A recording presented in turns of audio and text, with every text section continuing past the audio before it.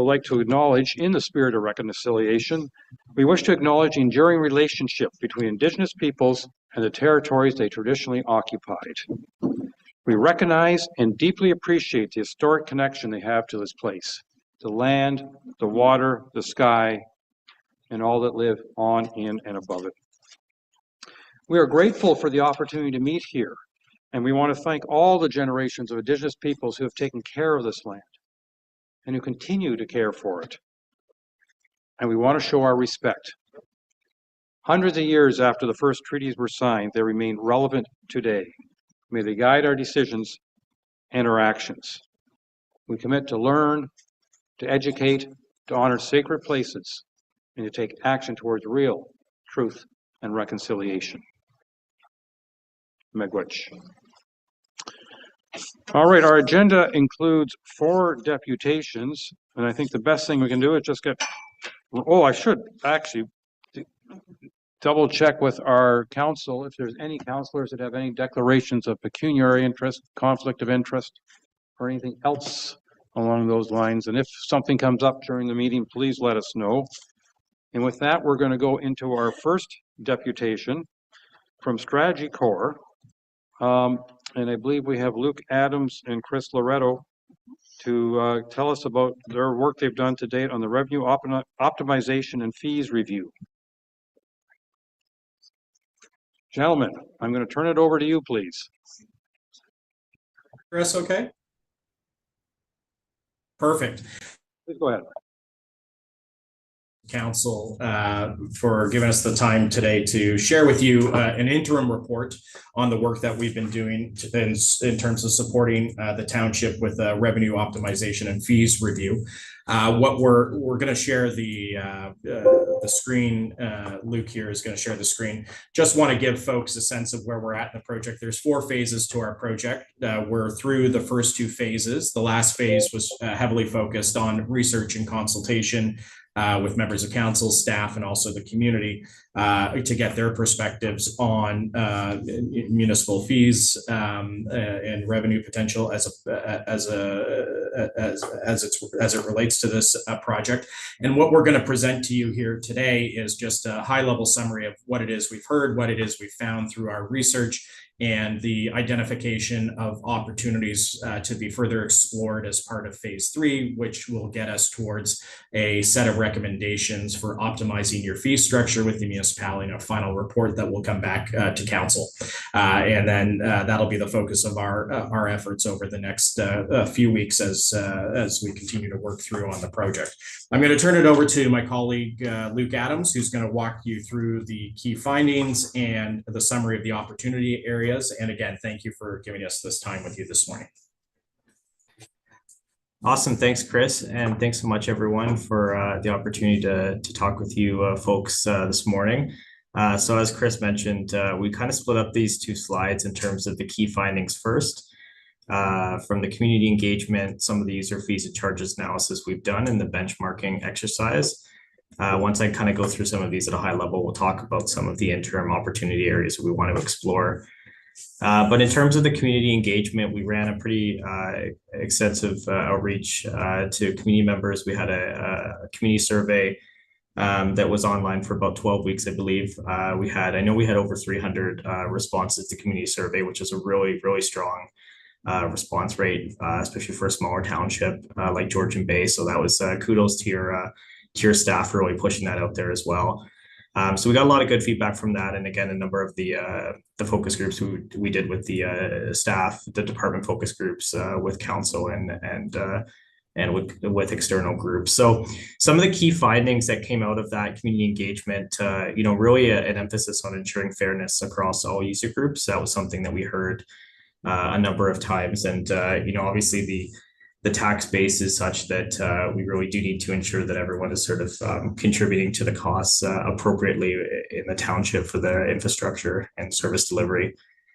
Some of the other areas that we heard about a lot was ensuring that the fees and charges are consistent with some of the neighboring communities. That was something that came out through the benchmarking activity that we did in the second phase. In terms of the geography, the sort of the difference between the water-based and road access properties, that was obviously something that was, it's a pretty unique feature to Georgian Bay and a couple of the other municipalities in the region. But that's something that, came up a lot in our discussions and sort of the differences and how that plays out in terms of service usage and infrastructure demands. A couple of the other minor pieces we heard, I should say minor, I shouldn't say minor, but some of the things that did come up, the need for a new electronic booking and payment system.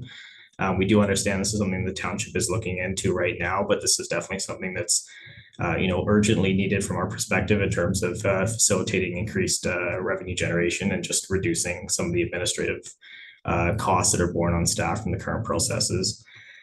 Fee waivers was something that came up quite a bit in terms of, accounting for that revenue and sort of understanding the process.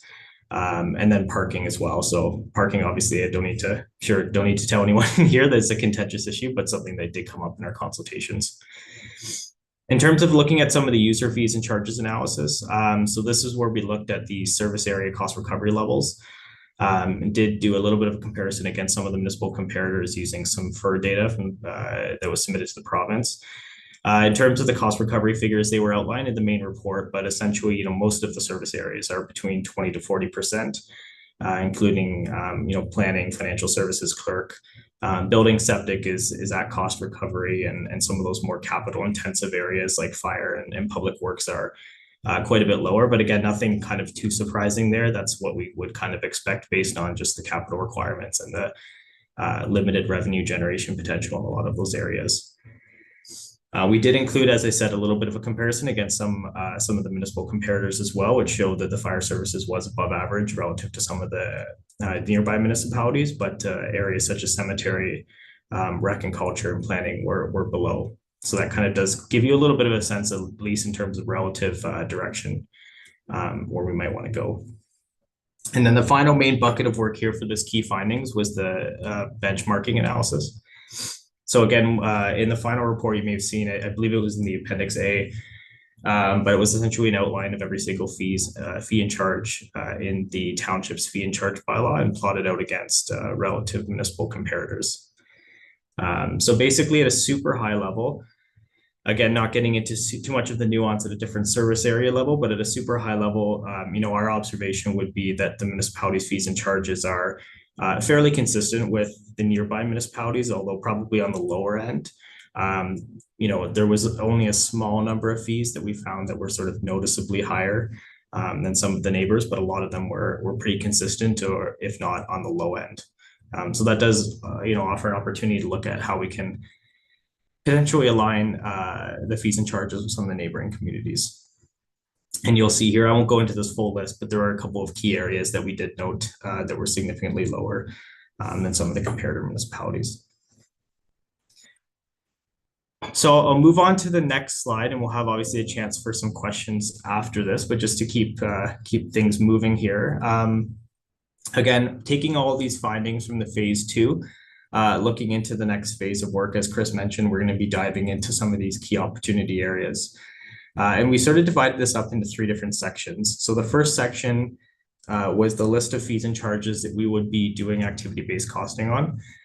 And this is particularly important for things like planning fees under the Planning Act, just given the legislation and the language about recovering the reasonable administrative costs for those types of fees and services. So you do need to really have a good understanding of what those costs are on the township to provide. So we provided that list, and we will be working with the township staff this week as well, just to kind of nail down that final list of what we're going to be looking into in the next phase of work. In terms of the short-term fee recommendations, so these were really the direct edits to the township's fees and charges bylaw that we would recommend based on the work that we've done. And this would help align better with some of the neighboring municipalities. Could also be sort of restructuring and different approaches to try to increase utilization and therefore drive greater revenue generation. And these were, we provided about 65 that we were going to look into from the final recommendation. We haven't made actual recommended fee amounts for this report, but that would come in the final report. And again, similar to the activity-based costing, we'll be finalizing that with township staff this week. before we kind of go away and do a bit more in-depth work on what those rate changes might look like. And finally, the last bucket we had here was the longer term opportunities. So these opportunities generally fall outside of the fees and charges bylaw. But we do think, based on our observations, and again, we should preface this conversation by saying this is our interim report. So, nothing's kind of nailed down for the final. We really do want to get feedback from township staff and also council as well. But these are some of the areas that we observed the township should prioritize over the medium to longer term. So we kind of talked about the online systems already, but that's a big area. Marina revenue and township facilities. One of the things that came out, there is a lot of untapped resources here. There's a lot of facilities that township is paying costs on that could possibly be leveraged better for revenue generation. So both the marina and some of those other facilities are areas that we'd like to look into a bit more.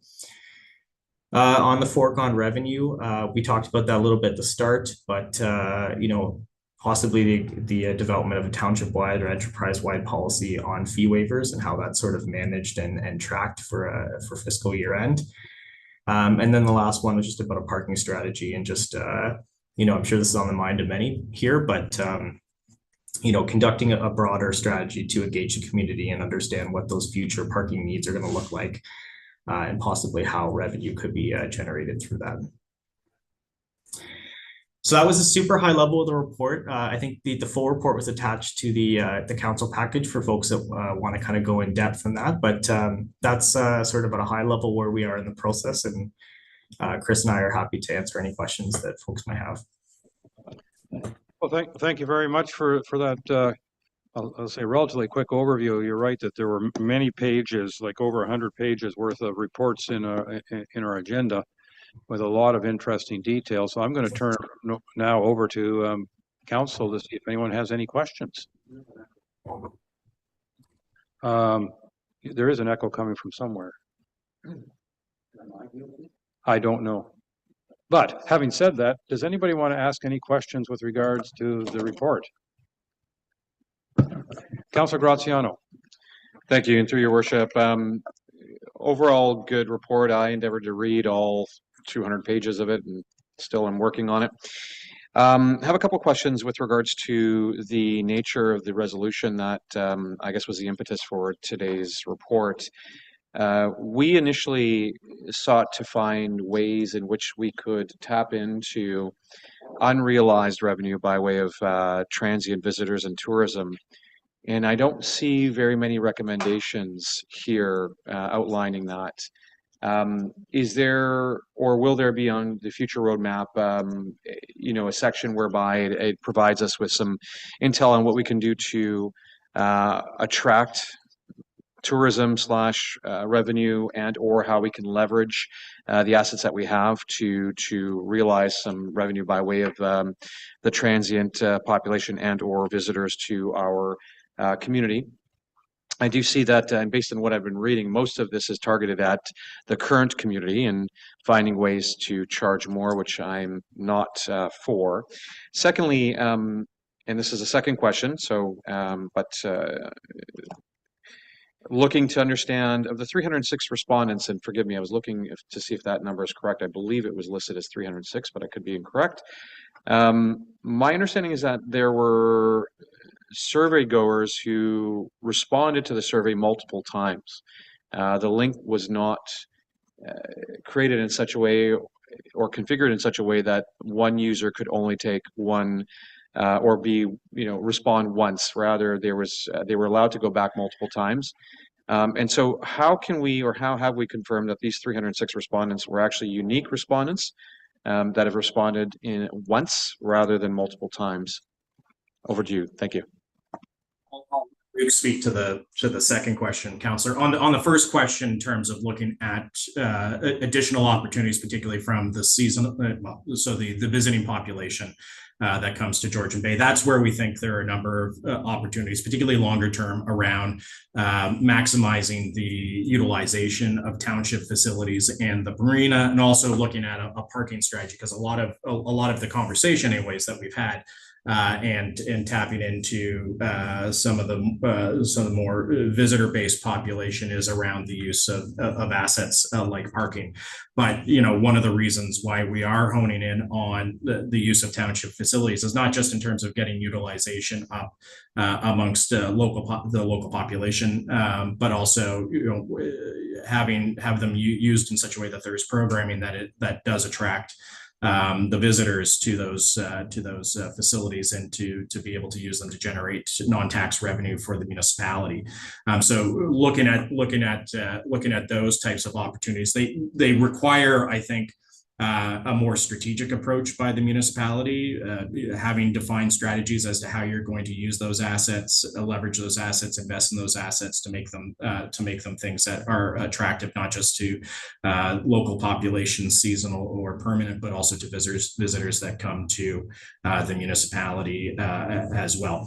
Part of our scope is also to look at the existing set of fees and charges that the municipality does have, and to be able to come back with advice on whether or not they're optimized in terms of the cost recovery, looking at benchmarking, looking at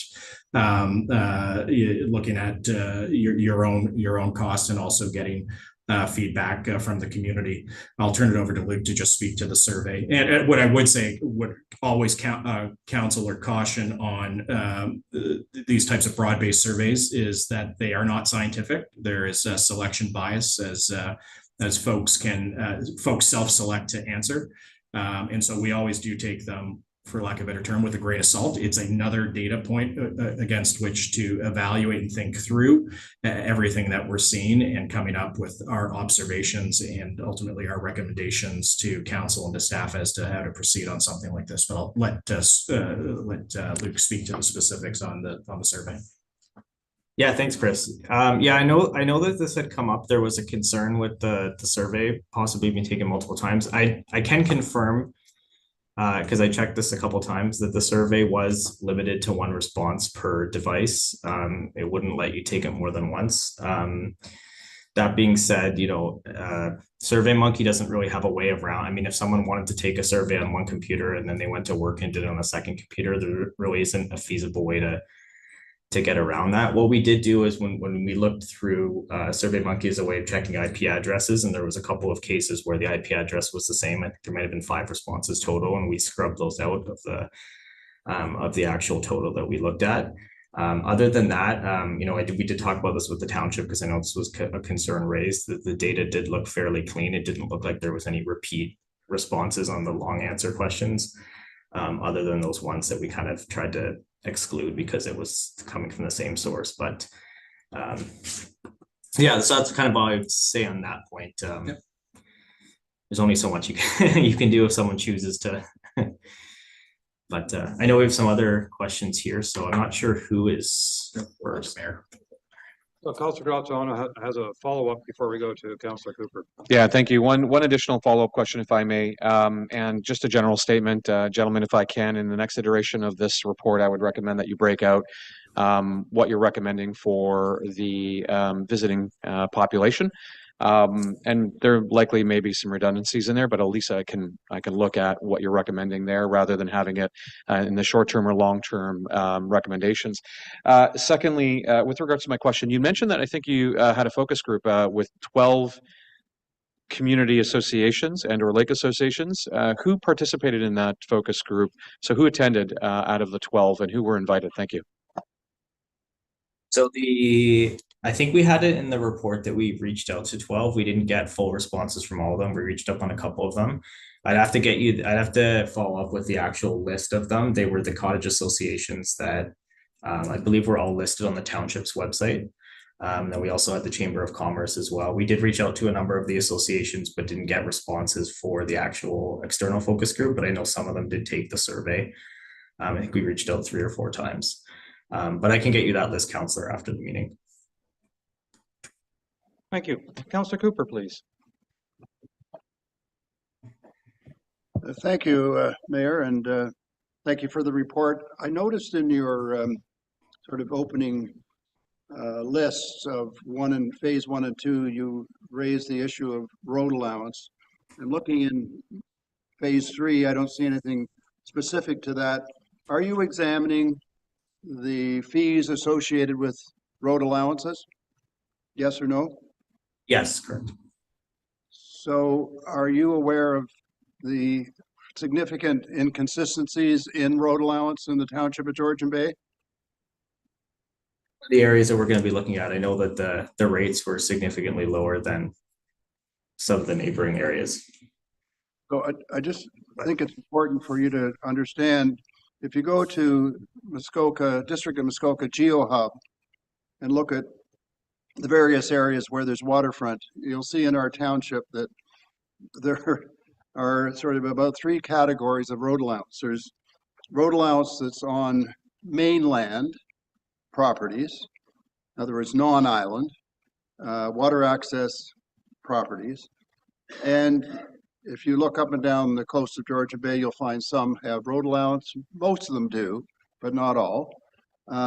So there's one inconsistency. A greater one, though, is that you'll find on what I call coastal Georgian Bay, the west side of, in other words, Georgian Bay proper, you'll find that there's virtually no shore road allowance associated with islands. It's not showing because there isn't any. It wasn't assigned. So I think it's important to understand that. And interestingly, but on the inland lakes, most of the islands have shore road allowance. So we've got some real inconsistencies, and I think in your analysis, you need to understand and know that. And that's why I raise it, so that I'm not sure there's much we can do about it, because it was the province, I think, that assigned those shore road allowances many moons ago. And I'm not sure you can assign road allowances or take them away, but you need to be at least aware that there's a lot of inconsistencies. So I wanted to point that out, and I just wondered if you were fully aware of that. Really good intel. We really appreciate that. Well, as I said, one of the things that we were going to do is take a greater look at these in the next phase of work. So yeah, I really appreciate that context as before we kind of dig into that one a bit more. Thank you. Thank you. Councillor Predko. Thank you, and through you, Chair. Just very quickly, the one thing that I have noticed is not discussed in the report is the provision for the MAT tax, the accommodation tax, the municipal accommodation tax. Council and staff have talked about this and have in principle agreed that that's something that we want to do, but we haven't agreed how to do it. And I'm guessing that didn't come up in any of the discussions with your stakeholders, and I'm just wondering if that's something that could be included in the final report, or at least some discussion on that in terms of recommendations on what other communities are doing and what would be a best practice for us. Thank you.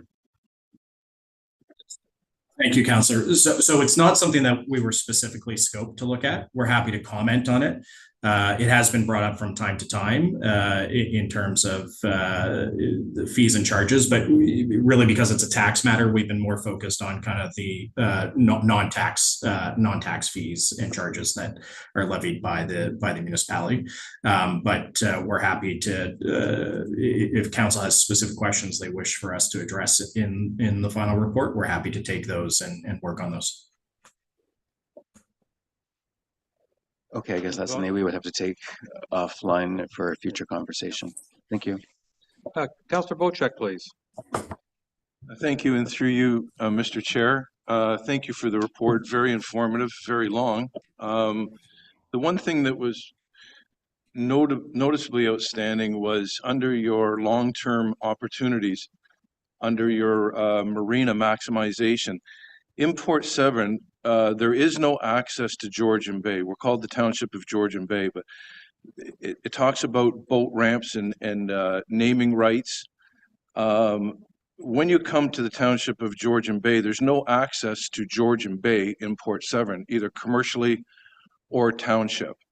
And I'm just wondering if there's been any, of course, you're not going to study it because you weren't asked to, but could we have a look at this in your final report of revenue optimization by having parking, launch ramp, etc., with access to Georgian Bay and Port Severn. I think, as you know, as you go up the 400, at every river, every town, every hamlet, there's access to the bay. But in Port Severn, there's not. So something I'd like to see you look at. Thank you. Thank you. I'm just going to make one additional comment, and this is a little bit, I think, further to what Councillor Graziano said. Is I noticed when you were referring to marinas, you were basically referring to the township-owned facilities such as a dock or a launch ramp. I think one thing we should be considering is the privately owned marinas that serves the yachting community, and similarly to the trailer parks that serve people in obviously trailers, and whether or not those particular I'm going to call them residents, even though because they have either yachts or trailers parked here semi-permanently, whether they are paying their fair share. And I'm not quite sure how best to address that, but I think that they are also users of the roads and other facilities that we have here. And to me, that was one thing that I was hoping that the report would consider. Is are we making sure that those particular residents who don't actually own property in the township, but spend a lot of time in the township, especially in most cases in the summer? Yeah, Your Worship, that's been flagged for us. We understand that staff have been down, so or have already done some work looking at the feasibility of some charges on the slips themselves, and that there's issues around jurisdiction.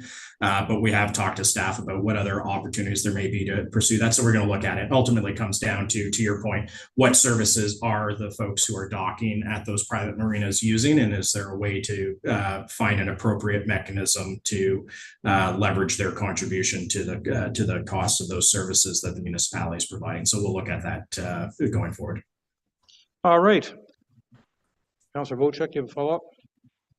Yes, through you, Mr. Chair, just to follow up to your statement that you made, that in looking at the what we call the permanent boating population or the yachting population, a family of four will come up and spend the whole summer here and utilize all of our services. But one thing I'd like you to look at is many residents of the township of Georgian Bay also have a yacht at a facility within the township, and they do pay taxes. So we need to find some way of excluding them from a fee. Okay, thank you. Yeah. The intent it would have to be those that are for lack of a better term, transient and not already taxpayers on the tax rolls in the municipality. Thank you. All right. Well, I'm going to say thank you very much, gentlemen, for the presentation and all the detail. We can spend a ton of time going through the 100+ pages, but and I think all of us have done that to some degree, and we're looking forward to further consultation and the next steps in this endeavor. Thank you again. Thank you very much. Great. Thank you. And thank you for your time today, Council. Thank you, everyone. Okay. Number 2, integrated watershed management in Muskoka. District of Muskoka. Glenn Cunnington, Manager, Watershed Programs. Sir, if you can turn your mic on, and I'll turn the meeting over to you for now. Thank you. Thank you, Your Worship, and through you to the members. My name is Glenn Cunnington. As mentioned, I'm the Manager of Watershed Programs at the District, and thank you for having me here today to give you a bit of an update on some of the work that we've been on, or some of the initiatives we've been working on at the District. Let's just see if I've got this right.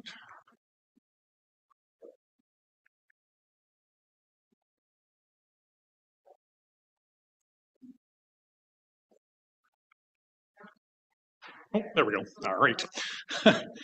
So in the Muskoka River watershed, we've experienced 4 100-year storms since 2008. And as the name suggests, those are storms that we would expect to see happen only once every 100 years. So having those storms hit 4 or 5 times in the last decade or so is suggesting that we've got a bit of an issue and there's some things that we need to address. Responding to the 2019 flood, the Muskoka Watershed Advisory Group, or MWAG, was formed at the request of the Minister of Environment, Conservation and Parks. And the intent of that group was really to start to look at the issue of flooding and figure out what could be done. And so that group provided a series of recommendations back to the province, which evolved into a block of funding that was awarded to the district in April of 2021. It was about $4.5 million, and it was to fund 13 projects, 12 of which were the district's responsibility, and the 13th was handed to the town of Bracebridge. And essentially, the intent of these projects was to start to look at bettering our information of what we had, existing conditions in the watershed, and trying to help us move towards an integrated watershed management approach for the region.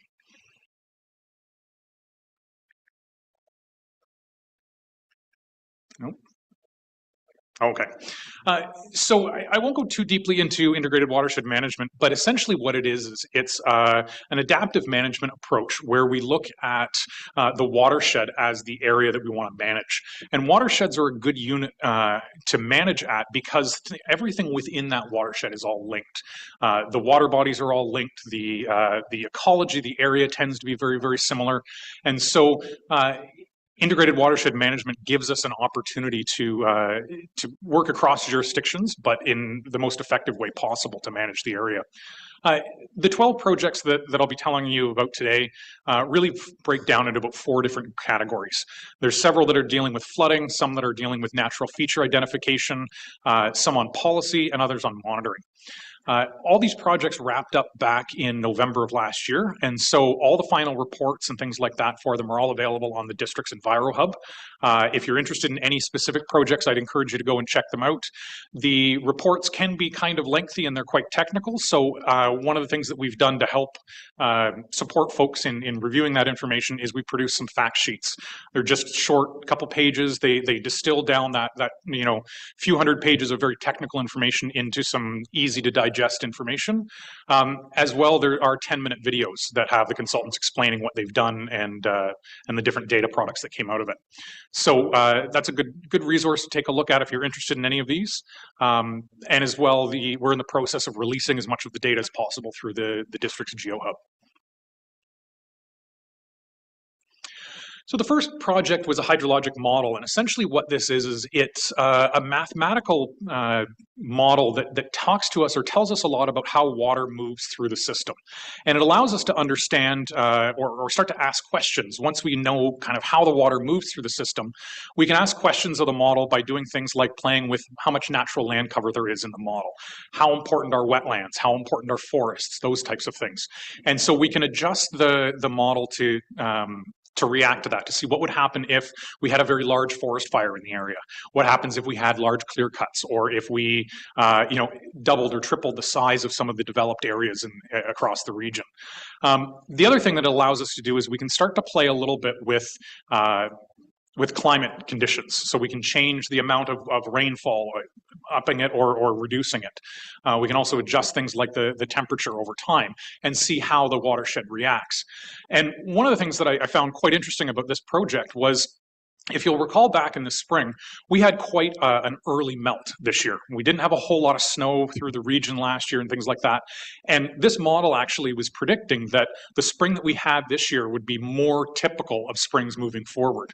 And especially by the time you get to 2050, spring melt in the original runoff, instead of it being something that we're thinking about in late March into April, it's something that we're going to be talking about more like in February. And so having that happen much earlier has implications for not only recreational seasons, things like that, but also just the ecology of the general area. The second project was related to floodplain mapping. The floodplain mapping for the district has been a project that we've been working on since 2019. We recently finished off our third and likely final phase, where we've now mapped about 3/4 of the watershed. All this mapping is done based on provincial and federal guidelines and specifications. And so the next step for us at the district is to incorporate this mapping and the associated policy into our official plans. The next two projects were related specifically to flooding, but looking very specifically at the Muskoka River Water Management Plan. And the Muskoka River Water Management Plan is a provincial plan that dictates how all the dams within the watershed will be operated. And the idea being that there are very specific rules and regulations that the operators have to follow, and when they're allowed to draw down water, when they have to hold water back.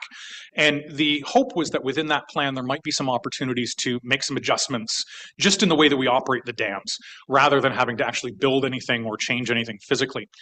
The interesting thing, or the catch about this, is that none of the dams that are in the watershed are actually built for flood management. They're not designed for that. They're actually designed historically for manipulating water levels on a much smaller basis to allow logs to be moved from the upper parts of the watershed down into the mills in places like Lake Muskoka and then down here towards Georgian Bay.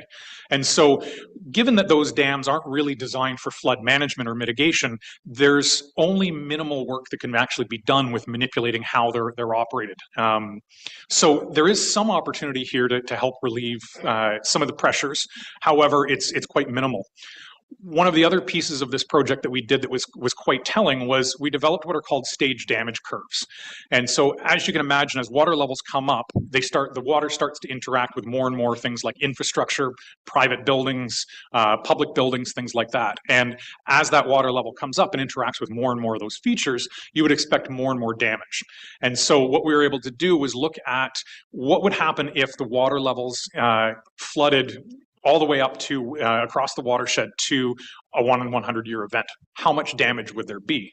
And on a very conservative level, we're talking about almost $1 billion in damage from one event. And so having had 4 of them in the last decade or so, you can see that it becomes very, very expensive from a replacement and a damage mitigation perspective. And so that's very helpful information when we look at some of the costs that might be associated with some of the options that are presented here. The next 2 projects are again related to flooding, but these ones, instead of looking at what we have and trying to sort of adjust how we use it, these were very specific projects aimed at trying to engineer our way out of this. And really what we did was we identified 10 different options across the watershed for places that there had been significant flooding and tried to look at opportunities for what could be done. So for example, up in the town of Huntsville, they get a lot of flooding right in their downtown core. They have an area that locally has been lovingly named Beer Lake because there's a brewery, and when it floods, their entire parking lot floods out. And one of the mitigation options there was actually we identified the possibility of putting in a temporary berm alongside of the river. It would go in late in the fall, come out early in the spring, and it wouldn't impact the shoreline businesses, but would allow us to divert the water out back into the river and downstream. Just as an example. Some of the other options were looking at ways to get water out of Lake Muskoka faster. Obviously, Lake Muskoka is a very large, being a little over 100 square kilometers in surface area. It's a very large reservoir that can hold back quite a bit of water, but then the goal is to get it out, and all of that comes through Bala. So some of the options were looking at how to get water in and out of Bala Bay a little bit faster. Lots of different options. You're looking at about $200 million if we were to put in place all 10 options, but pitted against $1 billion worth of damage, that doesn't sound too bad.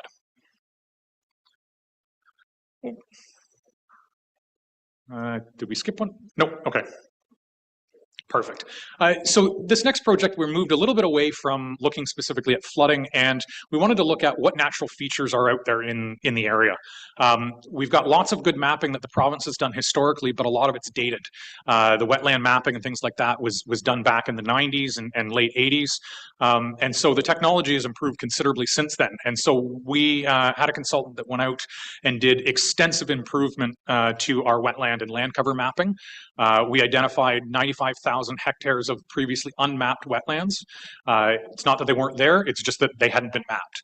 And so that's really important information for us as we look at things like land use planning, we look at zoning and things like that, where often we would want to avoid or have policies around wetlands. Historically, we didn't have those mapped, and so now we do. We've got some improved mapping.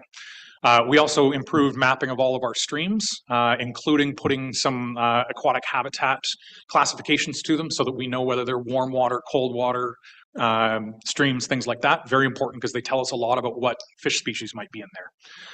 We also mapped rare community types, so old growth forest, as well as mapping significant wildlife habitat right across the region. And finally, we also, with the downloading of Ontario wetland evaluations onto municipalities rather than the province, we developed a screening tool whereby we can use existing data to look at all of our wetlands and get a general sense of whether or not they should be the focus of additional work to actually become provincially significant. So our next step with all of this information is to start to look at how we bring it into our policy and our monitoring programs.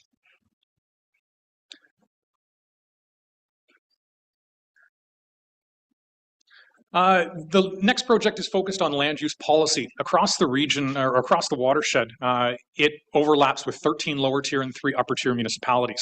So as you can imagine, there's quite a variety of land use policy out there. The purpose of this wasn't really to look at it and look at the policies and say who's doing it right, who's doing it wrong. It was really an opportunity to just look at how similar are the policies across the region. One of the best examples that I give is on Lake Muskoka, we've got 3 different municipalities, all with jurisdiction on one body of water. And some policies allow, some municipalities permit boathouses and others don't. So you actually have a situation where you can have 2 neighbors and one can be allowed to have a boathouse and the other one can't. And it's purely about which municipality they're in. But they're all in the same body of water. So it's a very interesting situation to see. It was very encouraging to see that there are quite a few consistencies in policies around shoreline setbacks and setbacks from sensitive features like wetlands and watercourses. So the next step is really to start to work with municipalities across the region and look at opportunities as policies are updated to see where there might be opportunities to create more consistency across the region. Next slide. These last set of projects are all focused really on monitoring programs. In a moment here, my colleague Rebecca will be coming forward to talk about water quality program that the district has. But one of the things that we had a consultant do was look at our water quality program. It's been in place for quite a while, and we wanted to see, are we really measuring things that we should be? Are there new issues that are emerging? So one of the things that I'm sure you've heard about is things to do with microplastics. We're hearing more and more that microplastics are a big concern. We're finding them in bloodstreams and things like that. And so we're trying to look at, should we be monitoring for microplastics? Should we be monitoring more for things like salt, recognizing the impacts of that, and things like calcium as well.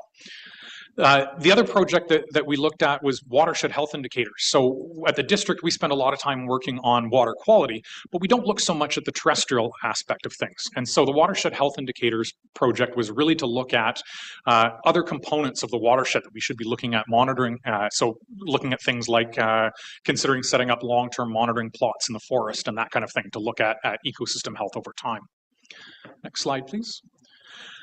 These are the last 2 monitoring projects. The one was an erosion survey, and this was a citizen science program that we put together. We created an app that we lovingly called eRoad, and it's an opportunity for folks while they're out in the region. If they see an area that has a lot of erosion, they can take a quick photo with their cell phone and submit it, and it goes into a geographic information system map, and they can fill out a little bit of information about where it was and what they saw and things like that. The goal of that is for us to start to identify areas across the region that have significant erosion issues to eventually look at opportunities for restoring those areas or stabilizing them a little bit. The very last project was looking at public access.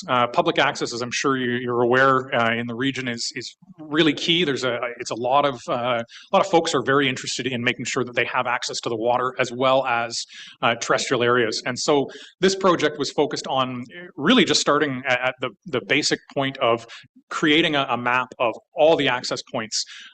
We didn't include things like public marinas. If you had to pay to use it, it wasn't included. These are all just public, free access points.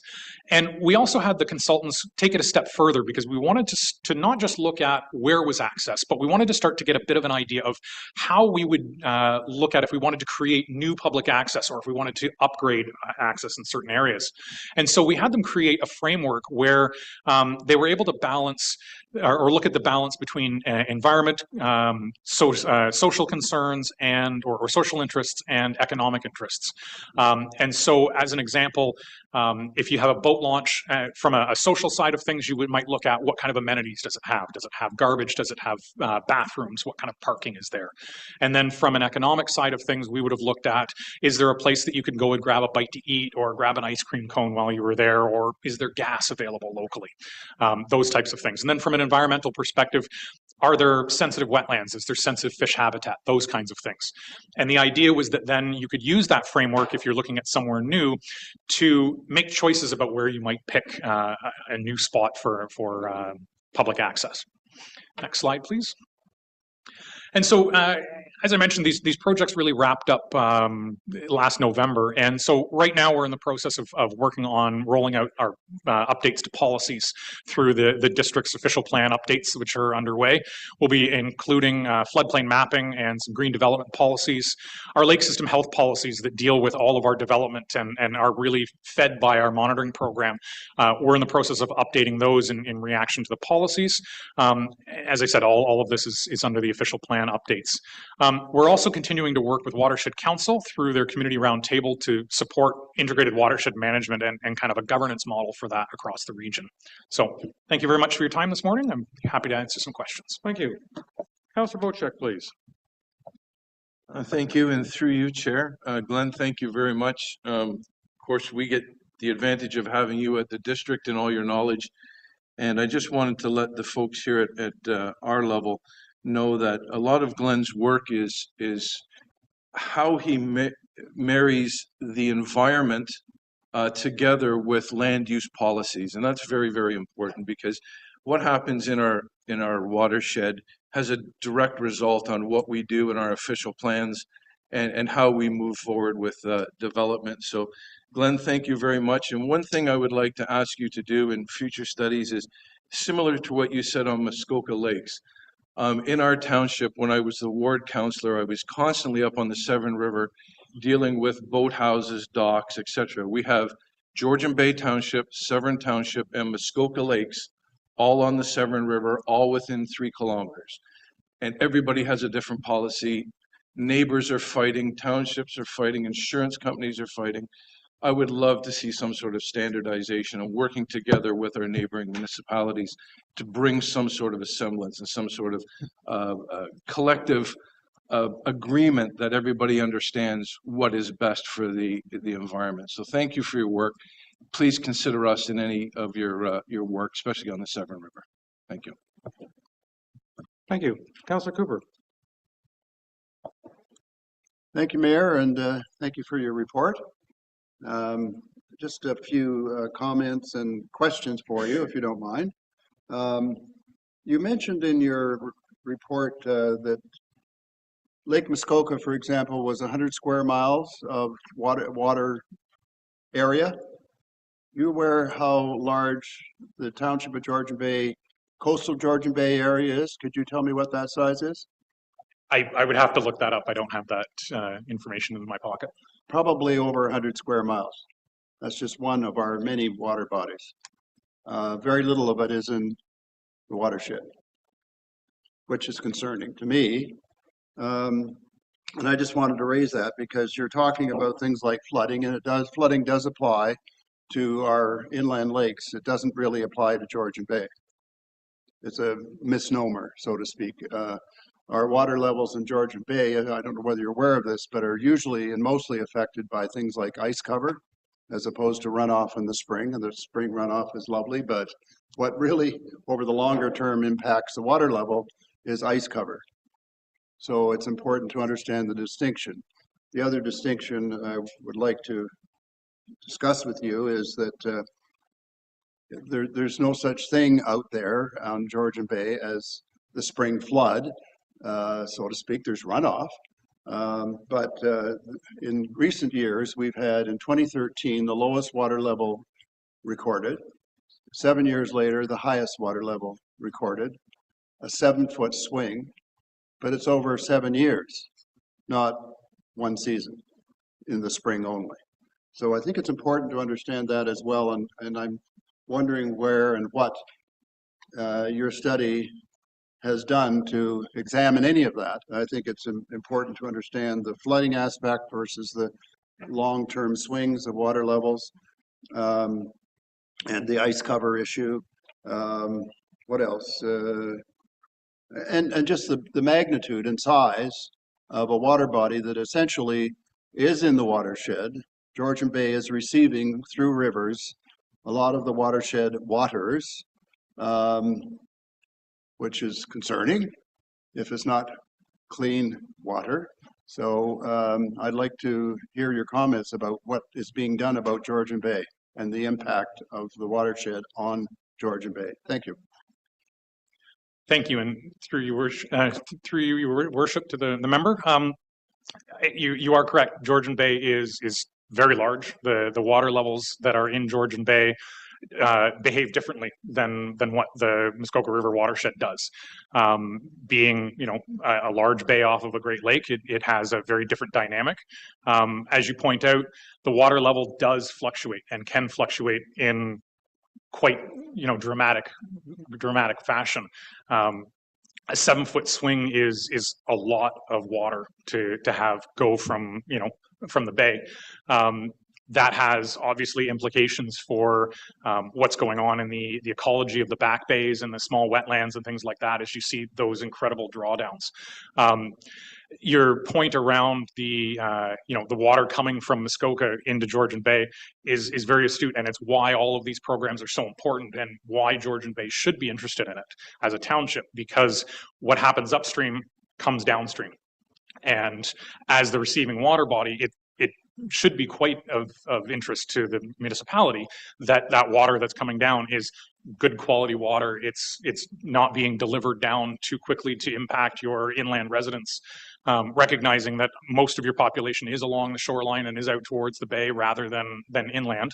But yeah, it's one of the big reasons why it's important for the water quality monitoring program, the terrestrial health monitoring, and those types of things to really be effective in the upper parts of the watershed, so that the downstream receiving bodies of water receive good quality and we're being good neighbors or good stewards of the area.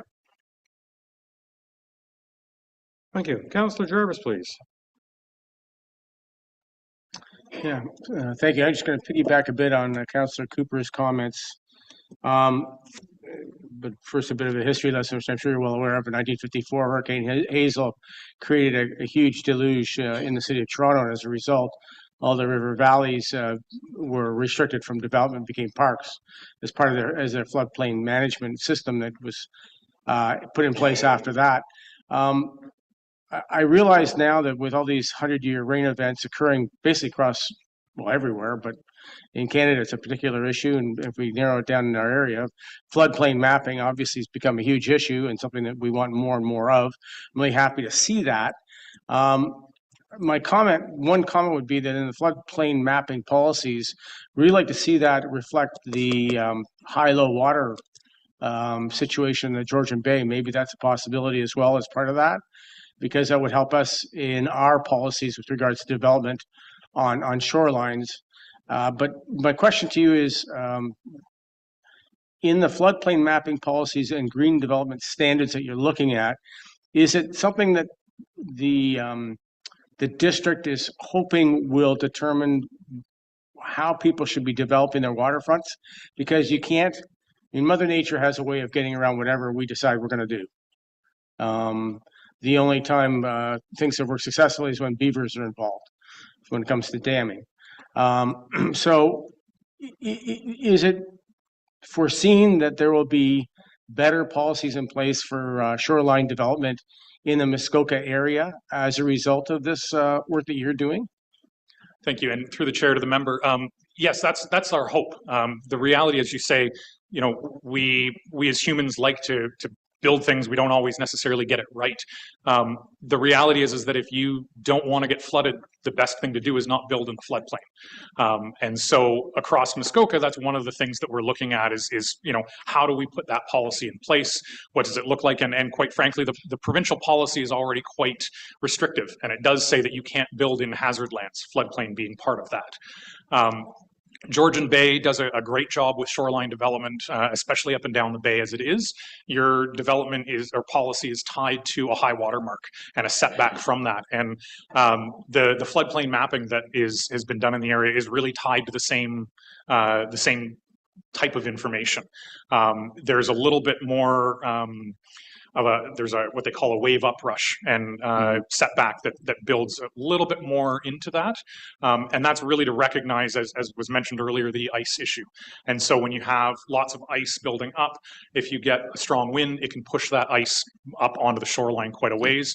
And so if you've got high water, that ice can be very, very damaging as it is. So the policies that are in place at the township of Georgian Bay right now, especially along Georgian Bay, I don't anticipate that the district policies would be much different than what they are now around Georgian Bay.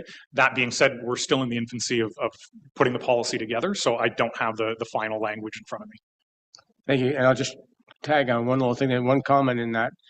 As was mentioned, everything that starts in the Muskoka watershed ends up in the bay. And when you have a spring freshet that is higher than normal, then we get everybody's broken down boathouses and septic systems coming into the bay, which is an issue for us. So I think that's really, really critical. As much as I love looking at beautifully built boathouses on lakes, I think it's probably a bad idea. So the more policy work that can come out of that, the better. Thank you. Thank you. And most of that stuff that washes down goes through Go Home Lake on its way to the bay. So I think it's good that Councillor Petco wants to speak. Do I have an opportunity then? Is that what you're saying? Yes, thank you. My attempt to recognize you. Thank you, and through you, Your Worship. So just two quick questions, and I think the Mayor was alluding to where my questions are going to go. So our lakes in my ward go through the dam system in the watershed, and and part of your presentation was talking about the coordination of the dams and the operational coordination of the dams, and that is an ongoing concern.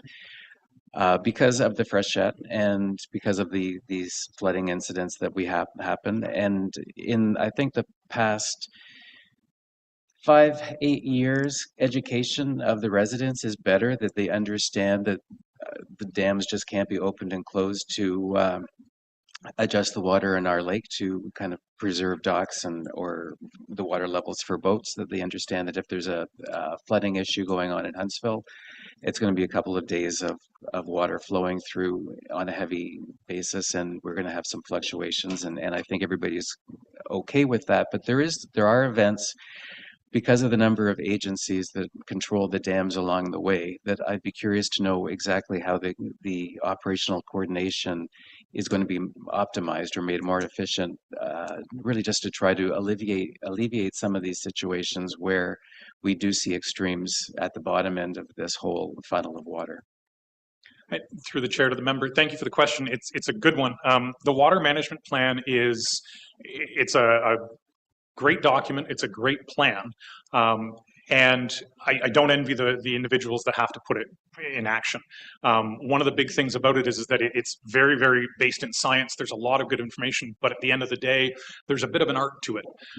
We see situations now as we get more and more of these extreme weather events. I recall when I was younger, we would get longer, multiple days of rain. Now we get 2 days of rain in 2 hours in an afternoon kind of thing. And so one of the big problems with that is that when you have those sort of flashy big dump events, it's very difficult to respond quickly to that. And then if you're watching the weather and you're saying, there's going to be a big rainfall event coming in 2 days, I'm going to go out and pull some stop logs on the dams, draw the water down.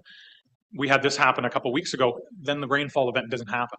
And so now you've drawn down the water levels and there's nothing to refill it.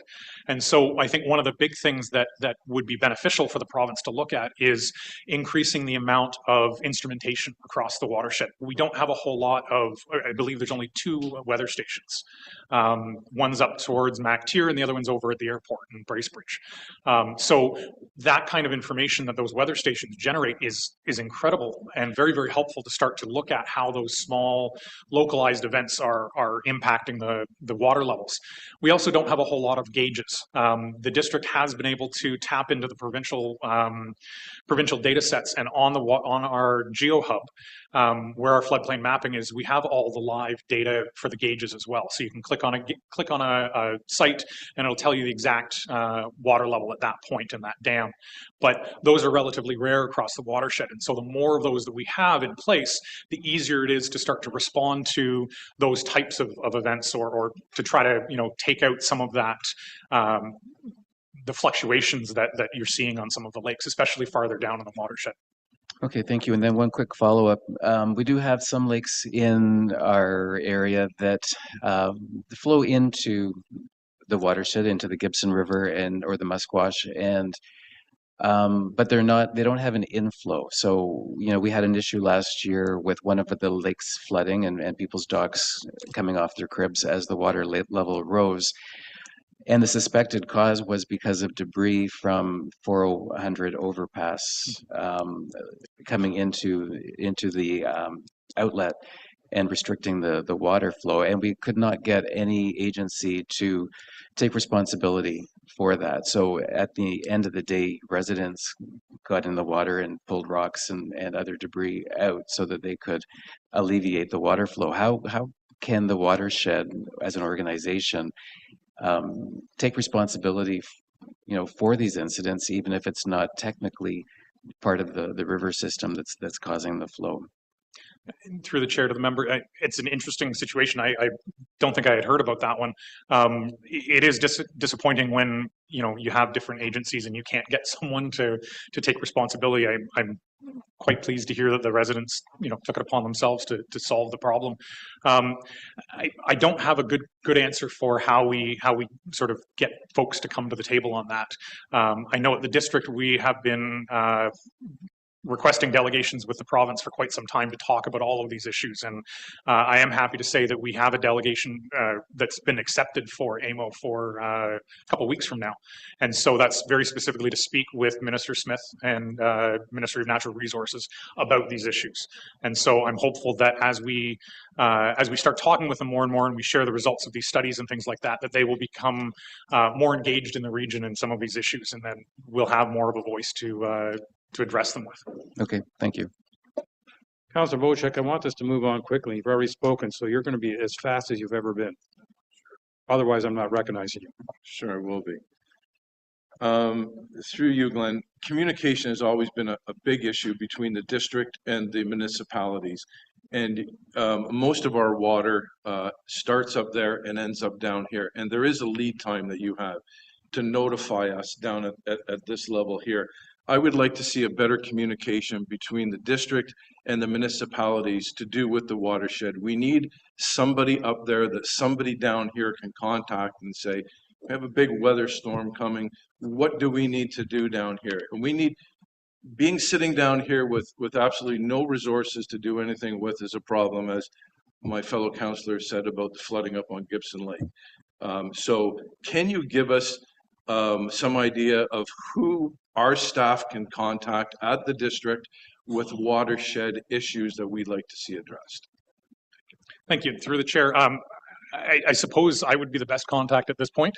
I know that we are working with our communications group at the district to look at improving the communications just out about announcing different events and things like that as they occur. The watershed condition statements as it pertains to water levels does fall under the jurisdiction of the province, and it is the Ministry of Natural Resources that releases those watershed condition statements. It should be released to all the municipalities in the area as well as the district and typically the health units and things like that. And so my guess is that it's a matter of just working through the process of once that gets submitted to the municipalities, how do we get it out from there to make sure that the residents are aware? And I'd say in flooding situations in the past, the ministry has been pretty good during the spring to have at least weekly meetings that our township has attended, along with a million other communities. So those do exist. Councillor Hazelton, you haven't been recognized yet. Yes. And Glenn, thank you for your report. I wasn't quite sure what all your focus was, and I conclude it now as mainly floodplain mapping and floodplain controls, as opposed to water quality. But you did touch on a couple of areas that I'd like to offer some. Shut everybody else down. So, for example, you talked about wetland mapping. Do you know Dr. Pat Chow-Fraser? Yes, I've worked with her and we've collaborated providing data and things like that to several of her students. Great. So Dr. Chow-Fraser has recently got a federal government grant to do extensive studies of the wetlands up and down the bay. She, as you probably already know, has done extensive studies of the wetlands, both inland and on the bayside, and any coordinated efforts to leverage what she's learned would be useful, I think, on the other areas, certainly on the inland lakes of our township. You talked about planning policies and so on. You've already heard from one of our councillors that perhaps some of the planning strategies on the inland lake, on the Muskoka lakes may not be appropriate for our township. Certainly, as we deal with the fluctuating water levels on Georgian Bay, there are very, very few fixed docks or boathouses these days. Everything is floating, which is a good thing, but it also has other implications of what you might actually do on that. So if you go to Muskoka Lakes, you see all kinds of accommodation over boathouses. Not the strategy on our township in general. Maybe the inland lakes might want to have some of that. I don't know.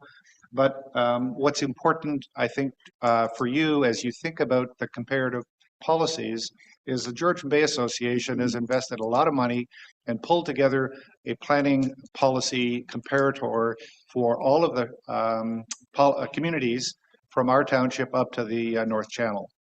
And so as you look at considering planning policies, certainly when we look at the bay side of things, where we are quite different than the inland lakes, you probably want to be aware of that document and the GBA's work in that area. And thank you very much for your report. Councillor Cooper, you have an additional remark?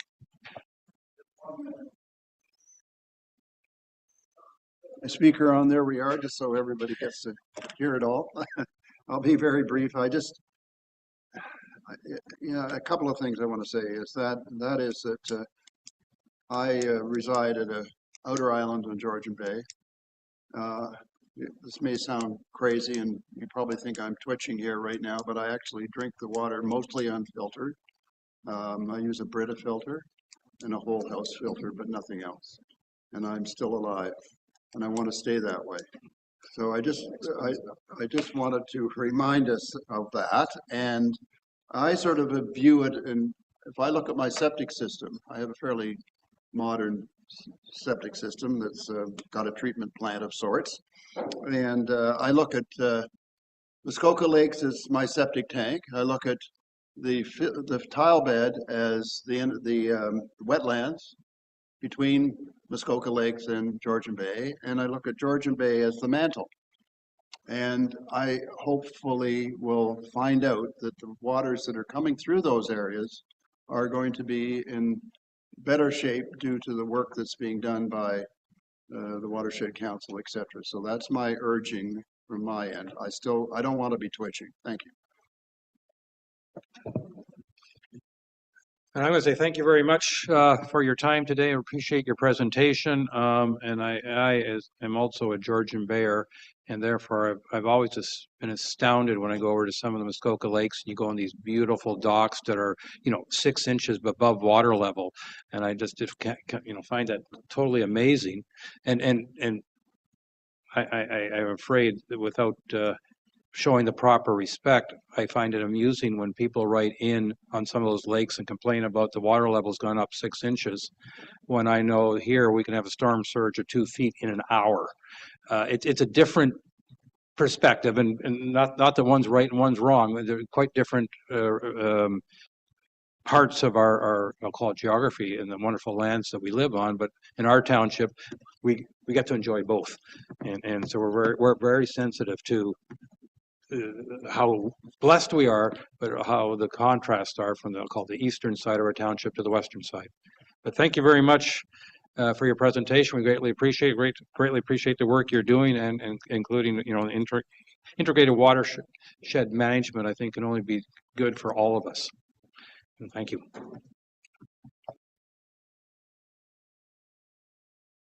Next, we're going to move on to Lake System Health Water Quality Monitoring Program, the 2023 annual report, and Ms. Rebecca Willison will present, please. Thank you for having me today. My name is Rebecca Wilson. I'm a watershed planning technician for the District of Muskoka. I help coordinate the Lake System Health Water Quality Monitoring Program, and I've done so for over 20 years now. I may be a familiar face around the table. I used to try to come around and give an update annually. The last few years with the pandemic and whatnot, we've kind of dropped off a little bit, but we're making the rounds again this year, and we hope to continue this into the future. Do you want me to try? It's not happening today. Thank you so much. So the District of Muskoka has monitored recreational water quality on a variety of lakes for over 40 years now. And we do that in order to have a good long-term record of the health of our lakes so that we can make appropriate management decisions to maintain that quality into the future. The data we collect is used by the district to support the planning policies that they have in their official plan. It's also used by organizations like the Muskoka Watershed Council to produce their watershed report card, which they do every 5 years. And then the data is also available to really anyone who wants it. So we get requests from academics who are doing research in the area for the data. We provide it to lake associations who ask, and really just anyone who wants it can have access to it. Next slide, please. So the different components of our program, the recreational water quality monitoring is the big one, but we also have a biological monitoring program that works with volunteers and lake associations to collect benthic monitoring data. We do conduct shoreline land use surveys. We occasionally are able to have an invasive species intern to help promote invasive species awareness around the district. The programs in green are more of our stewardship side programs, and those are done in conjunction with the Muskoka Watershed Council, so that includes a variety of community outreach. The Natural Edge program, which is a shoreline renaturalization program, and the Love Your Lake program, which is a shoreline assessment and stewardship program. So each summer we hire a number of students to carry out the field season. We have 2 water quality technicians who are out on the lakes. You may have seen them driving around with the boat and the canoe, and they also are able to go out with your planning department. We did that just earlier this year with Cody at the planning department to access a couple of the sites that we can't with our smaller size boat. We hire a biomonitoring technician who works with the lake associations. We hire shoreline assessment technicians for Love Your Lake program, and then we also on occasion are able to hire an invasive species intern. Next slide, please. Thank you. So the recreational monitoring program, we monitor approximately 194 sites on 164 lakes across the district. It's a little bit hard to see in the map, but the dark blue lakes are lakes that are monitored. There are red dots on there, and those show the actual sampling locations of the sites that we currently do monitor. Sites are sampled either on a 1, 2, or 3-year rotation, depending on a number of factors. Our lakes that are listed in Schedule E2 of the Muskoka official plan are sampled annually, and then our larger lakes are generally done every 2 years, larger lakes and lake trout lakes, and then lakes that sort of fall out of those 2 categories are generally done every 3 years. Next slide, please.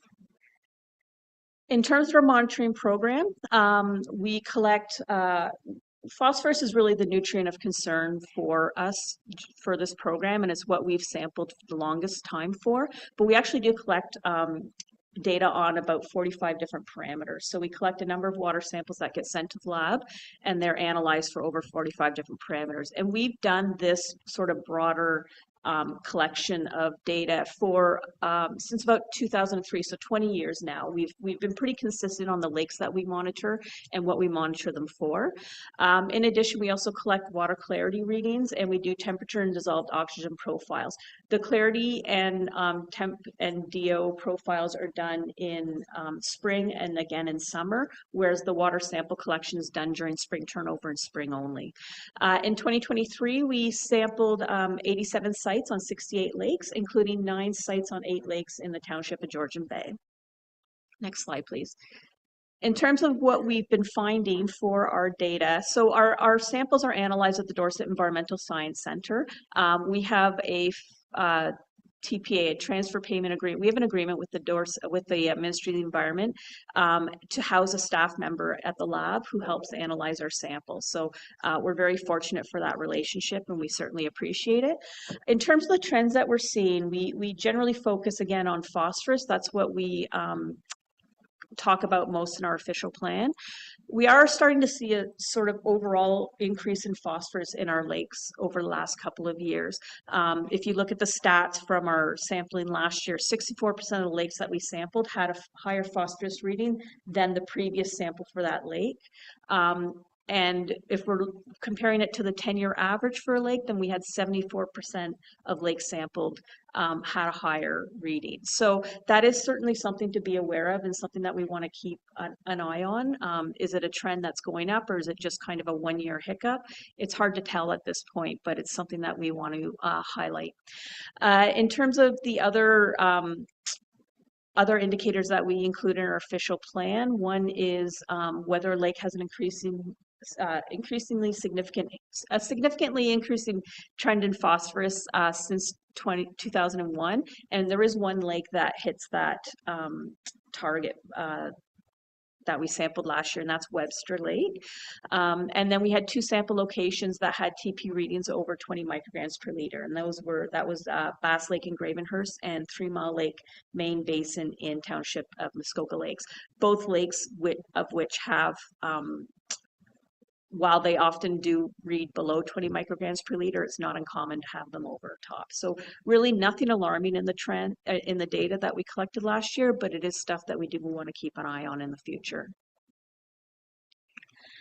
Our biological monitoring program, that's the fun one. We hire a student who works with lake associations, volunteers, school groups, summer camps, basically all looking at the bugs in the mud. So if you're not familiar with the benthic macroinvertebrate monitoring program, we follow the protocol set out by the Ontario Benthos Biomonitoring Network. It's a really great program, a lot of fun. And it lends itself well to hands-on workshops. So we go to events, we work with school groups, but to actually collect the data, we tend to work with lake associations. So we'll get contacted by a lake association who wants to do sampling on their lake, and we go out and we provide the equipment and the expertise, they provide the volunteers, and we actually get some good data for that lake. Last year we did a huge number. We did 85 sites on 38 lakes and 1 river. We did sampling, benthic sampling on 3 lakes in the township of Georgian Bay last year. We also attended a number of events, gave workshops, and all in all, we probably engaged over 1,000 people through the program. And it's just a fun hands-on program. Really, everyone of all ages enjoys it. So if you've never had the chance to participate in one, I certainly encourage you to do so. Next slide, please. Thank you. We also completed a shoreline land use survey for Peninsula Lake, which is a lake that straddles half of it's in township of Lake of Bays. The other half is in town of Huntsville. When we do a shoreline land use survey, we're looking at 3 things. We document all the structures on the lake and what kind of structures they are. We also look at what's happening right where the water meets the land. So is it a shore wall? Is it natural? Is it a road? And then we also look at sort of the 30 meters back, so the area between a cottage and the shoreline and what's happening there. Is it natural or is it altered? And what kind of alteration that might be. And then it gives us some stats for a lake. So for instance, Peninsula Lake took us a couple of years to do. It's a bit of a larger lake. And basically when you look at the backlaw area, you have about a 50% altered versus 50% natural. When you look at the shoreline area more directly, it's about 15% altered versus 85% natural. So that kind of information does tell us where we need to focus our communications when we're doing stewardship and education.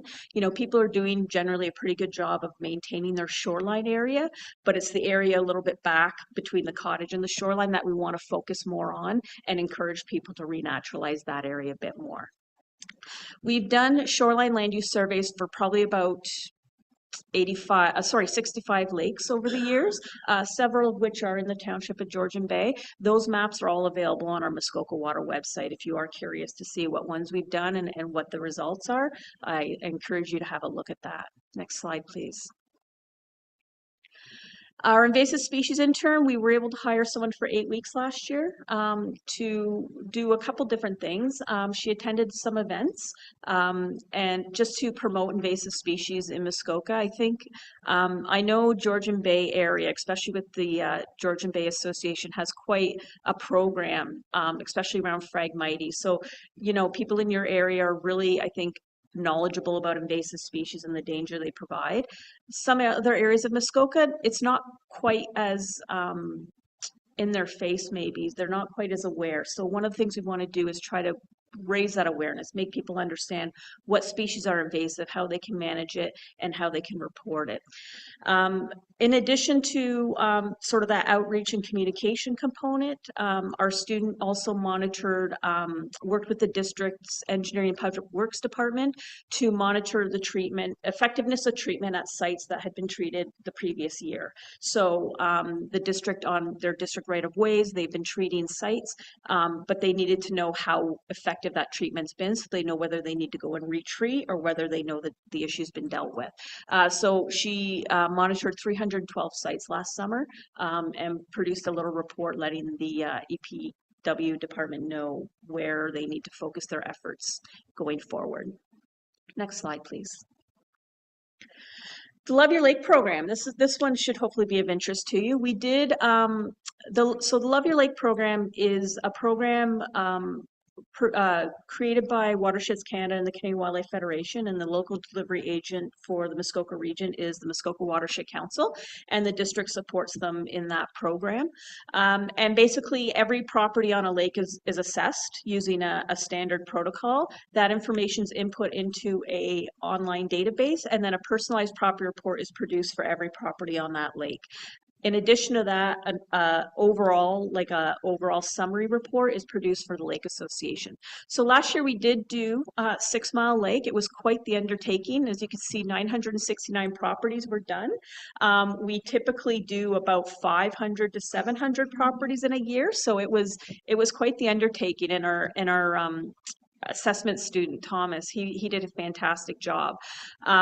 And in addition to the 6 Mile Lake being surveyed, these lake summary reports for the 4 lakes that we had done the previous year were available for the Lake Association. And then since we're so far into the year right now, we did provide the 6 Mile, it was a 6 Mile Lake Cottage Association that we worked with, and they have received their lake-wide summary report this past spring, and their residents around the lake had the opportunity, and still do have the opportunity to order their property reports through the Love Your Lake website. Next slide, please. And then the Natural Edge program is a shoreline renaturalization program. And this program is a little bit unique because it's one of the ones that you don't actually have to work through a lake association to do. Anyone who has waterfront property can call up and request a site visit. We can do a site visit, we can develop a planting plan for them. And if they decide they actually want to proceed with a planting a project of their own, we can also provide some native plants for them and all the other materials that they need to get started. So last year we were able to help almost 1,000 native plants get put in the ground, and we also helped with the creation of a pollinator garden on Pine Street in Bracebridge in front of McVitie Place. So that's kind of a bit of a demonstration garden that was done through the district's climate portfolio. Next slide, please. And then, of course, we always, whenever we can, try to attend events, presentations to promote both district and watershed council initiatives, giving presentations, holding workshops, and what have you. Next slide, please. In terms of access to data, we do have what's called the Muskoka Water website, the address is there, muskokawaterdweb.ca. We produce a lake data sheet for every site that we sample. The maps are there as well, the shoreline land use survey maps. We also post our benthic monitoring data there. So all of that's available online. We new this year, we're actually pretty excited because I mentioned, we provide data to anyone who asks for it. But until this year, you actually had to email me to ask for it. But we worked hard this year to get our data, our full chemical data from 2003 to 2023 up available to the public on the Great Lakes data stream. So that's all 45 plus parameters that we sample for the last 20 years are all now freely available and easily accessible on the Great Lakes data stream website. Next slide, please. And in terms of our 2024 program, I feel silly talking about this because we're like 3 weeks from the end of our 2024 program, our field program anyway. We did sample 93 sites on 76 lakes, including 15 sites on 12 lakes in Georgian Bay. And as I mentioned, we did have the help of the township to access our Go Home Bay site and our Cognishine Bay site, which we greatly appreciate. Benthic monitoring, we've actually exceeded our 75 sites by quite a bit. So that's something exciting. And we've also, the district commissioned, we got a report from a consultant on how we could possibly adjust our monitoring program for the future. Glenn sort of mentioned a little bit about it earlier. So we're reviewing the results of that report, and we'll be figuring out what we need to implement for 2025 and how we can go about doing that. So that's another program that we've been working on this summer. And I believe that's the last slide. So I'm happy to answer any questions if you have some. Thank you very much. Councillor Graziano's had his hand up for a bit, so I think it's appropriate to go to him first. Thank you, Your Worship. And thank you for the presentation. I got a couple of questions with regards to the two programs. Are they free to residents? I do notice that you develop shoreline planting plans and also distribute starter kits. So are those free, or do they come at a cost? Through Your Worship. The Natural Edge program is free for the site visit and the planting plan. If you do want to go ahead with the program, with your project, and you can purchase a starter kit. So that's to actually purchase the plants and stuff. That's a $300 cost. But the site visit and the planting plan is free and clear. And there's no obligation to purchase the starter kit in the event that they do. Okay. The other program we have is the Love Your Lake program, and that generally is also available free to the lake associations. Okay, so that's more specifically targeted to the lake association, Yes. where the natural edge is to the individual. Okay, and the individual can contact District of Muskoka at any time. Is there contact information that we can communicate to our communities that they're welcome to in the event that they should they decide to develop, to contact, or even if they wish to revitalize their shorelines and start replanting? Is there contact information there that we may be able to circulate? And I have one other question, if I can. Under the Love Your Lake program slide, which I believe is slide 10 of 15, it shows 969 properties on 6 Mile Lake were assessed. Was this done on behalf of the 6 Mile Lake Cottagers Association? And is that number accurate? And the reason why I ask is I was under the impression we only have about 850 lots on 6 Mile Lake. Through Your Worship. Yes, so we worked with the 6 Mile Lake Cottagers Association. They oversaw the student. We hired the student, but the student was actually a resident of that lake. And then they also recruited a number of volunteers to go out with the student to assess the lakes. And when we take all the properties into consideration, so municipal land, there's more than just the cottages you see there. So all vacant land, every piece of property ends up being about 969 properties. I appreciate that. One last follow-up question, if I may. When was this assessment done, if I can ask? Sorry? When was the assessment done on 6 Mile Lake? For 6 Mile? Yes. It was they started at the end of July and they concluded at the beginning of October. Of last previous year? Is there a Yes. report that I can see on that, or? Yes. I can send you a copy of the, Excellent. That would of be the greatly appreciated. lake-wide report. Yeah, thank you. Sorry, just to answer your question about who they can contact if they want to participate in the Natural Edge program. The Watershed Council is a delivery agent, so if they go to the Watershed Council website, there's a page on there with a sign-up form, and they can sign up there. Thank you. Thank you. Councilor Jarvis, please. Thank you, through the mayor. Really appreciate all the work that's being done. One of my greatest frustrations, and I've had this with Severn Sound Environmental Association as well, and I don't know that there can be much done, but when you talk that there's some concern about TP levels, yet nobody seems to be able to tell us what needs to be done to reduce them if that's necessary, or what the source of that is. I've heard concerns over road salt. I don't know if that affects TP or not. But my other concern again is, do you do sampling for fecal coliform or coliform at all as well? Through your worship, no, we do not.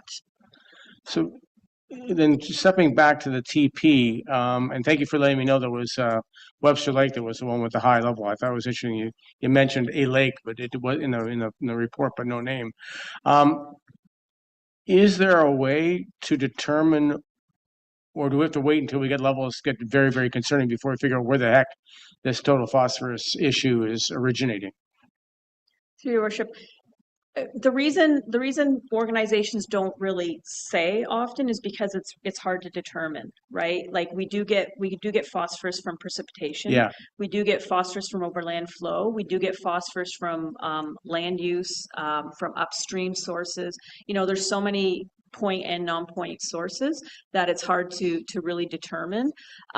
We take the view, generally speaking, the best way to combat higher phosphorus and whatnot is a natural shoreline, really, and that's something that can benefit almost every issue that we have around lakes. Is the more natural your shoreline and the entire shoreline is around the water body, the less issue you will have with algae blooms and high phosphorus and sedimentation and what have you, all those issues. So a lot of our education awareness do focus around there. If you look at the district policies, official plan policies, they do focus on maintaining that natural shoreline area. Now, one thing that we will be looking as we go into an official plan review is, what is our data telling us? Right now, it's telling us our phosphorus is getting a little bit higher. And what can we do about that? Or what kind of policies can we put in place to help mitigate that? So it might be, further setbacks. It might be more restrictions around, what kind of buildings you can build, or I can't really comment to that because I don't have what the proposed policies might be in front of me. I don't even know if they've been developed yet, but it's certainly, like, the data we do collect does go in and look at the bigger picture, right? If we are seeing alarming increases on specific lakes, then we could always target those lakes for more study. And in fact, that's what the causation study program that the district had was looking at. That was more in response to algae blooms as opposed to higher phosphorus. When I say high phosphorus, we're not talking huge amounts here either, right? Like most of our lakes, the majority of our lakes are considered mesotrophic or moderately enriched, with a good proportion of the lakes that we sample actually being oligotrophic or nutrient poor. So one thing you'd want to look at is a lake is increasing, but how much is it increasing? And that's why we do have the statistically significant increasing indicator in our official plan, because lakes do fluctuate from year to year, right? And that's why 1 year isn't going to make us run out and be alarmed. It's something for us to keep an eye on. Sometimes it's more to do with weather. It could be climate change. It could be, if it's more on one lake as opposed to broadly across a number of lakes, then you're looking at more of a specific issue on that lake as opposed to something more climatic. So, there's a lot of reasons why it could be, and that's where more intense study may come in. It could just be a blip in a year, right? And next year things will be way down again. It's really hard to tell at this point. quick follow-up comment, if it's okay. Thank you. And having just passed the property on my way in here where they cleared the shoreline completely, I can understand the aspect of that initiative for shoreline restoration or maintenance. I just wish, and I'm not suggesting you can, I just wish you guys could be more emphatic when your recommendations come in stating that, well, basically it's runoff, fix it. Because that seems to be the biggest issue. If you get these high rainfall events, you're going to get significantly more runoff. Severn Sound has the same issue with the river systems and farms and people's front lawns, which drive me crazy at cottage country. But anyway, I would really like it if somehow we could get more, I guess, specific recommendations from the watershed people that state very, very emphatically, yeah, your TP is generally going up. It's not concerning now, but if you don't want it to be concerning in the future, better do something about it now. Anyway, just recommendation. Thank you. Thank you. Councillor Predko. Thank you, and through your worship, just very quickly, on occasion, our planning department in their recommendations to the Committee of Adjustment and to Planning Council adds a condition for naturalization or renaturalization of a shoreline. Is your organization capable, if a resident came with this type of condition, to come to you and ask for a naturalization plan? Do you have the capacity and I guess the robustness of your program to be able to respond to that type of order that they have been presented with? Through your worship, it might be difficult right now. The program is essentially me doing it as a component of the rest of the stuff. So I try to get as much done as I can. That being said, I don't want to hold up anybody on getting their permits because I can't fit them in. So, we're happy to help. If you want to recommend people to us, we're happy to try to fit them in and do it. But I certainly wouldn't want it to be a condition of them getting their permit of having to get a plan from us. Okay. We have worked with other municipalities in Muskoka with the program. And one thing that we try to do is educate the staff, right? So that they can take a look at plans and know what they're looking at and, what's a good native plant, what's not good plants to include. So we're always happy to sort of provide some workshops or some training to staff around native plants and healthy shorelines. So we're always open to that. But yeah, I'd love to get more people to renaturalize their shorelines. So if I can fit it in, I will definitely try. Okay, thank you. Councillor Wojcik. Thank you, and thank you for the presentation and the report. A quick question, it's probably going to be a yes or no answer, but there's been a lot of study done, and you mentioned in your report about lake trout lakes, specifically lake trout lakes, and the latest study says that out of the 18 species of lake trout in Ontario, in the Great Lakes, we only have one species left. The other 17 have been annihilated. There's a lot of talk about oxygen levels and the territory that these species reproduce in. Oxygen is very important. Are you monitoring oxygen levels at different lakes throughout the Muskoka area, including Georgian Bay, or are you typically just looking at phosphorus and chemical loading? Through your worship, we do take dissolved oxygen temperature profiles in spring and again in summer. So we do have that data. We do have, we can tell over time how the thermocline's changing. You can look at that information. We know what temperature lake trout need. We know how much oxygen they need. So when you overlap those two, you end up with a band, right, of where lake trout can actually survive in a lake. So we do have some of that data. We don't use our data to determine whether it's a lake trout lake or not. That's all a classification done by the Ministry of Natural Resources and Forestry. So we take the information that they collect, and we also work with them on because they do monitoring on their lake trout lakes. So we do work with them as well to try to avoid duplication of effort when on going out for lakes. But we do have that data, some of that data. We don't have it probably to the detail that you would need for the MNRF to determine whether it's a lake trout lake or not. That's great. Thank you very much. Well, thank you very much, and I appreciate your. Oh, Councillor Hazelton, you know, there's an electronic hand feature. I know there is, but I think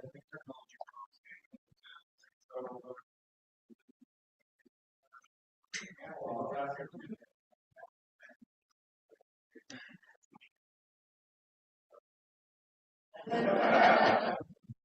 And thank you for your report. I do have a couple of questions I would like to ask here. Water quality monitoring is a huge topic for me. I've been very involved with it for a couple of decades or more.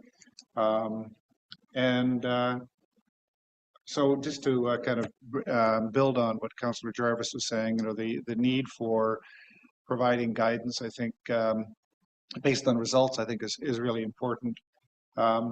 But I have a kind of, this is somewhat of a rhetorical question. You do spring turnover sampling in the bays on Georgian Bay, North Bay, South Bay, etc., right? So how do you pick the day to do the sample? And this is a trick question, because if you have a strong wind 2 days before, you're going to have a massive water exchange, and the results you're going to get are not going to be representative at that bay because of the water exchange that is taking place. So I'm very skeptical about what I'm seeing, because every time we see the results, North Bay, South Bay, you're basically saying not much change. And yet we're seeing, I think the stats were 64% of all the lakes have a increase in phosphorus. Certainly with the development on North Bay, South Bay, there's got to be an increase in phosphorus as a result of everything. So I just want to throw that out there. I'm not really looking for an answer. It's a conundrum that I wrestle with, because I don't understand how those data points can really be relied on to be effective for the bay, these bays in Georgian Bay. And one of the things that you may have heard me before comment on is nearshore aquatic vegetation growth in the North Bay and South Bay is massive. And that aquatic vegetation growth generally comes from nutrients, and nobody can explain why that massive vegetative growth, and yet we keep getting data points that say no change. So I think we need collectively to figure out a better process to get access to the real data, because if there's no change, then why the growth? And similarly, how do we explain the growth? Now, Dr. Patja Fraser is starting to do some nearshore water sampling and algae growth testing. Hopefully you're aware of that. She has her doctoral students in there right now doing that in several locations in Honey Harbor. And hopefully that will give us some better insights, but it's still very early in the game there. But the real question I wanted to ask was really related on the things that we heard from Glenn's presentation, which is we have experienced 100-year storm events consistently over the last several years. The water testing that we've been doing in Honey Harbor, where we've been sending it off to the lab, has given us interesting but very scary results. Scary in the sense that I'll quote an article from the Seine River. They said that when they did the E. coli or the water testing over there, E. coli was sort of acceptable, maybe, but total coliforms were huge. And the question was asked, well, what's the difference? And the answer was probably enterococci, and enterococci we know is a host for enteric viruses and everything else. So that's kind of scary when we have those huge ranges, and I can offer that in our community, the tests that we've been doing is showing E. coli generally low and total coliform much higher. But we've got a new thing this year. We've got heterotrophic bacteria. And we understand that heterotrophic bacteria doesn't live in the water, but gets flushed into the water from storm events. And we don't really know what the problem is with heterotrophic bacteria, but I would suggest that as we collectively look at water testing programs, given these storm events, that we should add in heterotrophic bacteria into the testing, which apparently is available through the lab tests anyways. And I think we need to figure it out, because quite frankly, we've talked to lots of experts and we can't find anybody that will tell us how good or how not good heterotrophic bacteria is.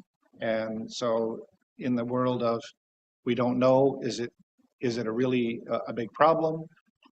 anyways, I think that we need to figure out how to do that. Is that something that's on your radar screen? Through your worship, there's a lot of emerging issues that are on our radar screen. The issue would be to see, what are we capable of? What could have the potential to be destructive? Are we capable of monitoring it? If we are, based on those results, are we capable of managing it? There's not much sense in monitoring for something that we have no power over in the long run. So that's why we got a report done by a consultant on, what's the stuff that we should be looking at and what are some possible ways that we could monitor it. Because, algae is another good one. We don't monitor for algae, but algae, as you likely know, blue-green algae blooms are becoming a bigger issue on more and more lakes. Well, our monitoring program right now our field monitoring program only goes to the end of August, whereas blue-green algae tend to bloom in the fall, right? So there might be some large changes we need to do to our program. We don't quite know. We're not at the stage yet of actually figuring out what those are, but certainly heterotrophic algae and stuff, it's something, and we'll make a note about it and have a look and see. If there is something that we can monitor about it, then, why not? It might be some good information. But yeah, that's all I can say about that, I think. Just to continue on that just a little bit, there may be no ability to do anything about it, but our water quality working group has focused on two key premises as we think about what we might want to do in the future. And one of them is safe for humans and then safe for the environment. And as Councillor Cooper indicated earlier, he takes his water right out of the bay. I would say that probably 98% of the people on the Georgian Bay, coastal Georgian Bay, take their water right out of the bay. Nobody has wells. Unless you have a road, maybe you'll get a well. But safe for humans becomes a really important thing. And certainly, as you are aware, the blue-green algae is a problem. Fortunately, we don't have the scary stuff like that out. Well, we do. We have, according to SSEA, we have low levels of blue-green algae blooms at 4 or 5 meters. They don't seem to think it's important, but when we take our water and our water intake is 4 or 5 meters down, I would say that we should be pushing the panic button immediately, but nobody seems to care about that. But these are the things that we care about. The water that comes into our area, generally, we're interested in, certainly as it flows through the lakes. The lakes are going to be interested in it, but by the time it gets out into Georgian Bay, it really doesn't have much impact. And although, the term that was used years ago, dilution is the solution. No, it's not a solution. It's just a delay factor. So, we pray for wind when we are on the inner bays so that we get the fresh water from the bay coming in and flushing out whatever's in our inner bays. But that's not the solution. We need to figure out, if in fact we have overdevelopment on these bays, and as Councillor Jarvis said, let's put some policies in place that constrain additional development or require us to do more advanced things to protect our waters. And I would hope that your program will help drive those protection strategies. Thank you. Thank you very much. I just want to add 2 comments, really. One is, I think, as you've pointed out, shoreline is our last defense in protecting our waters, and clearly some of our residents appreciate that more than others. And I think that's something that we have to take into account, not only as municipalities, as in our planning regimes, but also those of you involved in water studies of one form or another, is that we're going to have more storm events. There are going to be more extreme. There's going to be more of that water washing over into our lakes than we've ever had before, and in concentrated amounts. And that's the problem, is it's coming in 2 hours as opposed to 2 days, and the soils don't have enough time to absorb it. So I think that's key. But I think the other thing we have to recognize is some of what's going wrong with our lakes is caused by people. And I find it interesting that in most people I've been talking to in the last couple of years, they're probably spending twice as much time here, the seasonal residents, than they used to. They're doing 4-day weekends instead of 2-day weekends. They're starting early May or late April as opposed to late May. And they're staying until the end of October, early November. And so even if we don't increase our development at all, the human activity, the amount of times the toilet's being flushed is quite possibly being doubled just because of the people being able to spend more time here. And so I think we have to be very sensitive to what the causes are for the challenges to our lakes and to do whatever we can as people to control it. Thank you very much for your presentation, your time. We greatly appreciate it. And I'm sure you'll be hearing from some of us going forward with the various, to find out more about what you do. Thank you.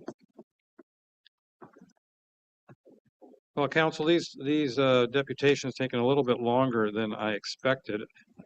And I'm thinking, before we get into the nitty gritty of numbers, why don't we take a break? And then we'll get back to the numbers. And so let's be back here and functioning by 11 o'clock. That's 12 minutes from now. Thank you. Or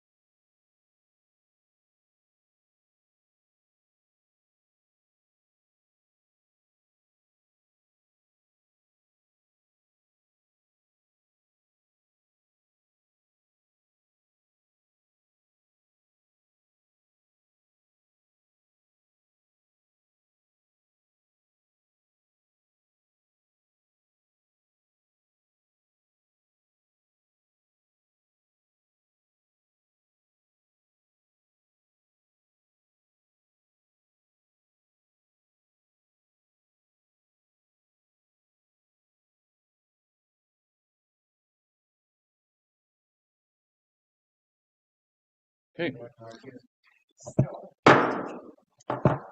All right, I'm going to call this meeting back to order at 11:02. And having talked about water the last two, now we're going to go back to numbers and our 2023 draft financial statements and audit findings. And so I believe we're going to have Ms. Rebecca MacDonald present. Is she? There she is. She's already on screen. All right. Ms. MacDonald, I'm going to hand the meeting over to you for the next few minutes, please. Thank you.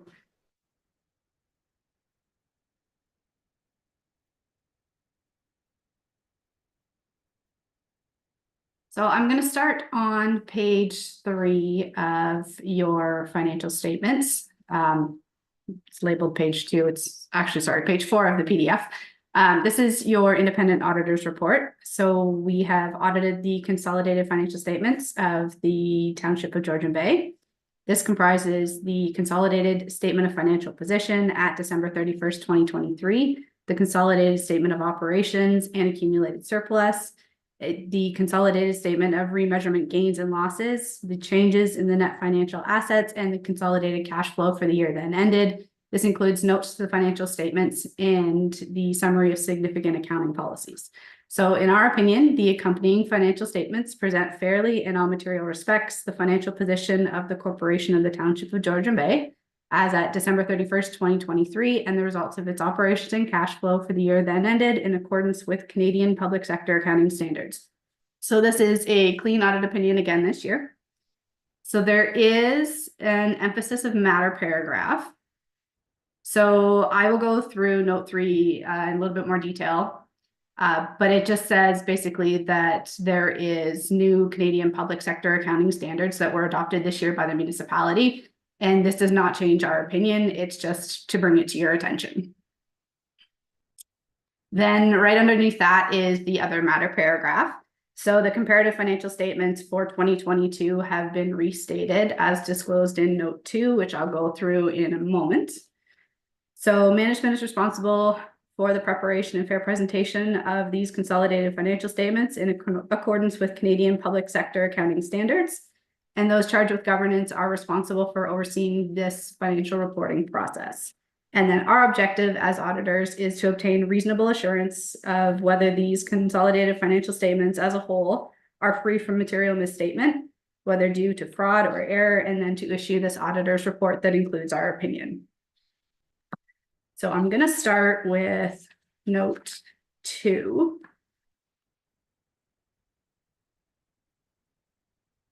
So this is the restatement note that I alluded to on the audit report. So just during the year, there was a review of internal ledgers. So there was errors that were discovered in the accounts receivable balance that overstated the grant revenue and accounts receivable. So in accordance with that and PSAB standards, we have to restate because of the amount of the error that was discovered during this review of the internal ledgers. So this is just the amount that the prior year has been changed.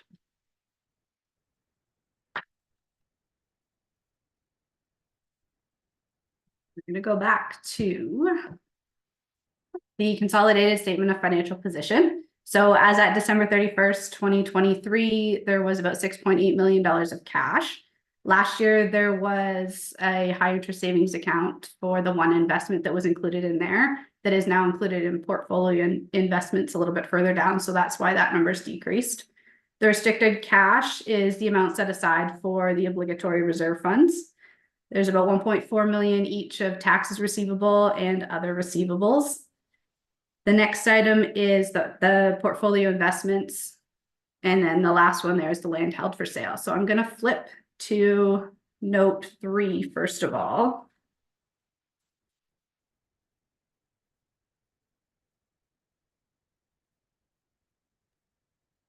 So this is the change in the accounting policies. So as of January 1st, 2023, there's new public sector standards that have come into effect. They're listed there.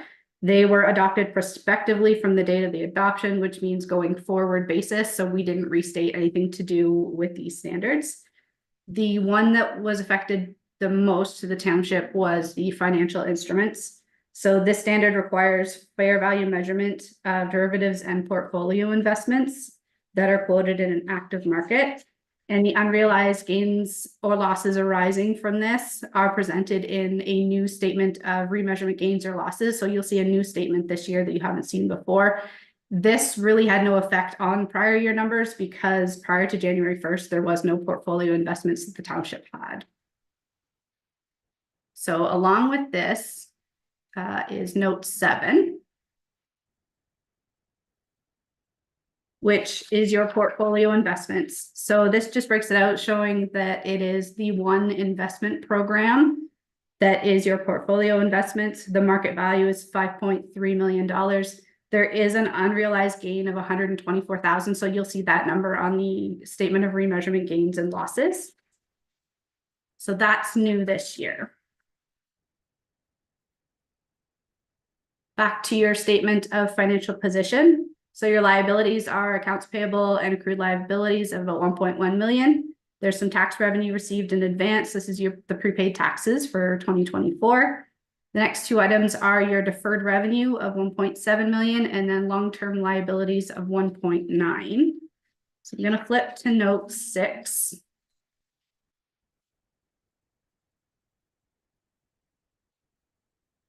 So this is your restricted cash and the deferred revenue note. So this is just the continuity of the transactions within the obligatory reserve funds and as well as other deferred revenue for the year. So balance of the year of almost 1.8 million, 349,000 of contributions received to these during the year. There was about 84,000 of interest earned, and then 451,000 of that was recognized into income. And as part of that, they're supported by the restricted cash of about $1.4 million. And then the next item on the liabilities was your long-term liabilities. So your debt, this is just the composition of the debt. There's no change of this from the prior year other than there was the decrease due to the principal repayment on the debt. And then there was no new debt for 2023.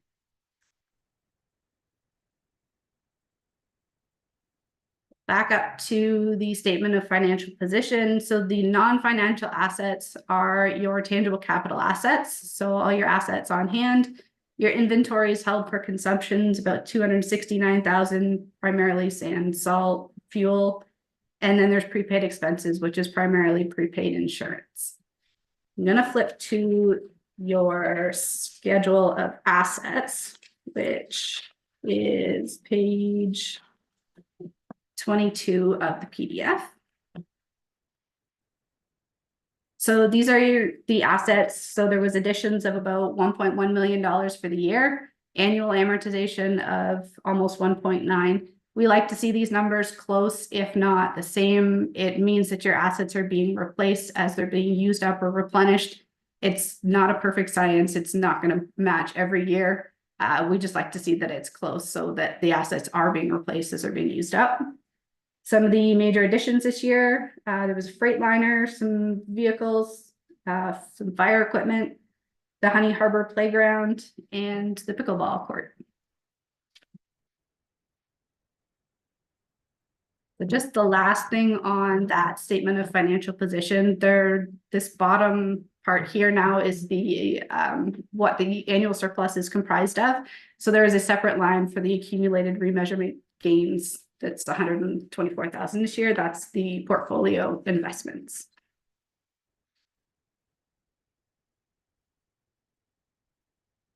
So this next page is your consolidated statement of operations and accumulated surplus. So for the year, total revenue was about $12.7 million, almost up 1.8 million over budget.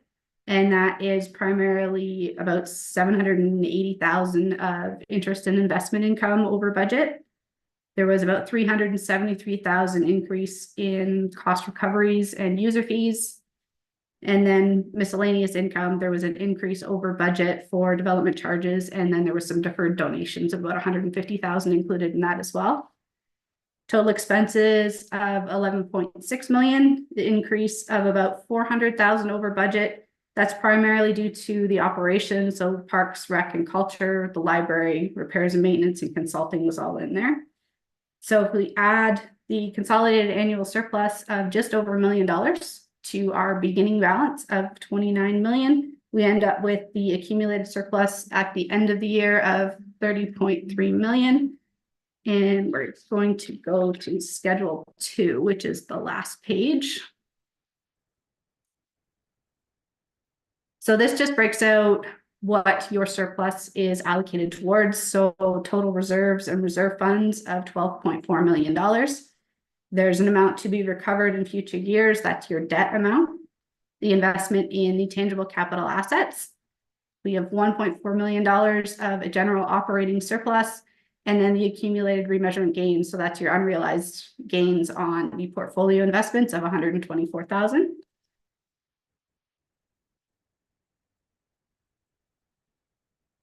I'm going to go back to the consolidated statement of remeasurement gains and losses. So this is the new schedule this year. It is all to do with the portfolio investments, the unrealized gains of $124,000. So this will be moved to the income statement when the investments are disposed of, and it will be realized into income.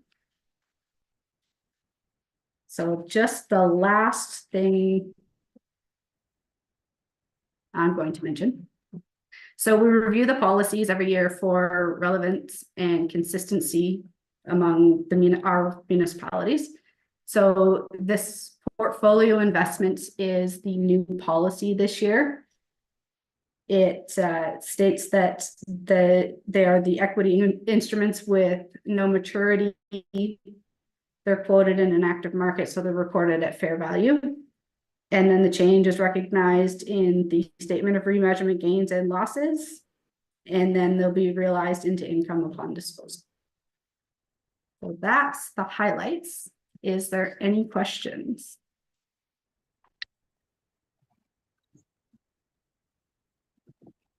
I think there are lots of questions, and I'm going to start with Councillor Predko, please. Thank you, and through your worship. Question, I guess, both for our treasurer and for our auditor. So the $320,000 over-reported receivables and miscalculation of grant income. I can see that. I just want to clarify my understanding the ins and outs of this. So you had started with a minus $320,000 on the budget for the annual surplus, and the net of impact obviously would be that we had $320,000 less than what we thought we did when we were doing the budget and going through the year last year. But because we have an accumulated surplus of, I guess we're like $1.5 million over budget in the actual 2023. We really overcame that minus 320, so it's not really a concern for us carrying into 2024. Okay, and then I guess as well as a corollary to that, our position at the beginning of 2024 was better than we thought it was when we went into came out of the budget process and came into our actual year this year. So we are still operating within what you would feel is a comfort zone for managing our budget and actuals. Thank you. I will start. So through you, Mayor Coutier, to Councillor Predko. So the $318,000, there is no impact for 2023. So basically what the audited financial statements are doing, they're having to go back and restate what took place or what transpired in 2022, and hence that annual operating surplus is not being impacted. It's already being taken into consideration in your closing accumulated surplus balance. And as for where we landed at the end of 2023 and the impact for 2024, so I think that's where the report that you see coming on under staff reports, that'll be something I will be reproducing for 2024 on a quarterly basis now that we are fully staffed. And that'll probably give you a better idea in terms of where we will land for 2024. But 2023 really shouldn't have any, I guess, any impact on 2024. I'm not sure if Ms. MacDonald has anything further to add on that restatement, but there is no impact. Okay, so in very quick summary, my question is that the net position where we are at the end of 2023 was more positive than what we expected when we were doing the budget process. Is that a fair statement? Yes, through you, Mayor Coutier, to Councillor Predko, that is absolutely correct. We came in at 224,000 over budget. Okay. I mean, not over budget, but over. You know what I'm saying. Yeah, dude. Thank you. Councillor Bochek, please. Thank you, and through you, Mayor, my question could be to either Jazz or to Rebecca, and please understand that I'm one that doesn't know how to pay my Visa bill or balance my checkbook, so this could be completely irrelevant. But I noticed in Schedule 3, and this is from a business point of view, I noticed in Schedule 3 there was cash in lieu of parkland. There was a value there. And I'm just wondering where the asset value would fall if we took an asset value of surplus land in lieu of cash. In other words, if we took $500,000 worth of property instead of $500,000 in lieu of, where does that show up on the balance sheet? Or where does that show up as an asset, I guess is what I'm looking for, because I didn't see it in the statement. Thank you. Ms. Radigan? Thank you, Mayor Coutier, through you to Councillor Bochek.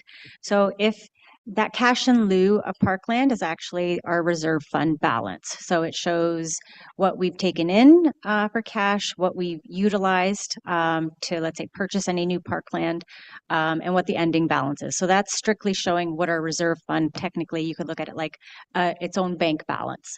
That's what we have sitting in that account. If we were to purchase or receive land, if we were to purchase it outright ourselves, you would see that has an asset coming in under the tangible capital asset additions. If we were to potentially receive land almost as a donated land, you would see that as a separate item on the financial statements as a donated land. But otherwise, I think I'm confusing it even further, so I won't go any further. Okay. Thank you. Councillor Graziano. Thank you, and through your worship, a question to Ms. MacDonald, if I may. Just a confirmation rather than a question, and I'm just pulling up the document now, so bear with me for a moment. I believe it is page 8 of the PDF or page 6 of the header on the consolidated PDF. It says the Corporation of the Township of Gravenhurst, and I'm assuming that the numbers here pertain to Georgian Bay and not to Gravenhurst. Is that correct?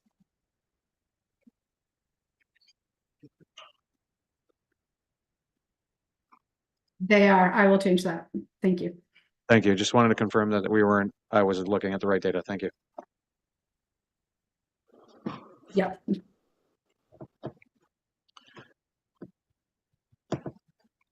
Not seeing any other questions. I greatly appreciate these statements and the rather quick overview, Ms. MacDonald. I think there's a few things that I want to comment on. One is the financial strength of the township. Yes, we took I'm going to call it a $318,000 hit in 2022 because revenue and receivables were overstated, but that didn't affect our cash balance whatsoever. And even after it was removed, we were still in the black in 2022, and we're in the black in 2023, which is better than what we budgeted. And I think we have a consistent pattern going forward where every year we end up a little bit better than we had predicted at the beginning of the year, which means we're doing the right thing when we budget. We're being conservative. And I think, we have a good track record here, I think, of being responsible financially. I don't doubt that as we go forward, we're going to have to increase reserves when we look at things like our capital assets that need replacing. It's interesting to look at the gross value of our capital assets, and roads make up almost half that amount. So almost half of what we own are roads. And yet they've been depreciated more or amortized more than the other assets. So they're only about, I think, a third or quarter of the net value, which means we're going to have to invest more in roads, and some of our residents will have already shared suggestions as how that can be done. So, you know, just because we're in the black doesn't mean we don't have spending in front of us. But I personally appreciate all the work and getting these statements together, and I also want to thank Ms. Radigan because, of course, there was transition in our treasurer as these statements were being finalized, and you know, it's not unusual that some changes take place when you go from one individual to another because they reassess what we're doing. But, you know, so these statements have been reviewed by more than one treasurer, if you will, and anyway, I want to say thank you very much for all this information, and I think we as council, staff, and residents are being financially responsible as we're going forward. So say, if I may, good on us. And I'm glad these statements didn't say otherwise. Otherwise, the discussion would be very different. Councillor Graziano, is that a new hand or an old hand? Old hand. All right. Well, I'm going to say to Ms. MacDonald, thank you very much for your presentation. And to make a remark that's not perhaps entirely appropriate, but I'm glad you got to the point when you made your presentation versus I've had some auditors in the past who take their sweet time and people fall asleep because most people don't appreciate the numbers as much as accountants or even ex-accountants might. So thank you very much for your presentation and all the work you've done on the file, and I'm glad you didn't raise flags to tell us where we have to be nervous. Thank you. Thank you.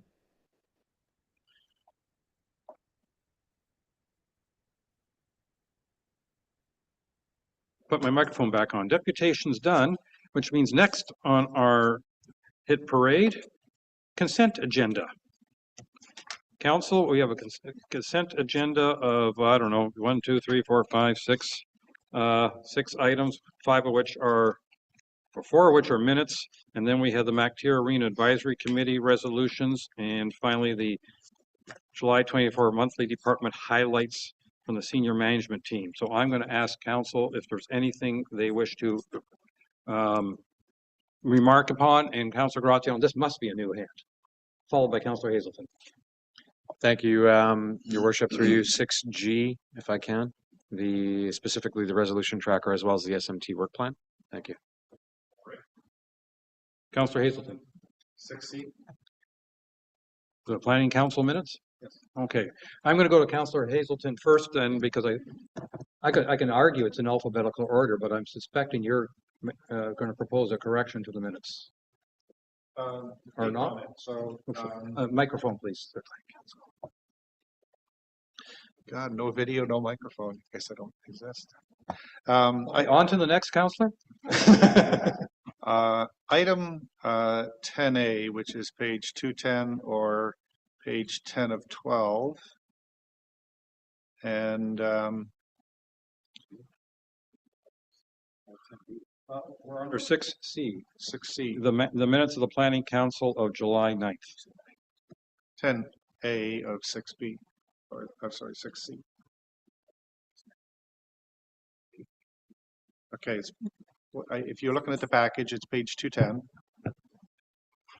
6C 10A, for that matter, 951 Henny Harbor Road, Bass Bay Road, correct? Right. So this is perhaps a little picky, but there was some notation of discussion, but missing was the notation of the discussion by council of the matter. And I think if I were to look at this down the road, I would wonder why, with the very single paragraph here, small single paragraph of notes, why we would have moved forward with the resolution. So the discussion that took place, I think there were several bullet points of value, none of which are captured. And so somebody looking at this in the future would go, oh, so I'm reading the minutes and I'm reading the first paragraph and then council made another decision. That's odd. And if the minutes are supposed to record kind of without a narrative or without whatever the key points of the discussion. I'm just suggesting that there was significant missing discussion that was could have and should have been captured.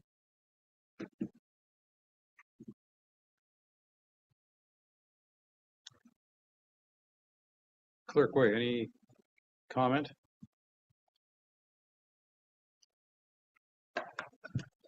My preference would be to remove the paragraph. You're suggesting no comment whatsoever and just record the resolution. No comment would have been better than the comment that was recorded. Okay. All right.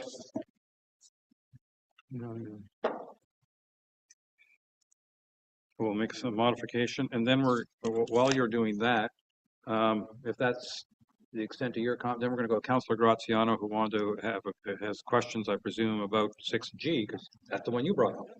Thank you, and through your worship, 2 questions to Mr. Sokash, 1 question to Ms. Schneier with regards to the resolution tracker.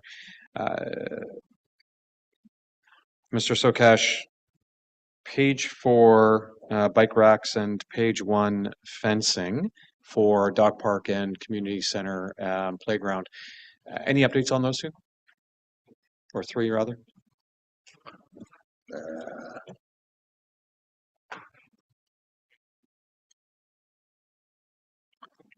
Thank you for the question, Councillor Graziano. With respect to the bike racks, they have been ordered. I believe they're expected in next week. The fencing has also been ordered. If you want to say that, we received quotes. We've issued the purchase order to start with it, and the preliminary schedule we had again was for next week, but that was at the start of last week, so I don't know if that has changed or not, but it's somewhat imminent, both of those. Excellent, thank you. And Ms. Schneier, if I can ask, page 1, concession stand for the MacDonald Arena. There was a component there for funding and whether or not there would be any funding for the concession stand to see if we can get new equipment for it. Has there been any updates, or have you been able to obtain any information on potential funding for the concession stand?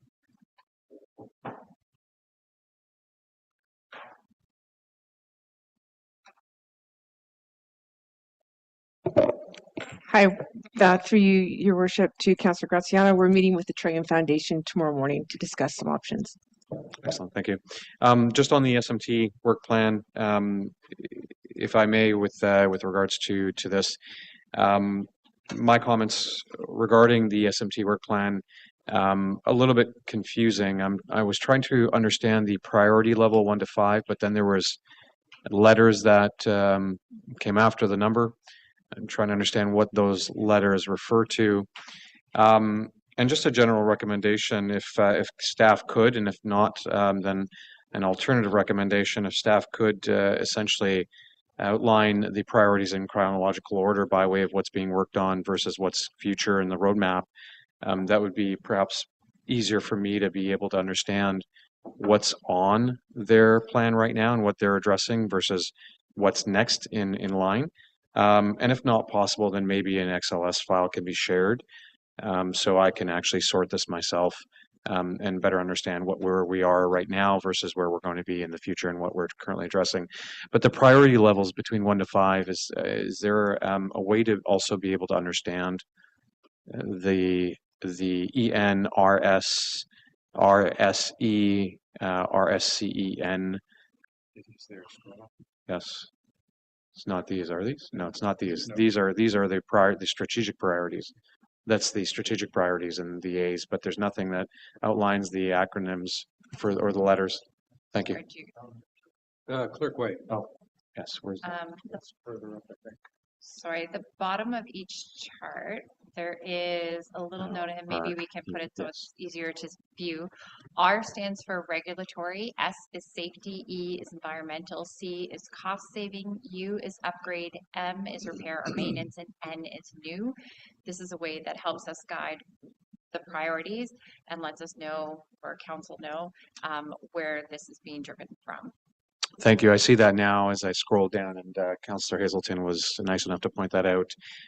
So yes, if in future, if we can just organize it, if not, then a simple XLS would allow me to sort it more better. Thank you. We'll just let that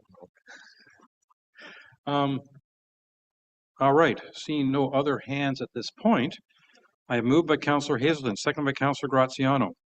Be it resolved that Council adopts the consent agenda of August 12, 2024 as amended, and that 6C be adopted as amended. All those in favor? And that is carried unanimously. Thank you. I haven't heard anything about an open forum. We do have one individual. Okay. Mr. Leduc?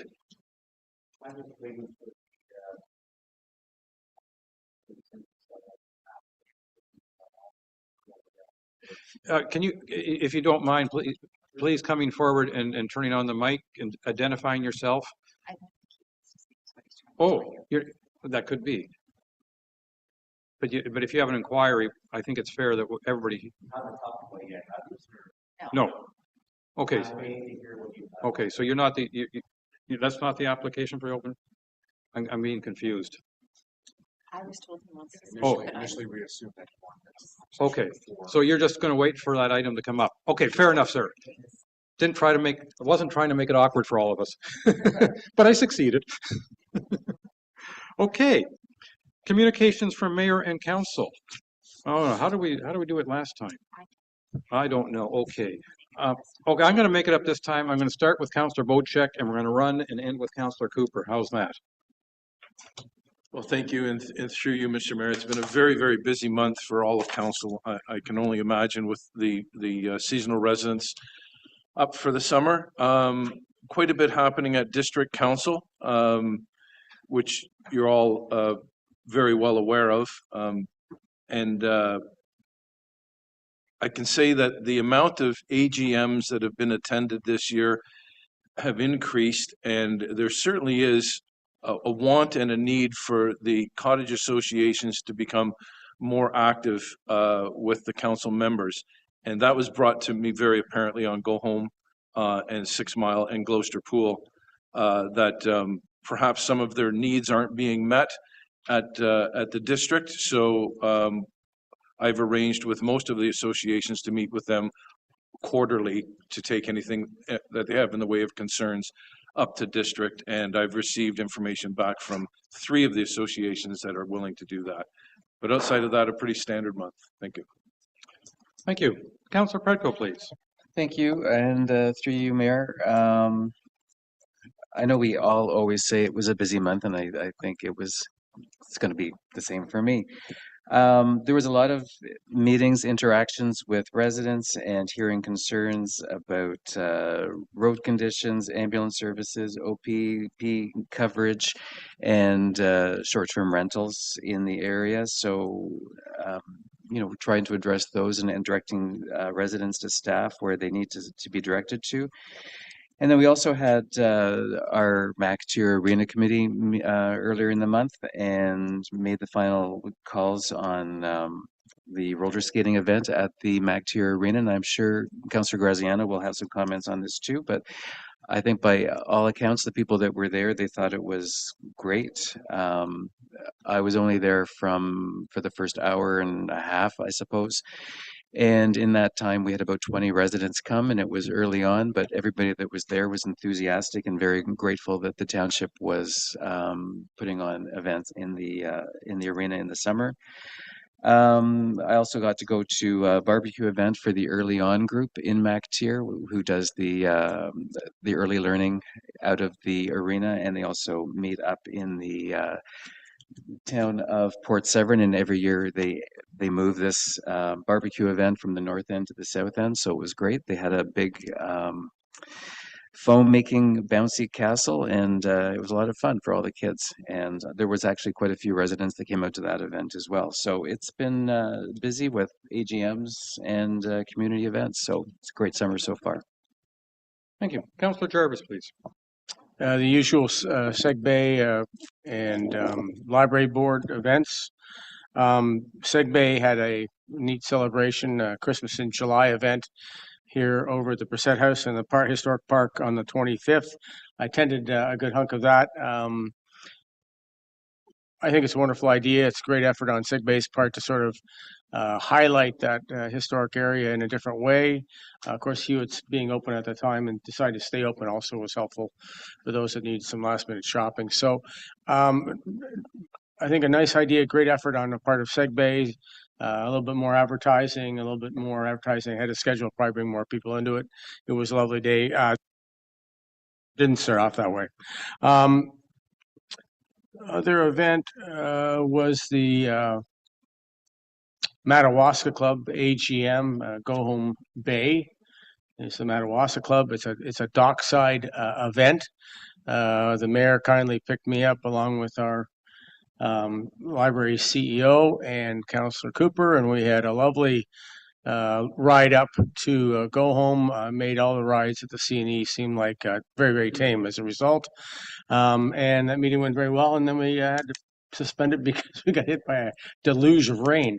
But I had the food cycler up there with me. There was significant interest there. And we got our CEO for the library, I think, signed up another, did she say 25? I think it was a good number of new library members, which was also actually a little bit better than I thought would happen, because a lot of that group up there come out of King Bay, don't come out of Honey Harbor. So it was interesting that way. But it's good to get out to that part of the world and talk to those people up there. Other than that, I'm sorry I missed the bowling, not bowling, the roller skating. I enjoy roller skating. Was unable to make it to that. Yeah, other than a big bike ride I did for multiple sclerosis, that's it. Thank you. Councillor Graziano, please.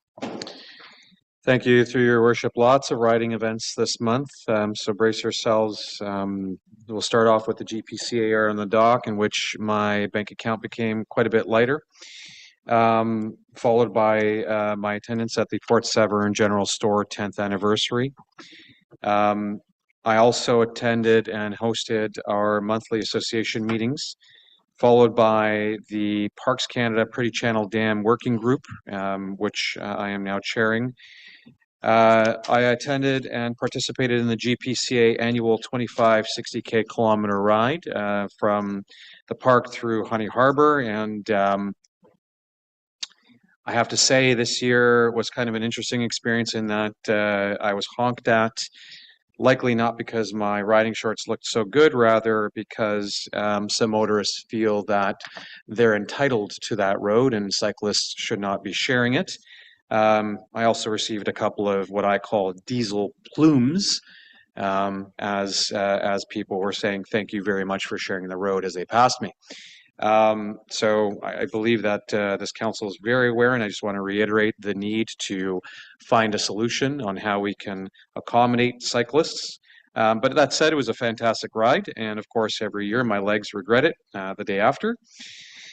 I attended on the Bay Day with MPP Graydon Smith, and that was quite informative. Thank you, Councillor Hazelton, for assuming the costs on the fuel, as well as hosting us on the Bay was quite eye-opening, and it was a great opportunity to really provide MPP Graydon Smith with some issues and discuss them. I donated to the 6 Mile Lake ice cream giveaway and also handed out ice cream. This year we missed Mark. He attended last year's, but not this year's. So I have an ice cream waiting for him.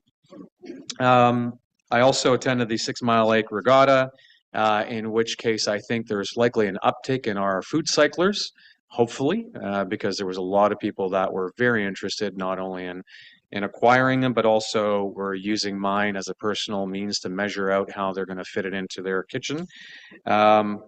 I also went on to attend the fireworks, also with the Georgian Bay Solid Waste Group, and followed by the MacTier roller skating, and just some numbers. I believe that there was about 50 total is indemnity agreement signed or waiver signed, suggesting that there was roughly 50 people who took on roller skates. There was also roughly between 10 and 15 inline skaters that had brought their own inline skates. So the total number that I had roughly came to was about 55 total participants, not including family members that were on the sidelines watching as well. It was a fantastic event, and everyone really hopes to see that come back next year. We also did have a group of non-residents who happened to be at the LCBO come on over after purchasing their alcohol and took it upon themselves to enjoy a skate as well. And then lastly, I attended the GPCA Family Fun Day, in which my daughter and I came first place in the three-legged race. Just to know, we had some fierce competitions. I was flanked on either side by 2 6-year-olds to my left and 2 6-year-olds to the right. But it was an excellent event, and Mother Nature really did cooperate this year. So that concludes my my month. Thank you. Thank you. Councillor Hazelton. Thank you. So this month I had the pleasure of doing 2 boat tours of Honey Harbor and of Honey Harbor in north up through Cognisheen. One of them was with our Director of Planning, Derek, to give him some insights into the water view. And as Councillor Graziano has mentioned, the other was with Graydon Smith. We had basically a full load of people interested in getting airtime with Graydon. So we had our library CEO, our library board chair, as well as Councillors Graziano and Cooper. So excellent tours and lots of good conversation. I too attended the AGM of the Honey Harbor Association, followed immediately by the Honey Harbor large item pickup. Thank you again for organizing that. This year, I have been working very closely with Tom Bain on doing water sampling. And so we had 2 water sampling days where we've been sampling in several locations around Honey Harbor. I attended the Georgian Bay Association's Vision 2050 meeting up at Councillor Cooper's cottage. Thank you for hosting that. Lots of meetings and calls with residents. I also had the opportunity to again work with Dr. Chow Fraser's grad students for some of her algae growth studies, and so that is continuing. I too had the opportunity of attending a regatta. It was the Honey Harbor Association regatta. Our mayor was the starting officiant, if you will, for the canoe races, and I proudly can announce that my grandson Carter was the winner of the all-round male, and he gets to share his name on a trophy with Eric Lindros. So he's kind of excited about that. And I wanted to just take this opportunity to report a couple of things, requests from residents. So on the main dock of the Port of Honey Harbor, we have a lovely sign. Sadly, there is a loading ramp with a big screen around it that has been chained up to that and blocking the sign. And the community are not particularly happy with the fact that this lovely sign is not really visible or useful. And we're hoping that we could find a new location for that loading ramp that is chained up to the thing. It's apparently only used once or twice a week. So it's something I think we need to pay attention to. I've started my conversation with Brad on that. But I think it's important that we understand that that's a community attitude that I need to pass on. And also regarding the Port of Honey Harbor, the residents have commented that there are boats that are parked there for 8 hours or more when we have a 2-hour parking limit. And the communications with the bylaw enforcement suggest that we only work on a complaint-based system, but we've had this conversation before that when it comes to the docks at Honey Harbor, if you have a 2-hour limit, by the time somebody complains, it's going to be 3 or 4. By the time somebody gets out there, it's going to be 7 or 8. It's basically not a good strategy for waiting for people to complain. And this probably should be a location where enforcement is more visible, so that we don't have this abuse of our lovely Port of Honey Harbor. And that's my report. Thank you. Thank you. Councillor Cooper.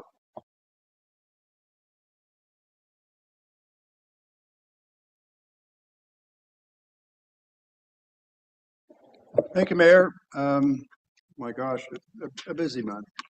Starting with right after our Planning Council cow meeting on the 9th, I had a meeting with the Wawatasi Association, a Zoom meeting that evening at 7 o'clock, and I made it back to my cottage at 10 minutes to 7. So that was right under the wire. A good start to the month. Lots of fun. Lots of different meetings, including on the 11th, the water quality meeting. On the afternoon of the 11th, a tour of Honey Harbor and what I call the DMZ, which is the demilitarized zone that runs between Honey Harbor and Cognosceen, to discuss what's been going on there. Watched the Committee of Adjustment on the 12th. On the afternoon of the 12th, I was able to take our Director of Planning, Derek Whitlib, on a tour of North Coastal Georgian Bay, from King Bay down through Cognosceen and down through Go Home Bay and Wawatasi as well. So that was kind of exciting. And we have a new planning phrase that I think should be sort of noted, and that is that you've all heard this statement about the view from the canoe. My answer to that is Director Whitlib's observation, which is squinting. If you squint, you hardly see the cottages, especially Wawatasi.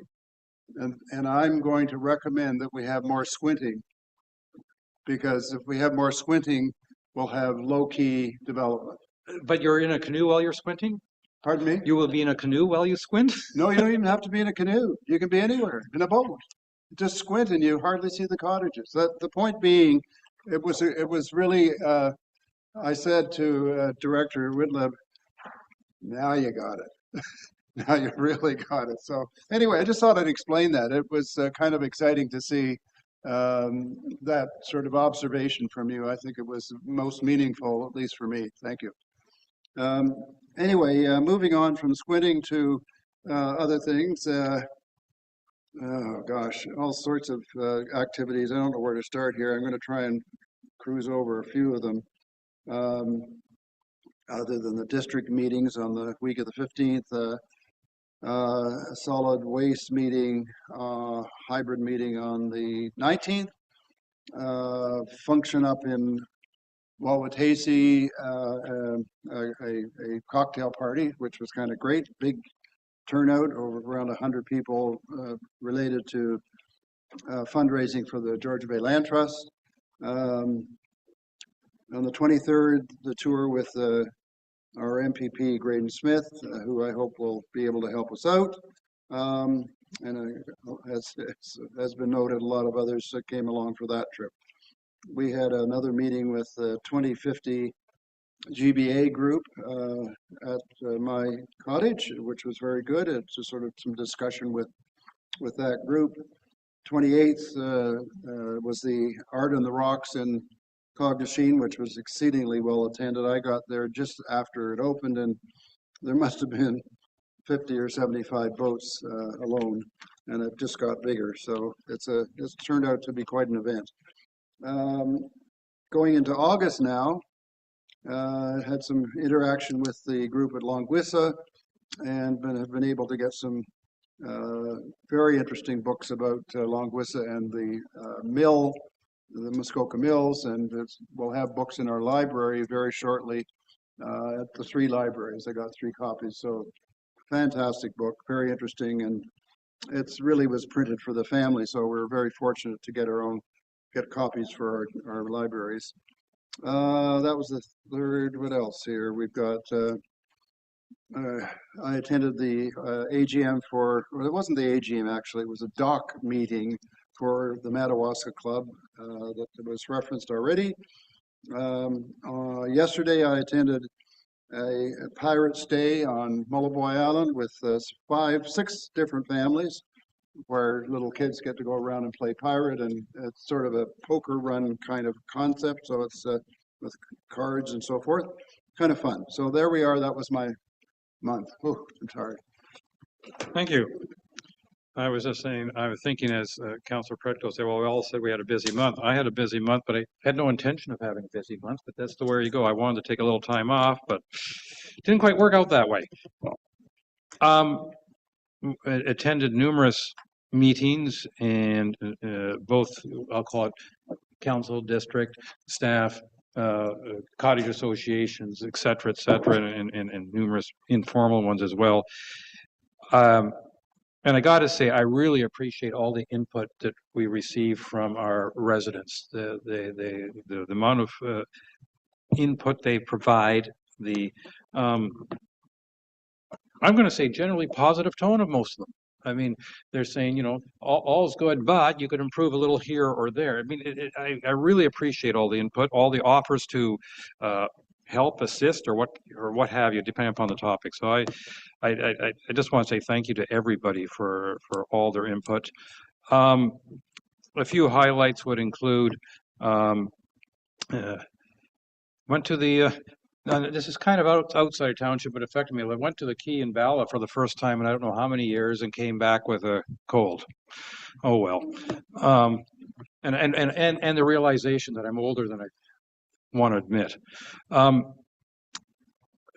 Attended the 6 Mile Lake Pride Boat Parade on the 20th, and I always appreciate that. It's good fun, but it's also a good tour of the lake, and so that was great. And we had, of course, the Pride flag raising here on the 22nd, and then on the 25th, the Seg Bay Christmas in July gathering. And you know, I'm a bit of an old Scrooge, but still it was fun to go to that event and talk with everyone.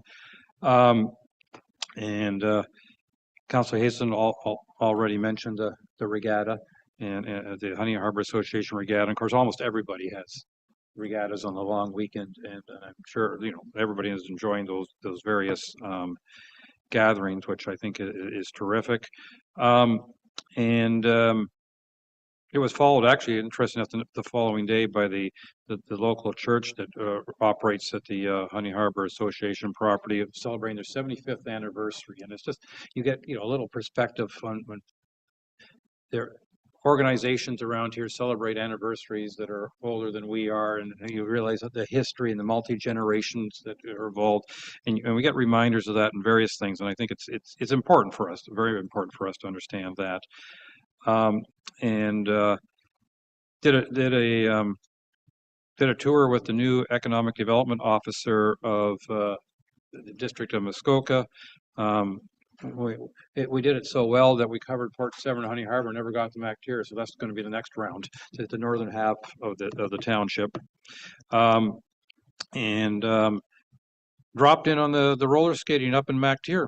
And it was nice to see everybody enjoying themselves and all that stuff. And you could see, you know, the potential to, as came up earlier today, the potential to make better use of our facilities. And I think that was a good example of that potential.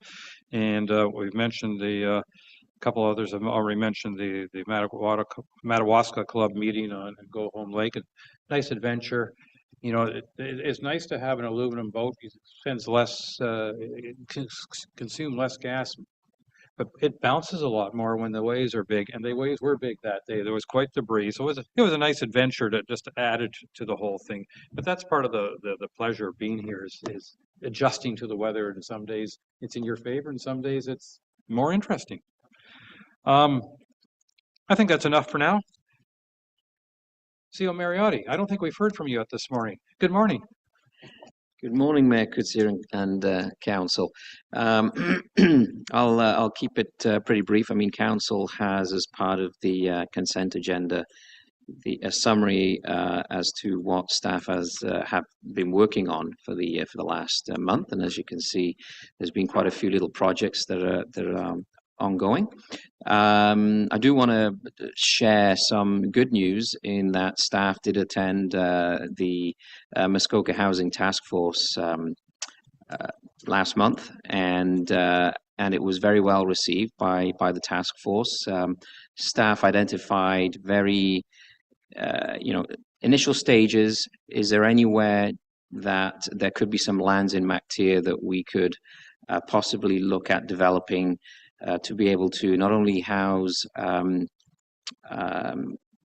ratepayers who who are struggling to get on the housing ladder, but also people who are maybe moving into the area looking for a house, so maybe accommodate them somehow while they're looking for something more permanent, and even for seasonal workers, so that we want to be able to house the workers that come here during the summer months, not only for this township, but for Moose Deer Point First Nation, and also for the township of the archipelago. So long story short, the township staff will be meeting with district staff to look in a lot more detail as to the viability of some lands in MacTier. And once we've identified those and confirmed that there is definitely potential to look at these for these various types of housing, we will be creating a committee of the various stakeholder townships as a way forward to create some very much needed affordable accommodations in the northern part of the township. So I'll leave it at that. Thank you very much. I think it's very important to observe that how MacTier is the center of a number of communities. MacTier may be in the township of Georgian Bay, but it's definitely, I call it a service point for Moose Deer Point First Nation, also the southern portion of the township of the archipelago, and also Muskoka Lakes to the east. And I think that's sometimes reflective in the volunteers and people interested in the MacTier community, how they come from more than just our township. And I think that, it's a little bit like Port Severn serving 3 townships down here. MacTier is the same in our northern end. I'll call it, our political boundaries don't necessarily follow the patterns of people living and where they go to shop or enjoy themselves. So I think that, and I just love the fact that report that was made to district included other areas and not just our township. And I thought that was very well done.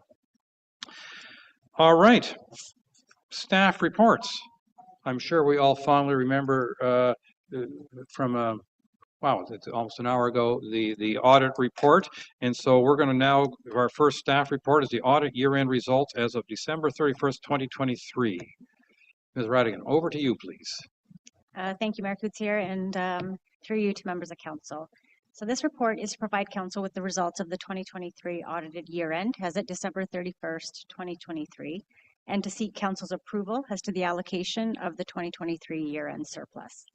On April 3rd, Township Council approved the 2023 operating budget, and on May 9th, 2023, Council approved the 23-24 capital budget. The plan included gross expenditures and revenues in the amount of $11.8 million. After accounting for all transactions, the township is in a surplus position at the end of 2023 of $264,809. Based on my report, Table 2 outlines any major increases or decreases. Overall, the township's revenue was $1.9 million higher than planned. This fluctuation can be explained by increased supplementary revenue, interest income, user fees, grants, as well as donations. Overall, the township's expenses were $511,000 greater than planned. This fluctuation can be explained by increased operating costs, inflation, legal fees, and higher than anticipated repairs and maintenance expenses due to aging infrastructure as well as equipment. When considering transfers to and from reserves, the township's net surplus came in at $264,809. Staff are recommending that council consider allocating the surplus to the tax rate stabilization reserve. Currently, the township does not have a balance in our tax rate stabilization reserve. This is usually used to offset potential tax rate impacts due to unforeseen economic conditions or events or circumstances that would otherwise require an increase in the tax levy. Thank you, and I'd be happy to answer any of your questions. Thank you very much. Council, any questions? What, I have one. Oh, sorry. Count, I can't keep out all. Councillor Jarvis, please. Our hands up physically or hands up I know on the screen, whatever it is. Anyway, a quick question, Jazz, through the mayor, it was item 6. Yeah. Other revenue consists of revenue from the food cycler program, budgeted 150,000, and then it says that revenue was not collected for the program by the township. The resident paid food science. Was there one resident that didn't pay $150,000? I'm having a bit confused by the wording in that. Thank you, Mayor Coutier, and through you to Councillor Jarvis. I really do wish Ms. Schneier was here, but she is not, so I will do my best to explain it. I do believe the way the program was outlined in the budget for 2023, there was a revenue of 150 estimated with an expense of 150 estimated, so to offset zero cost to the township. But I do believe there was a resolution where the township had agreed to subsidize the food cycling program. So ultimately, there was no revenue that the township was collecting. The vendor is working directly with the customer, and the vendor is then in turn invoicing the township for that subsidy amount. So there's only an expense. There never really was a revenue to the project. So I'm not really quite sure if the original intent was to collect the funds and then in turn pay the vendor. I think ultimately it was just the process that it took, and the budget was there was no revenue to be collected. So shouldn't the wording in there be revenue was not collected for the program, township, the residents paid? Okay, so it's just one missing letter there. Okay, that helps me there. And then I think you clarified for me where the surplus is going, or you're proposing to put it. Have we had issues with that reserve, where we've had to draw on reserves for that issue before and not had the reserves to do it? Do you know? Thank you. Through you to Mayor Coutier to Councillor Jarvis. Not that I'm aware of, but it is something that, especially during COVID, Council did want to, let's say, subsidize or provide additional subsidies to whether it be residents or whatnot. That would be where I would recommend utilizing the funds from. And it is common practice or good practice to ensure that we do have funds set aside for a tax rate stabilization reserve. There are times where you may have an appeal, a tax appeal that you need to fund. So it is a good practice, and that is why I am making it a recommendation. Okay, thank you.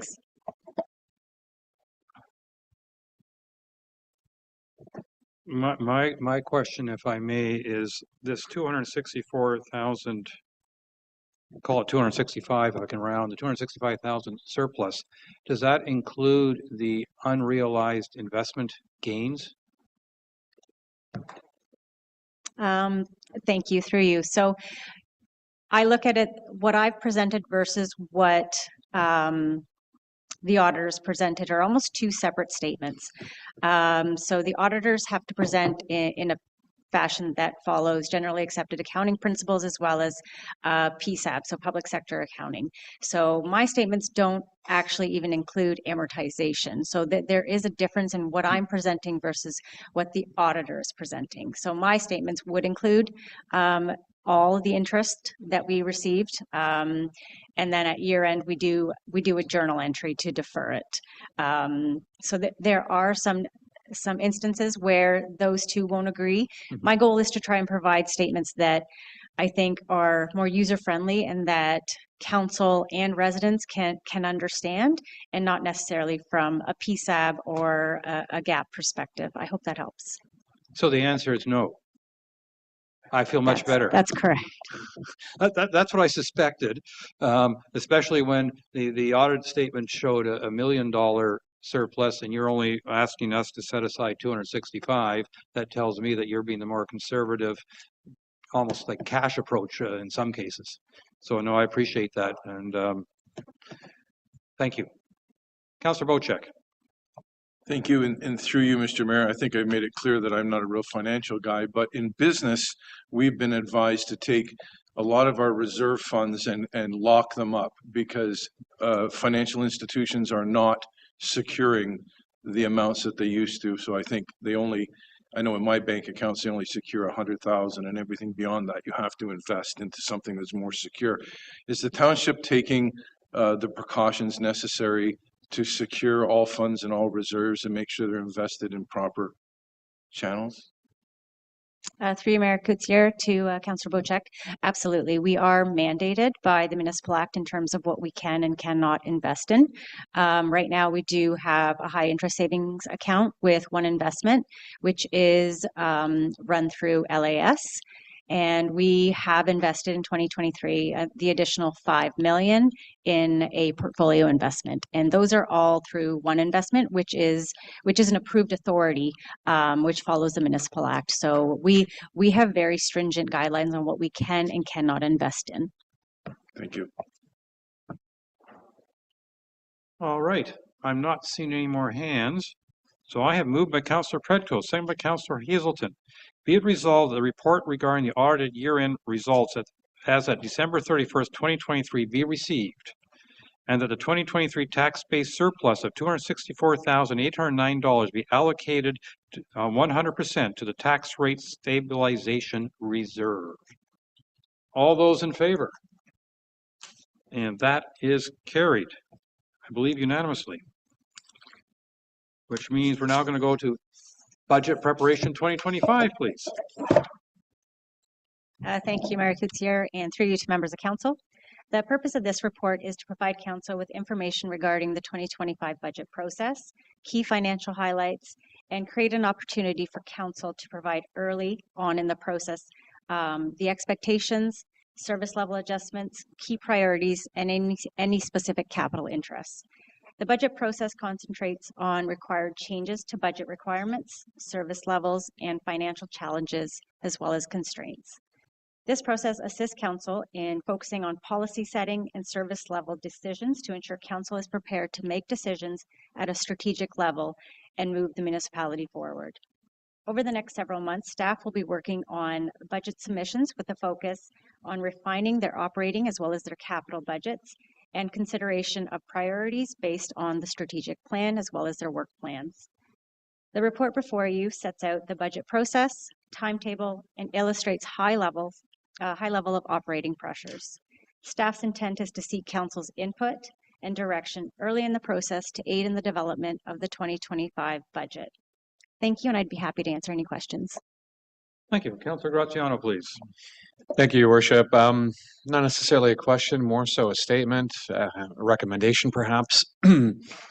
My thoughts are that we start the process a little sooner than November the 4th, just because I think that there's likely going to be a lot of discussion around budget. And if we want to conclude by the end of December, we probably want to start sooner rather than later. So just my thoughts. Thank you. Thank you, Mayor Coutier, through you to Councillor Graziano. Originally, that was my intent as well. I do plan on coming forward in future years at a much earlier date, just unfortunately due to resources and the backup of financial statements. It's just the only reasonable amount of time that would allow staff to fully do a line-by-line review of the budget. We are also fully revamping the budget book as well. So I do need a little bit of time to do that, but in future, absolutely, I will definitely take that into consideration. I would love to bring it forward earlier. Thank you. Will you be open to individual councillors offering you suggestions or ideas prior to November 4th? Absolutely. I thought that was the answer. That's why I asked. Councillor Bocheck, please.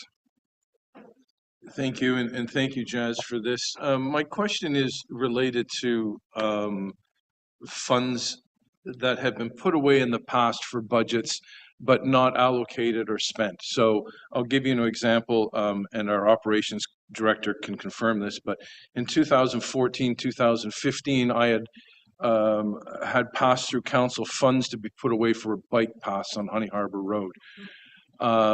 And those funds were put away. And in 2016, I came to council and asked if those funds would be carried over to the next year's budget. to do a bike path from the Baxter Ward Community Center to the Port Severn Park. I was assured that they would be, and then in 2019, I found out that those funds were put somewhere else and used for something else.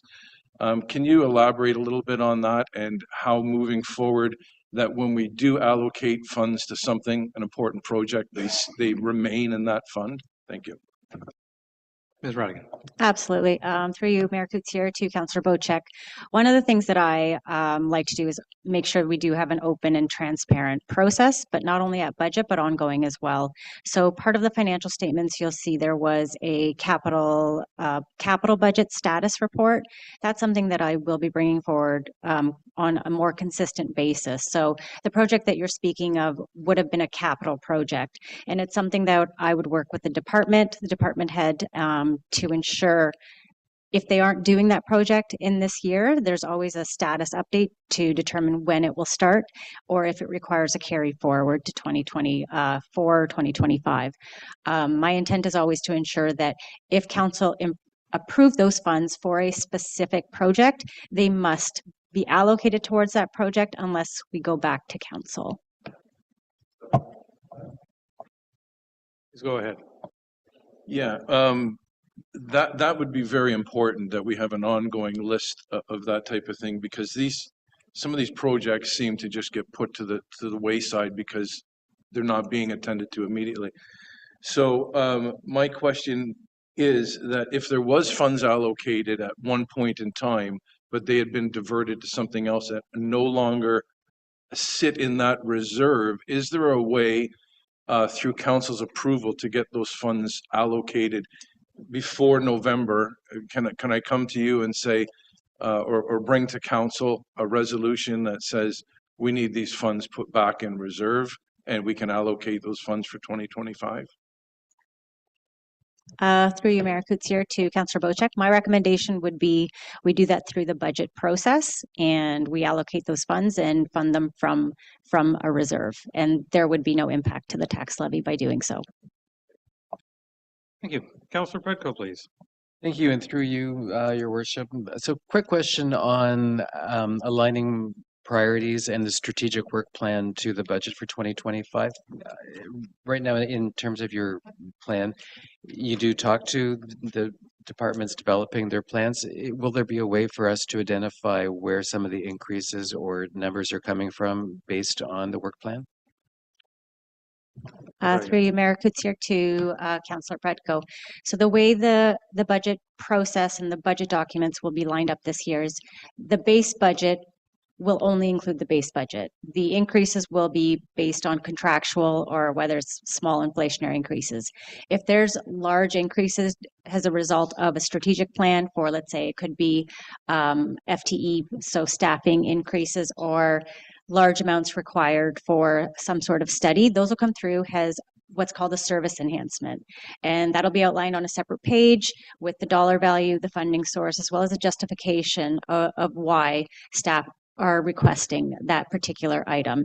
And based on that, what finance staff do is show you the impact if it were included or approved by council.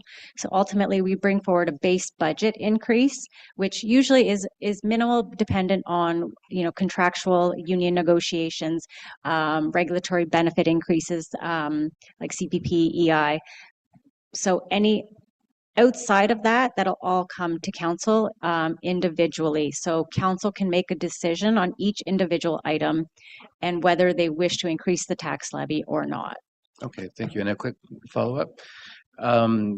Related to that would be the priority road work, and I know you have been talking about bringing that forward to council for a public discussion, and so obviously that would have to happen before November. So do you have anything else like that that you feel needs to come forward separately, or is that primarily the one area that you think is a big ticket item that we need to have visibility on?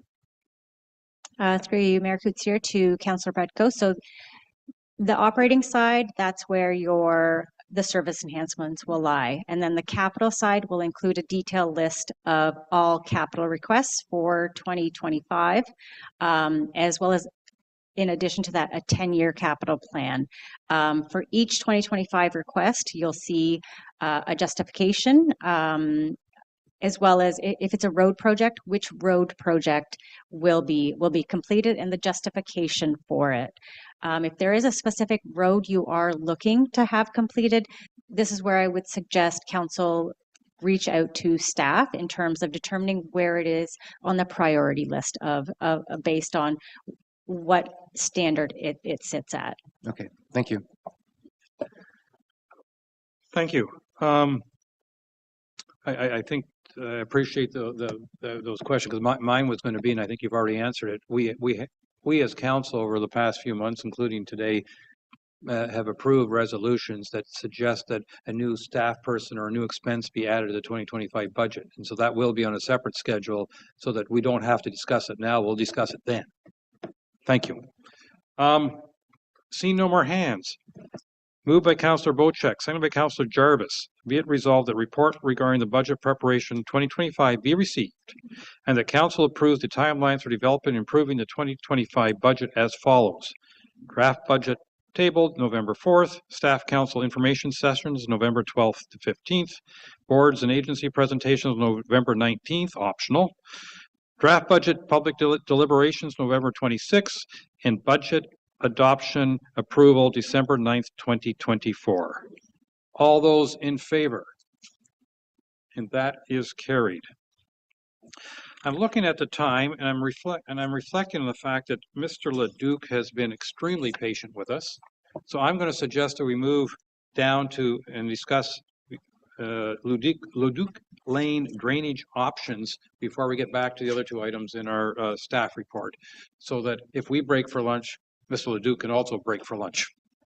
So let's go down to Leduc Lane drainage options, and Director Sokash, that is you. Hope I haven't caught you too much off guard. Totally unprepared, but that's no different than usual. Thank you, Your Worship. The long overdue report has been received from Tatham Engineering regarding some options to address the drainage to the rear yards. They've essentially come up with two options. One would be to maintain the drainage through the rear yards, get a proper easement in favor of the township, do some upgrades to the existing ditch to level it and keep the water moving quicker. Well, they put a price to that. I don't recall what it was, but it was a lot. A couple $100,000. Most of that work could be done with township forces. So when they're putting together a cost estimate, they use contractor numbers, but most of it could be done by the township with a mini-X. The portion that we wouldn't be able to do really, and we need some legal assistance, would be registering the easement as well as getting the agreement of all the residents. So that option was $235,000, which is way in the upset. I suspect it would be less than $100,000 provided the legal wasn't too excessive. The other option is to reroute all the water along the front of the homes on the south side of Leduc Lane. That would involve establishing a ditch in many locations, quite a bit of rock blasting, taking down quite a few trees. It would be very disruptive for the residents. The upside is that it keeps all of the water in that the municipality is responsible for in our ditches until it is discharged. That work is estimated conservatively at $400,000. There isn't a way, I don't believe, that the township could undertake most of that work. It would be much heavier equipment than we own. There is blasting, et cetera, et cetera. So those are the two options that have been put forward.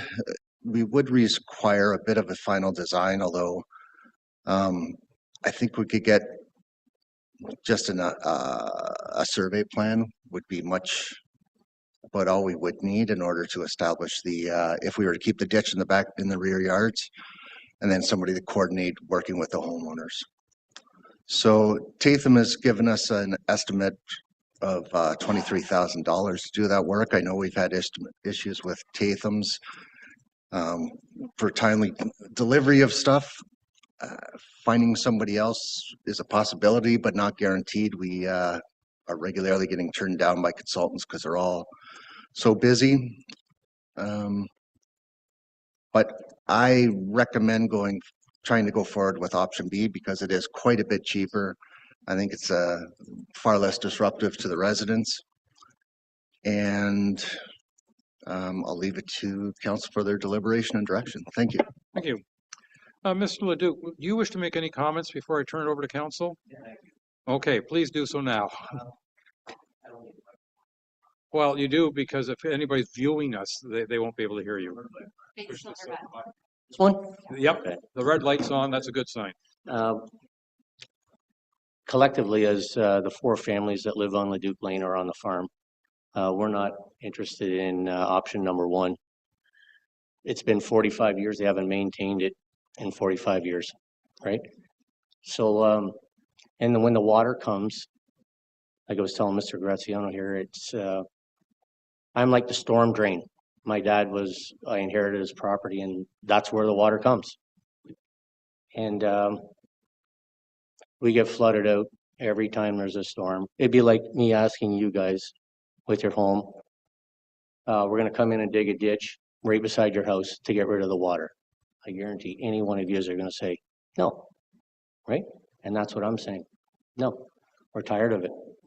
And it's not just, and I get everyone's busy and I get it's trivial. Why would you fix something that works already? It's the natural flow of water. But the amount of sump pumps, the amount of mold, the amount of flooding, for me, that's not the right answer for me. The right answer is if you have to blow rock or you have to, that's the way to do it. Like that's just the common sense way to do it in order for it to be, healthier, I guess you could say. If people have mold problems, and I know my dad had mold problems. We've ripped out the basement drywall 2 times. So that's just from my family saying we don't want option 1 because it's like I said, it has never been maintained in the entire time since I've been a child when they dug the ditch. On top of that, there's mounds of crap that's been left there over that time that the township's never maintained. We had to do it ourselves, right? So I just want to clarify, by option 1, you mean no easement, no water flow through our property. So you want the option that has the water going in the ditch, in front of your place, not behind your place. That would be lovely. Yeah. Okay. I just want to clarify between 1 and 2 what you're actually thinking. Thank you. Okay, that's it. Okay. Is that Thank good? you. I'm going to turn it over to council. Some may have questions for you if you don't mind. Okay, yeah, go ahead. Sure. Councillor Graziano. Thank you. No questions for Mr. Leduc, but thank you again for bringing and working with me on this issue as well as articulating your concerns today. I would echo Mr. Leduc's comments specifically in that from what I'm hearing within the community, they prefer to have it redirected through the frontal portion of their home. And in addition to that, if an easement was considered, it would not address the drainage issues on 107 and 115, which is on the opposite side or the south side of the road as well. And they're also having similar problems. So even if option B was enacted and passed here today, that would only be a part of the problem because, again, we have the south side of the road that's got problems. And I witnessed the issues firsthand as I walked the 2 properties and watched as the water flowed through their properties. And so much so that I think one of the homes is on pillars to avoid the water and let it run underneath it. So with that said, I would agree. I think option A would be the most prudent and applicable option here. Thank you. Thank you. Councillor Bocek, please. Thank you, and through you, Mr. Mayor, and I don't have any questions for you either, Mr. Leduc. We've spoken enough at your residence, but I'll give you a little bit of background and insight to my feelings on this, and I've spoke to our operations director about this too. I live in the adjacent subdivision right across the street. We have drainage in our backyards that go through all of our backyards, and for a specific reason. In the Leduc subdivision, they don't have that reason. And we don't have an easement either. These ditches were done by the developer. They're not an easement. If you put an easement through these folks' backyard, when they want to put in a garage or a shed or do any modifications, now this easement's in the way and they have to meet setbacks from this easement. You're taking away the development rights of the people that own these properties because you're putting an easement on the properties. The second advantage of going in the front is the township has assumed this road, or inherently owns this road, because it wasn't a subdivision. They're responsible for everything from the center line of that road back 33 feet, which includes the ditches. If the rock in those ditches needs to be blasted out, then blast it out. We need to get the water through this survey, which ended up in this survey from the Oak Bay subdivision in behind the Baxter Ward Community Center. I've been here 40 years. Mr. Leduc's been here for 40 years. His family's been here longer than that. We know there was never a real flooding problem until all that water entered from the Oak Bay subdivision. That's when the real problem began. So I see the solution being, with the construction background, being you address both sides of the road, both ditches on both sides of the road, and you do not put an easement on these folks' property, which is going to cause them problems down the road. So I agree, it's far more expensive to go with option number A. These people deserve option number A, and we need to spend the money and do it correctly so that in 10 years we're not doing this all over again. Thank you. I appreciate that. Any other comments? Councillor Petco, please. Thank you, and through you, Your Worship. Just a quick question for Mr. Sokach regarding option A, and that's right now a fully outsourced solution, as I understand it, for engineering purposes. Is there anything that could be done with municipal staff to improve the ditch along the road that would maybe be more cost effective than what's currently being considered? Through the mayor, well, I would like to say yes, we have a very small staff, and I think this is going to be a substantial construction project, establishing those ditches. So I don't expect there would be a lot that we could accomplish with our staff and keep up with the potholes and the roadside grass cutting, et cetera, et cetera. Is it a possibility to approve the $40,000 for the engineering study before we approve the full $400,000 or $400,000? I'm just would like to make sure that if we're looking at a third-party solution, that we're not spending all of the money if they do the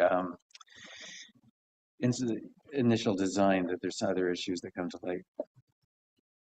Mr. Sokach. Through the mayor, I think that would be an excellent idea and my recommendation either way. We will get a more accurate cost estimate after the engineering is done, and there will also be some subsurface work I expect undertaken to identify locations of the bedrock. So we will have a much better idea of the costs. All right, thank you. I guess my question is, I'm curious because Councillor Bocek suggested that this became a problem after the Oak Bay development went ahead. What evidence or do we have that is the case? And maybe Mr. Leduc, you can answer that. I'm wondering how much worse it has been, call it in the last 20 years versus prior. I think it's a lot of it is weather, but since Oak Bay is come in, yeah, we have received more water for sure. I don't know if it's the drainage that they have on the golf course is going to the road, and which is going to the path of least resistance and going down to Georgian Bay. It's always been going that way. It used to go a different way, but the people across the road blocked it off, basically doing it so the ditch would take on the water. But the way the ditch is designed, I guess it doesn't it doesn't get the water away fast enough. Like the way it's designed right now, it goes through our property, and when it goes across the road on the opposite side, it comes back on my property again. So I can't win. I'm the only one that can't win. I'm the only one that gets flooded out all the time. Now, I could block it off and stop, but I don't want to flood my family out, right? I could fill it in, but what's that going to do? That ain't going to do any good for them, I guess you could say. But like I said, I am the lowest lying person there. And when the water, like even when it comes across, they have a big boulder there to divert the water flow, but it just goes on our property anyways. And it just, like you said, we've listened to all this. We get flash flood storms and all this types of stuff. When we get that stuff, there's a river. There's a river coming down there. And water is going to find the easiest place to go, Absolutely, regardless of what we do. That's right. Please. Well, my only thing is it could Oak Bay, like the water be diverted from Oak Bay in another direction, so it's not being diverted towards the community center or whatever. Yeah, so it's a combination of, we built the Baxter Ward Community Center. We ditched around the Baxter Ward Community Center, then we put the rink in. Yeah. When we removed the portables, which used to be the township office, we diverted it back around over to Ron Saunders on that side. Right. And then it now where the Oak Bay maintenance yard is to the east of Ron Saunders, that's all been ditched down, now crosses the road and goes right through their backyards. Yeah. So it's a combination of the Oak Bay development coming all the way down Oak Bay Road and then turning and coming past, and the community center now coming down and going past. So there's a lot more water being diverted there now than there was in the past. Yeah. And this is just oversight, I believe.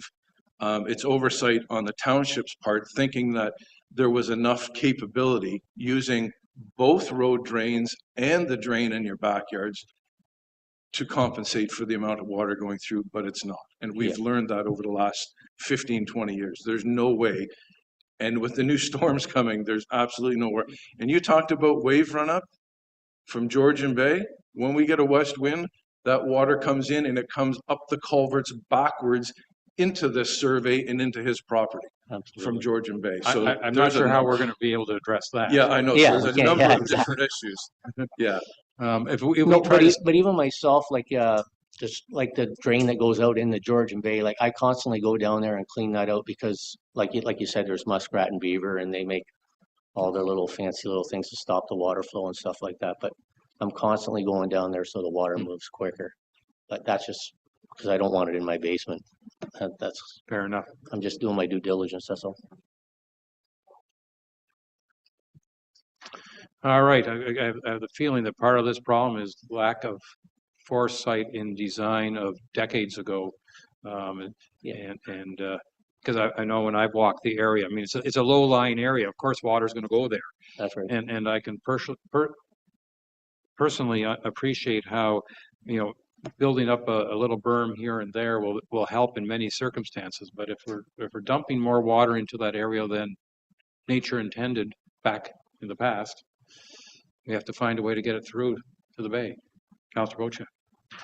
We had a similar problem in MacTier not too long ago where we had to get a debenture from the district of Muskoka to help us pay to correct this problem.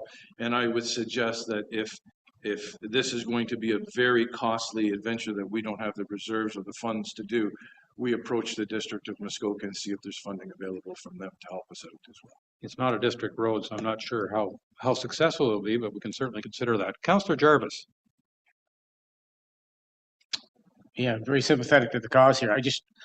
I would really like it if we could get some sort of quick, not now, but at some point before when we deliberate on this again, I wouldn't mind a short history of the whole process here, because I'm looking at the Google map and I see a lovely ditch that I guess your father dug. The township dug. Yeah. And then you get the ditch in front on the other side of the road. Yeah. And you can't from here. I mean, I struggle to see how Oak Bay factors into it. Don't do it now. I mean, do it later. We can do it offsite. I just need to have a better idea before we consider significant costs on our part just what the history is. And Well, I think obviously it it was seems just- like you're getting really victimized by all this, but I'd like to just understand it better. I think it was like there was only a few families in the community, and everybody knew everybody, and no one was living on the farm. I was living with my grandmother and my dad, and on the farm, and they said, "Dad, would you mind doing it?" So I'm sure my grandmother, or she just said yeah, or my grandfather at the time said yeah, but now it's too much. Interesting. Yeah, it's too much. Like how many I'm homes? sympathetic to the cause. How many homes were there? I could count how many homes when I was a kid. There was maybe 20 homes up this road. Now there's what, 500? Maybe I'll get Councilor Bocek to fill me in better. Thanks. Councilor Graziano. Thank you, and through your worship, a couple of concerns with regards to some of the comments that were made here. With regards to an engineering design, I was under the impression that that's what we were waiting for, and that's what we finally received, was essentially the design and the costs associated with it. So I'm curious to know why we need to get another design with more accurate costing. Was that not what Tatham had provided us? And I guess my second comment was, why was the engineering study not attached to the report today for us to be able to better understand what was presented and the thoroughness and or the level of involvement that Tatham had.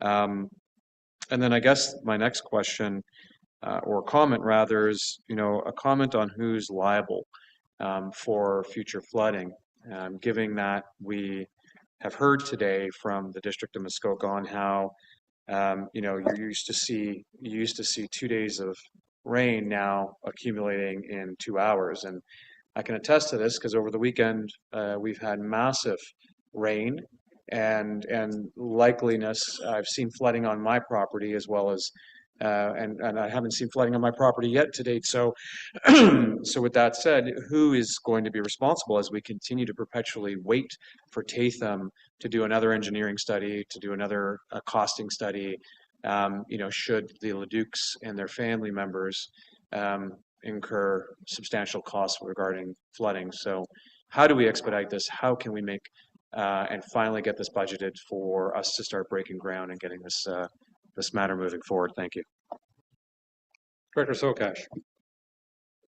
Thank you. Through the mayor, if I may address Councillor Jarvis's comments first on the history, I don't think it's going to be possible to get anything other than what Mr. Leduc knows, having lived there. Our files are not very good.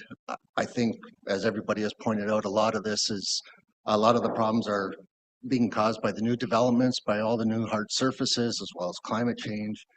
I don't think finding out the history of this, other than what Mr. Leduc has to offer, is going to be very feasible. And at the end of the day, the water's coming from the road. So unless there's something in writing that we haven't found yet, it shouldn't be going onto private property. Appreciate that. Thank you. I'll get Councillor Bocek to fill me in. I'm sorry, Councillor Graziano. I have moved by Councillor Jarvis. Oh, sorry. Go ahead, please. Yes. With respect to the engineering, I can't defend the timelines of Tatham's. It wasn't they didn't do a survey. They used the flight data, the GIS data for that. So that's surveying has to be properly done. The test pits have to be done to see what's in the ground and what has to be removed to put together a proper tender.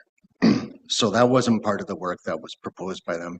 The final design, I don't expect will be a lot of work.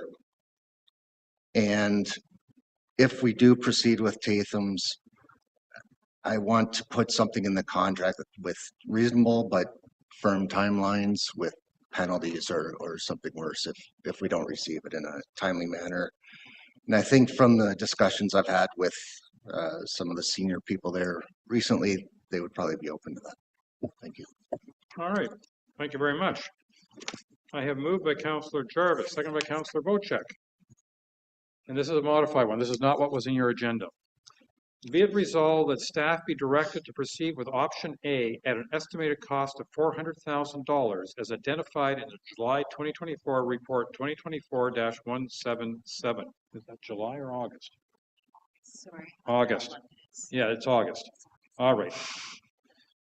And that a sole source contract with an upset limit in the amount of $40,000 be awarded to Tatham Engineering for the detailed design and resident consultation and survey, and that the project be funded through Roads General Reserve. Any further questions or comments? Councillor Cooper.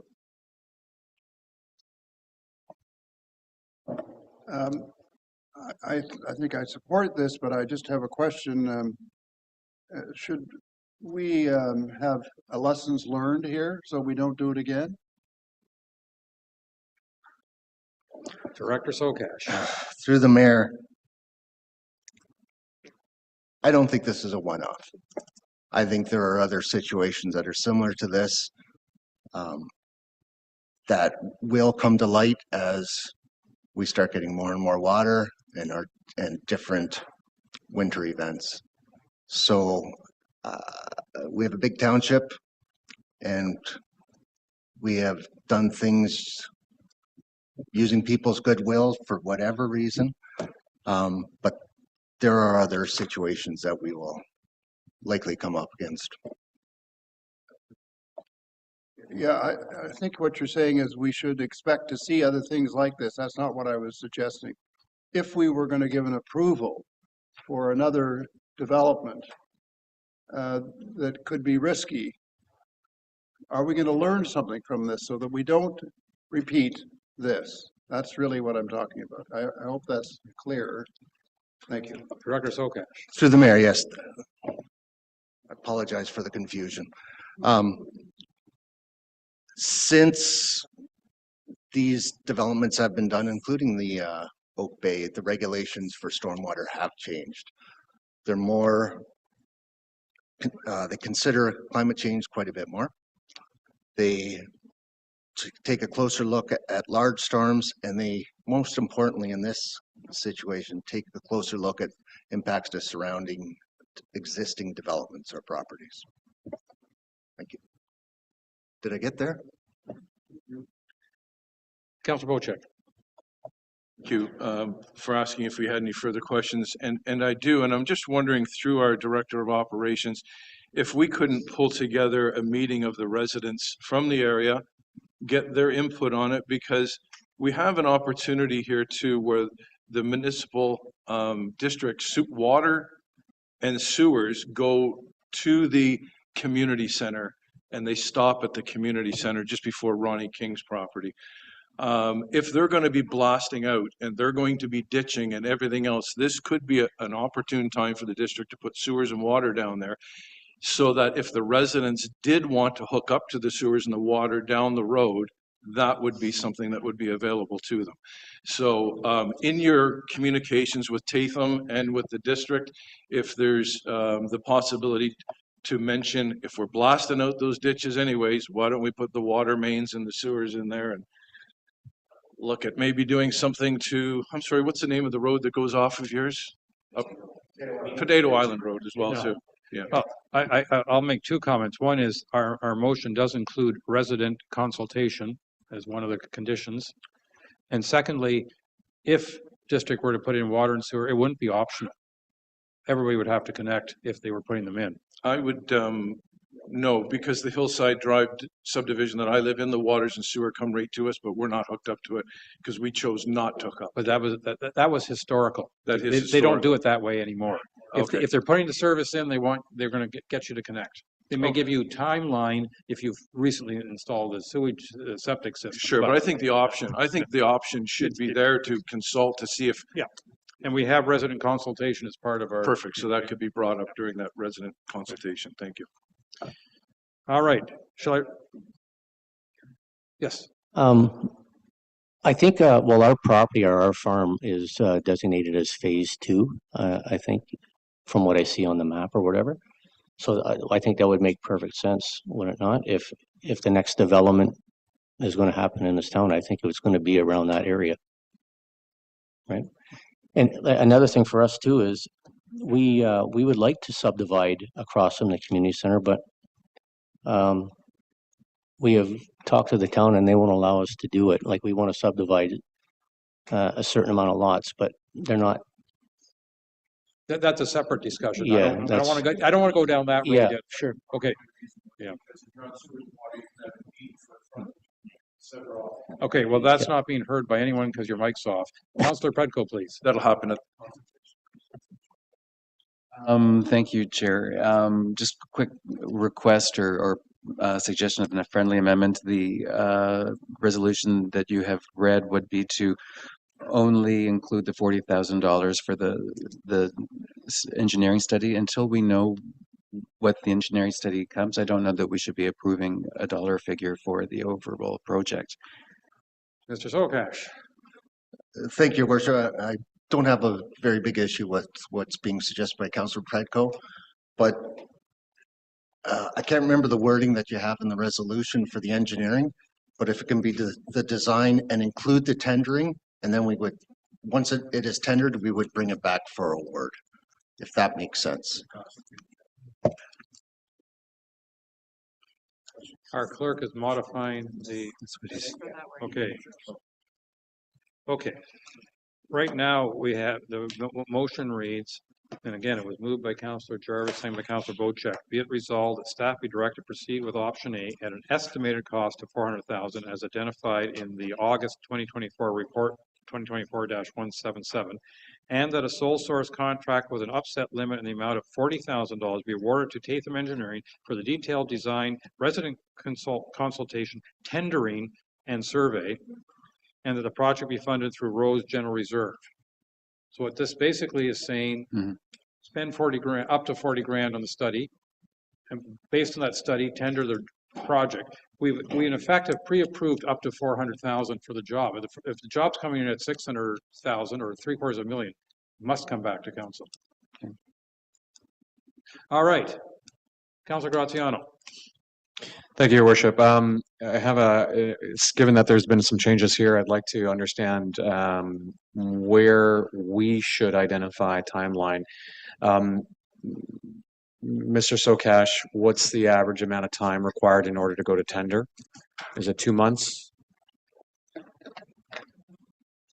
Through the mayor, I think 2 to 3 months in this case, yes. Okay, so 3 months from spring of next year would be February.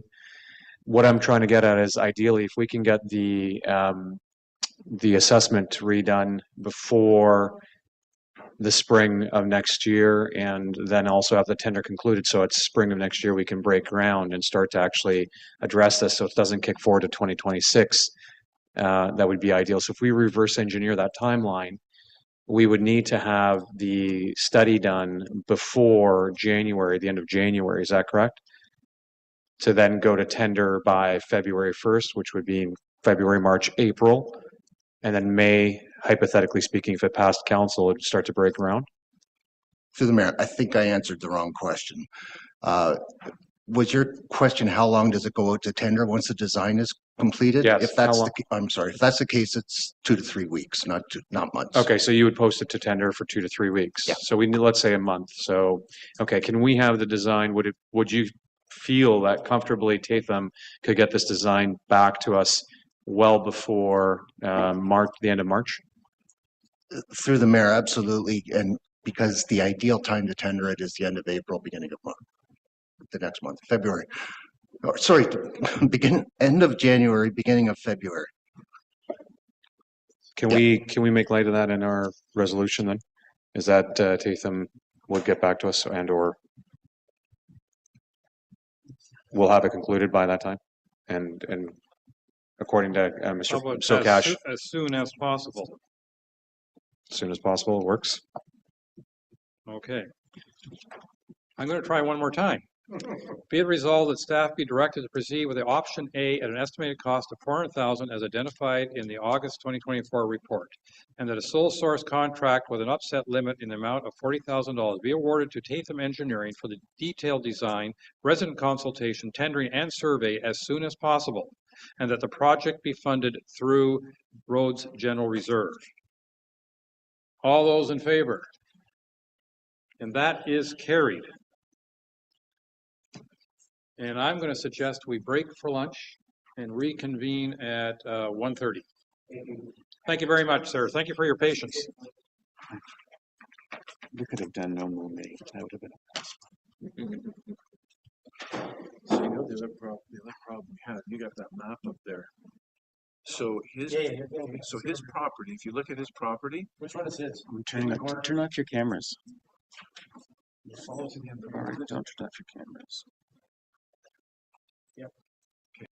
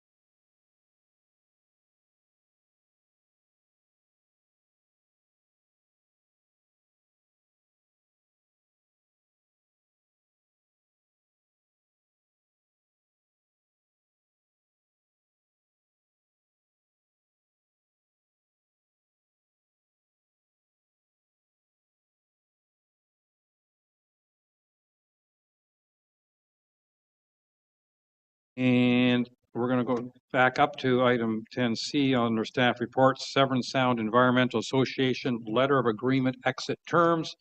And CO Mariotti, this is your report, I believe. Thank you, Mayor Coetzee. Yeah, this is more of an information report, and maybe it could have gone under the consent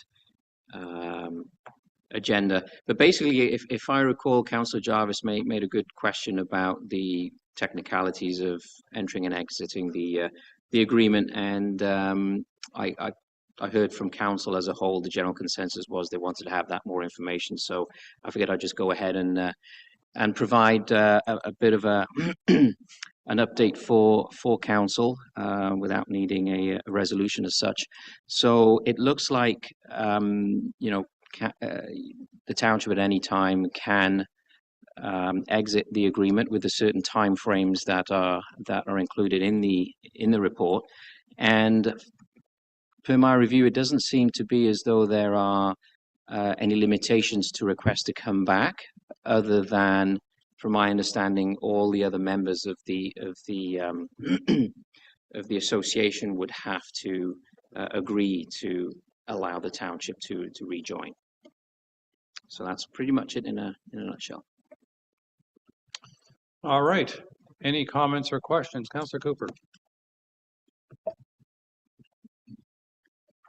So just so I can clearly understand, this is sort of an either or, but there could be variations on a theme, could there not? In other words, we may decide we want certain services but not others, or we want to renegotiate what our fee is, as opposed to quitting, so to speak. Is that not part of the possibility? My opinion of looking at the agreement is that if we enter into the agreement, then we agree to the overall scope of work that the association is providing to the members. The township could ask to say, you know, we want to remain members, but we'd like to pick and choose from a menu. We can always ask that question, but then I believe that it's up to the majority of the remaining members of the association as to whether they would allow us to do that. So just on that allowable thing, I would think be disappointed to lose our revenue, for example, would they not? And if they were, they might be amenable to a renegotiation as opposed to a change in a full stop or no go or go, as it were. So I think that I'm just suggesting that we need to consider it in those terms. It's a little bit like the question of our solid waste with the district. What services do we want or don't we want? And I think with this particular case, it's more about where do we see value, and there are areas, I think it's not a black and white subject. So there are areas where we do see value, but maybe others that we don't. And have you had a conversation with the executive director about what sort of assistance she could give to us in terms of some sort of modified relationship in the future? So no, the conversations I've had with the executive director of the SSCA have been related to the other report that I provided to council in terms of requesting a third party to actually look at the overall cost apportionment, which hasn't been done in a while. In terms of negotiating, you know, whether they would be open to negotiating a different agreement, that I think that you know, council will have to give me the go ahead first to say, you know, and then I can have those conversations. And again, it's we can ask any different options. I believe, though, it's up to the SSCA, and I guess through Councillor Bocek on his, you know, sitting at the board. Maybe Councillor Bocek could help us as well to get a feel for whether the SSCA might be amenable to, you know, to some kind of modified arrangement. Fine. So if I could just finish by saying as a comment that I don't think we have to go cap in hand. I'm quite sure they could use our financial assistance. So I think while we want to be flexible and reasonable in our negotiations, I think it would be pretty amazingly unfortunate and unwise on their part to not provide some sort of flexibility versus you can either be a member or you can't be a member. So that would just be my comment. Thank you. Thank you. Councillor Hazelton.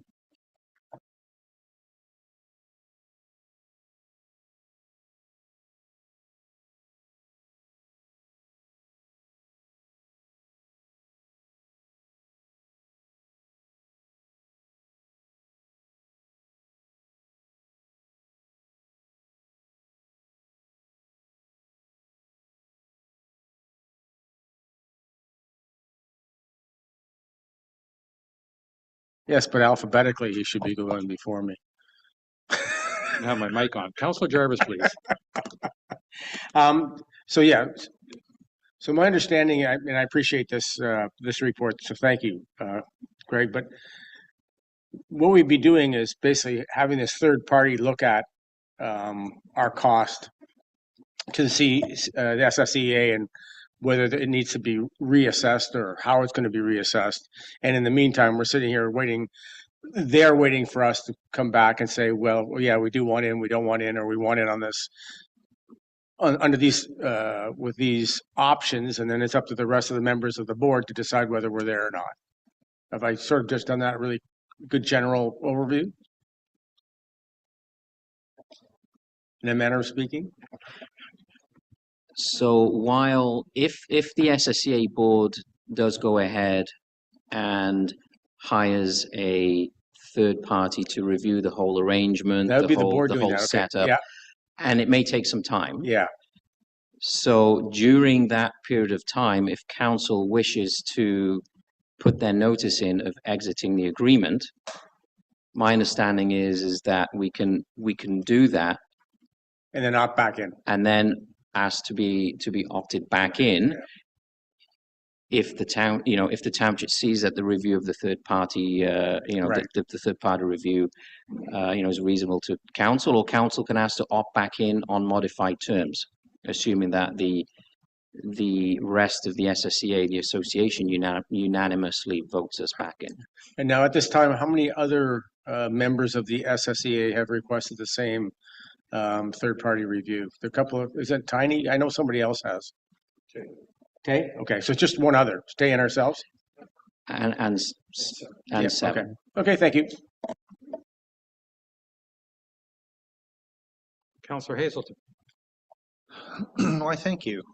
What occurs to me is we've talked on council a fair amount, and my memory is that we have got to the point where we have said to staff, issue a cancellation letter and then let's start negotiating.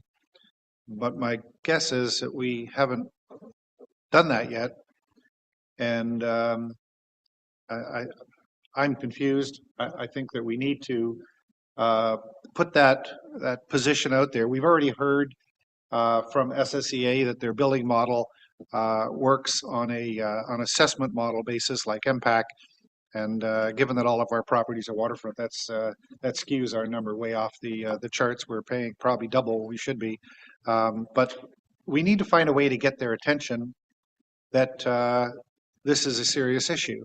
And I think we need as a council to get staff to get this cancellation letter out the door. And if we learn in the future that there is something of value to us, as Councillor Cooper says, I am certain that they will find the extra revenues attractive and will welcome us back in. Thank you. Councillor Wojcik. Thank you. And through you, Mr. Mayor, I don't remember council saying get an exit plan sent off and exit. I don't remember that, but regardless, here nor there.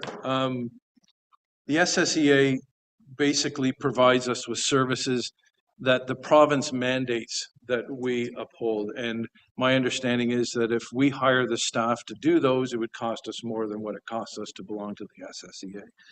So right there, we have an advantage. Not unlike the District of Muskoka, I would like to see a similar format that we have with them, whereas we pay based on our population. So at the District of Muskoka, we pay 10% of the bill, 11% of the bill up there. We pay for buses, hospitals, all kinds of stuff at the district for Huntsville, Gravenhurst, and Bracebridge that we will never use, that we will never take advantage of, yet we continue to support the district. The same way with SSEA. There's a lot of things that we don't use in the township of Georgian Bay, but collectively SSEA, it's part of their mandate to do. So I agree with the fact that we need to have a third party have a look at this, make sure we're getting value for our dollar. But our number one priority in this township is the environment. And this is a big part of our commitment to the environment, especially when it comes to Severn Sound, which services most of the water in Georgian Bay Township. So I don't see what the urgency is to leave SSCA and then rejoin it. I think what we need to do is possibly renegotiate our stance with SSCA to service us better. But to opt out of it and then try and get back into it, I sit on the board. I can tell you what'll happen. If you want to sit on the board, go ahead and see what happens. But that's the wrong strategy to be using with SSCA. Period. Thank you. Thank you. I can recall in a number of budget discussions that we've had over the years that we've questioned whether we're getting full value for our SSEA dollar, and different councillors have had different opinions, and that's been fine. We've never, during that budget process, made the decision to end our relationship for a couple of reasons. One key reason was we had up until October 1st to make that decision, because it doesn't matter when you have to give minimum 15 months notice. The way the current agreement is designed, if you give notice before October 1st, then the relationship would end December 31st of the following year, 15 months later. So to me, I'm not sure I know I don't like an agreement that has 15 months notice. I can understand that when it was originally created back in 2008 or whatever that agreement date is.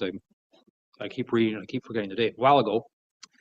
I can understand that they wanted a fair amount of notice, but 15 months is an unusually high amount of notice. So that's one thing. The second thing is that there's no question of mine that we get value from SSEA. I personally don't doubt that for a second. I think it's legitimate for us, as at this point, 2 other townships, to ask whether we are getting similar value for our dollar as the other members of SSEA. And I'm very hopeful that the discussions that are hopefully being initiated with SSEA over the coming, I'll say, half year, about how that agreement that was signed 20 years ago or 15 years ago, whatever, is updated, including the services provided, including whether or not there's going to be an optional menu, including which organizations are going to participate. I really hope that those discussions go well and that we fully participate in those discussions, because I do think SSEA can provide very valuable services to us. But what I don't want to have happen, in fairness to our taxpayers, is 6 months from now, 8 months from now, we make the decision. We don't like the way the discussions are going. We don't like what the board as a whole is deciding. We want out, and then we have to wait another year and a half before we're out. So to me, I think it makes perfect sense to, before October 1st, to send a note to SSEA, and we could even say, subject to the negotiations and discussions that are going to be taking place over the next half year, we're providing notice that we would that we're considering exiting December 31st, 2025,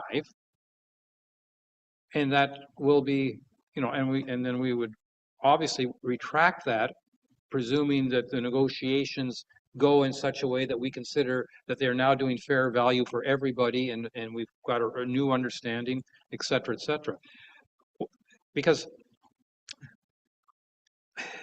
I know that in November, we will be discussing whether or not we get value for SSEA. It's a given, because given the council members we have now, given the council members we had for the last decade, it will come up in the conversation.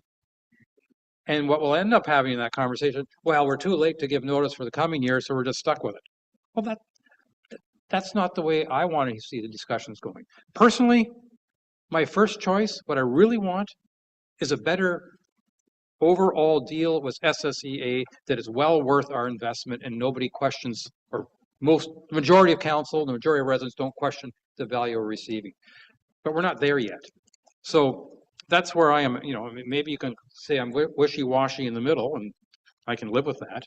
But I think we should give what, in my mind, and I know lawyers will just cringe, but what my mind would be a conditional notice of wanting to exit December 31st, 2025, sorry. Got to do my math right. But in front of us today, there's simply a motion to say we receive this report for information. And perhaps then, because we have one more council meeting, namely September, before the October 1st deadline, perhaps we should have on our agenda in September a motion to provide notice, and then we as council at that point can vote on it. But today, really, the only motion I have in front of me today is that we receive the report, and I appreciate the report that CO Mariotti provided, because it provided information. Councillor Cooper. I may not have been nearly as I may not have covered the points nearly as well as you have, Mayor, but I agree with everything you've said. I really would like to continue some sort of relationship with SACA where we see value. And I hope I got that across before, but I still support that. But I think it's incumbent upon us to act responsibly and financially carefully, with fiduciary matters in mind. And so I think giving notice, giving them our intent to hopefully continue to work with them in the future. And quite honestly, I don't see any reason why we can't make that motion today. Get on with it. It'll just help us that much more if we have a little more advanced time to work on it with them. So I would, that's the only addition I would make to your statement, was that that we deal with it today and get the notice out and do it in such a way that it's a friendly notification as opposed to adversarial, because I don't think we want that, or I certainly don't want that. Anyway, thank you. Thank you. Councilor.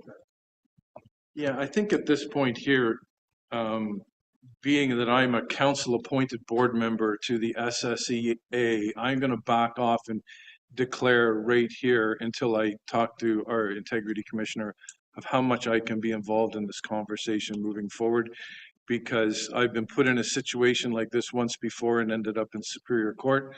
I really don't feel like going there again, so I'm going to recuse myself at this point and step away. Well, the good, I think I don't think you have any conflict receiving the report.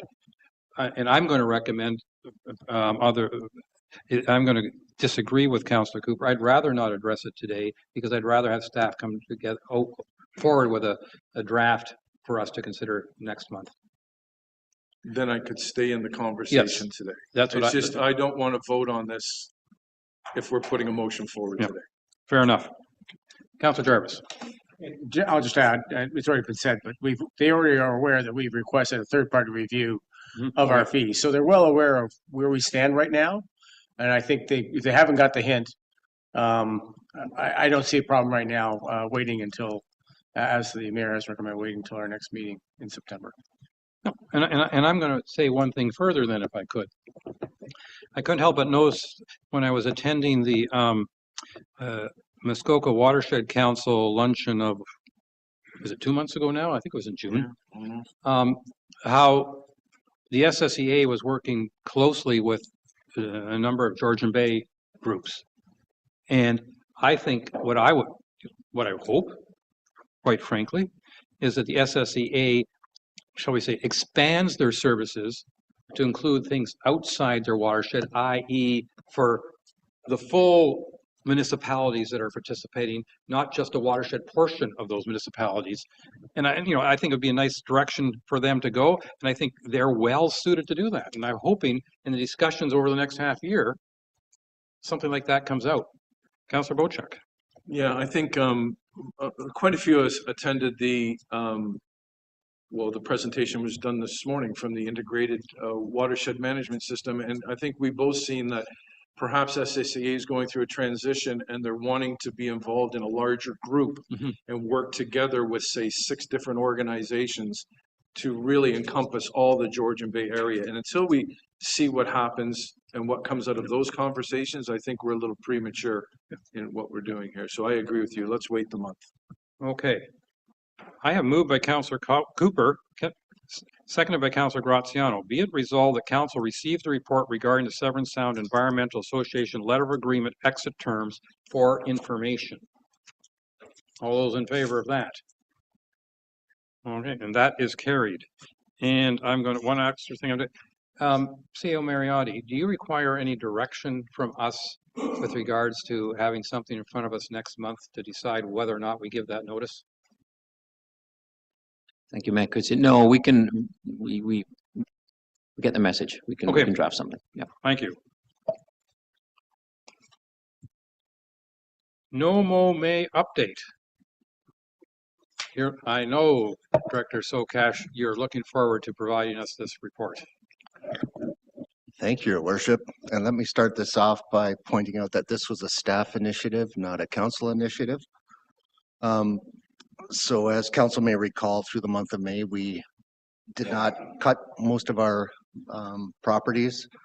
Unfortunately, in my opinion, this really wasn't a success. While it may have had some impact on pollinators, we had more tick encounters reportedly. Quite a few complaints from residents about sports fields not being cut, although we did try to address that. Once it was time to cut the grass, it took far more staff time and effort than we expected to get the grass cut and everything cleaned up and the grass hauled away. Probably, in my opinion, the most important thing was snakes and turtles were starting to use the uncut grass as habitat. So there were some conflicts. We relocated quite a few turtles and snakes away from where we were cutting. Hopefully we were successful in getting them all. I don't know. So for these reasons, we're recommending that we not undertake this again, whether in May or any other month of the year, and instead our recreation supervisor who loves horticulture is looking at putting in some pollinator gardens in various locations. Thank you. Thank you. Council, any comments or questions? I'm going to make a couple of them. One is, I think, as much as I think the No Mo May, there was good intention, I'm beginning to think we're getting, given seasonal change, it would be more appropriate to say No Mo April or something like that, because as we heard earlier today, the seasons are changing. They're coming. We're warming up sooner, etc. But I also think it's important, and I appreciate the last point you made in your report highlights about staff will work towards establishing native pollinator gardens. I think the way I interpret that, it's not what you wrote, but the way I interpret that is you're only going to mow areas that need mowing and let the rest go relatively wild. Because I think what we want to do is encourage as much, I'll call it wilderness as possible within our township. And because we know that, especially when they're getting close to the waterfront, the more lawn you have, the more geese you have, the more runoff you have, and especially if anybody's treating that grass with any form of fertilizer, the more phosphorus you have, etc. So I would encourage staff to mow where necessary as opposed to arbitrarily mowing anything you possibly could. Director Sokash. Thank you, Your Worship. Just to make sure there isn't any misunderstanding, we're not going to make any changes right now.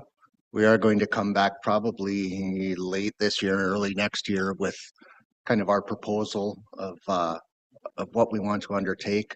We recognize that we don't necessarily understand all the ways that our properties are used. So if we try to implement different programs in different areas, we might be missing some things. Many councillors are far more familiar with certain areas than we are. So we would like first to bring that back to get input from council and then move forward after that. You certainly received input from some councillors and residents this spring as a start. Yeah. Councillor Cooper, please.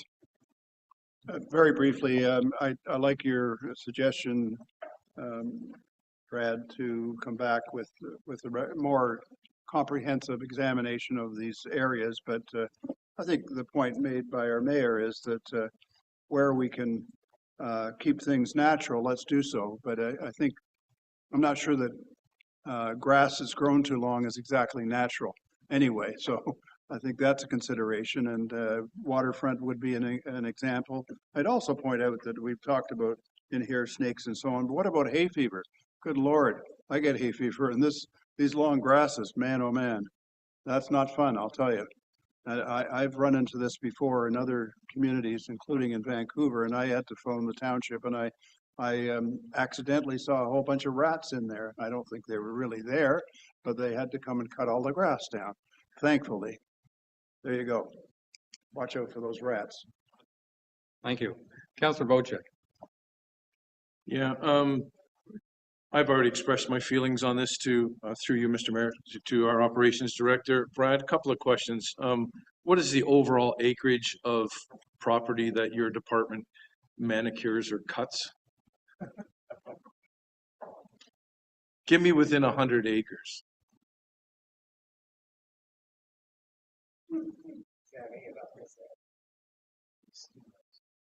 To the mayor, this is off the top of my head, 50 to 70 acres, but.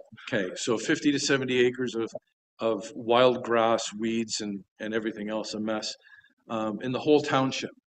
So my idea is you keep that manicured, you keep it cut, and I'll let the 200 acres grow behind my house, and we'll just keep that for the pollinators. And I won't hay the fields the next few years. We'll just keep that. You have to look at the scope of this township as opposed to, I have 400 hectares behind my house of wild grass and trees and forest. So to cut the community grass with a soccer field, it really doesn't make that much difference. And I think we need to get that through our heads, that what we're leaving behind for the pollinators makes absolutely zero difference to the pollinators, because they have millions and millions of acres to use for pollination. It's really, it's appeasing some people, not some bees. Thank you. Okay. Moved by Councillor Cooper, seconded by Councillor Hazelton. Be it resolved that staff be directed to suspend the No Mow May program beginning in 2025. All those in favor? And I see lots of hands, so that is carried. And that takes care of the staff reports section of our agenda. And so now we go into new business. And the first item of new business is continuous professional development. Councillor Graziano, please. Thank you, and through your worship, I'm assuming that everyone's read the motion, so no need to reread it. But essentially, over the last month to 2 months, we've come to realize that there are areas of training and gaps within training that we likely need to fill. And there's a lot of questions around how to approach this, and I felt that perhaps it'd be prudent to get some consultants in to start providing us with some information on how we can address some of those gaps. So I've endeavored to list a few of the areas that I'd like to see us trained on, specifically around procedural policy plus change limitations, municipal culture, current plus future, states, direction and communication etiquette, council staff partnerships and critical selection, and the last two subjects of 6, I believe, being identified collectively within council as well. So I'm going to spare the reread and open it up for discussion. Thank you. Council, any comments or questions? Councillor Cooper. I think this is a very interesting and good initiative. Learning and along the way is not a bad thing.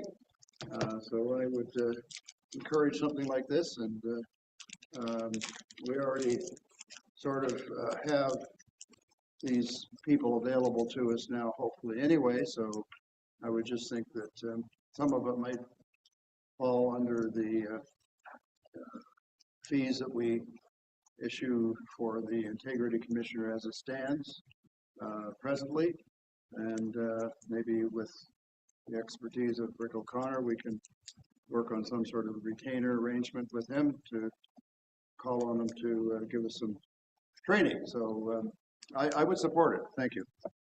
Thank you. Councillor Wojcik. Thank you, and through you, Mr. Mayor. I think this is a good initiative. However, the logistics around it don't make a lot of sense to me, because if this was happening a year from now, we'd be training a bunch of councillors that maybe might not be reelected the next term. So you're going through a lot of expense for someone, or maybe they don't plan on carrying on their career as a councillor. So this training would be a waste of money and a waste of time for that person. Similarly with staff, I think, and I hope this is addressing staff and council as far as this training goes, because that's the way I read it. And I think it's imperative that new staff be trained, be brought up to date and everything else, but current staff should be already. And I think maybe this should, as far as councillors go, this should be an option for a councillor, whether they want to partake in this or not. Because a councillor like myself maybe doesn't see the value of spending 6 sessions of education when it would be of no use to them in their future. So I would like to see maybe this will work itself out through talks and engagement here, but I would not like to be mandated to training by particular individuals, because in a democracy, you're supposed to be able to be a free thinker and not conform to one person's ideals. So I would like myself to be able to opt out of this training as a councillor. All right, thank you. Councillor Cooper, you want a second remark? Just to point out that we have, as I understand it, 2 years left in our mandate. We're only halfway through, so I think this is it's not exactly the end of the term, and I think it would be beneficial for all. If somebody doesn't feel like attending, they can skip a council meeting if they so choose, I guess, or walk out of the room when the presentation's on. Nobody's going to jam somebody down and put the handcuffs on them to their chair at the council table, but I think it would be beneficial to get some sound advice for some very qualified individuals. And I think it would be important to point out that with the 2 people suggested here, I don't think they have any particular political bias. I think these are experts in clerking and in legal. And so one is headed up both the legal department and the legal department and the clerk's department in Ottawa. The other has a legal background and is very much experience on the clerk side. So I think we've got 2 well-qualified individuals, and I just encourage that we learn as we go. Thank you. Thank you. Councillor Jarvis, please. I have no qualms, so I think it's a good idea. Continuous improvement in the way we do things is always a good idea. I think that we should be that it's too. I think it's too restrictive though within this motion to have specific names. I think we should be inviting people with the right expertise, and in the case of code of conduct, something like that, I guess it's going to be our current IC. But I think we should leave that part of the motion open to people that are available and have the right expertise. And it may be the people that are listed there, but let's leave it open so that others can be invited if we feel that they're a better fit for us, as opposed to having specific names in there. Otherwise, I have no problem with the motion. Thank you. Councillor Predko. Thank you. And through your worship, I would actually echo the comments by Councillor Jarvis in terms of naming the individuals. I think that is maybe not necessarily at this point in time. And also we have topics suggested to us and the number of sessions, and I'm wondering if it would be more beneficial or just a little bit more flexible to ask for sort of a syllabus or a training agenda rather than dictating some of these topics, because we have had training from previous CAOs and clerks and the integrity commissioner before. I think if we can try to come up with some specific agendas, it might be more beneficial than trying to have 6 2-hour sessions. I think it's just maybe a little bit broad or undefined at this moment. But obviously, always having continuous in education is wise and beneficial. And I think we just have to kind of try to understand what it is we're asking for, rather than just blanket request for more education. Thank you.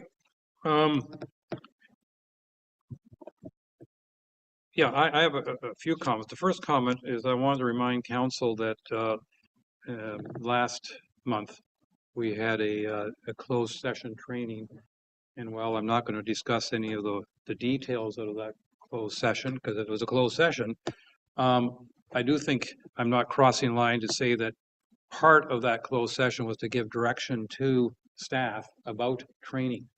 So we've already asked staff to look into that.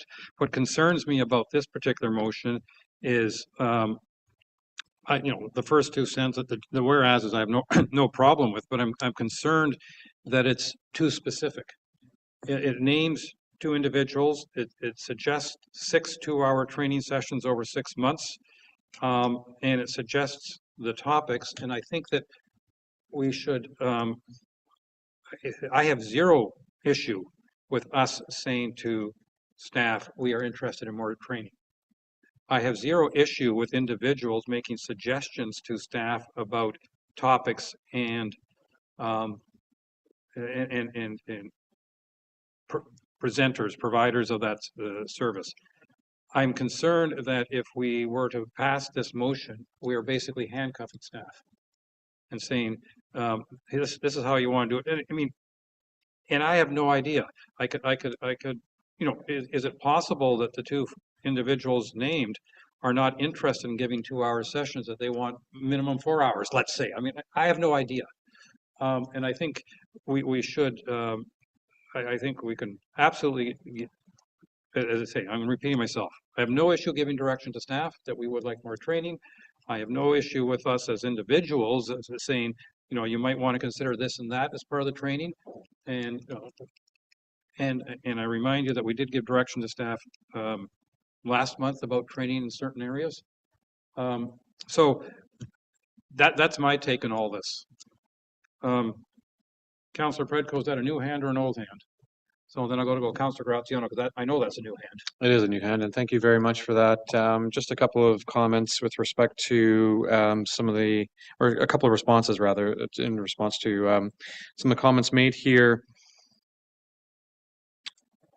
there was some concern with regards to it being too broad in nature, and in fact, the intent of identifying the subjects which pertain to training would be to ensure that it's kept narrow and focused. The whole idea here is that we are coming in for what I consider to be a lunch and learn, hence the 2-hour suggestion, rather than a whole day where we lose attention, where we're kind of stuck in a room for the whole day.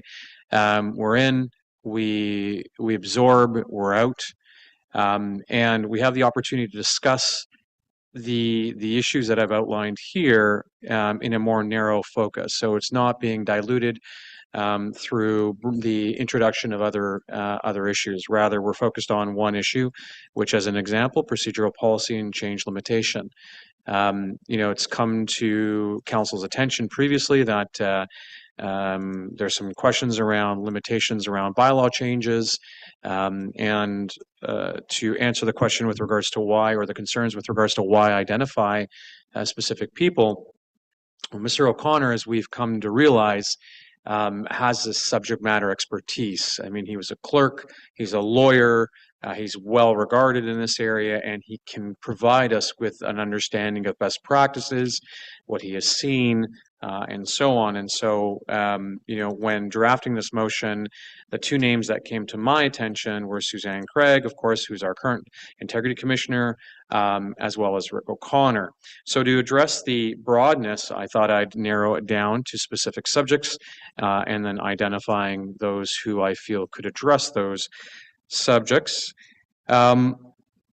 With regards to the direction of staff pertaining to the closed session, I believe that was different in nature. It wasn't necessarily the same type of training, and as a result, it required a subsequent motion that's before council today, to again focus on something that can be addressed more openly.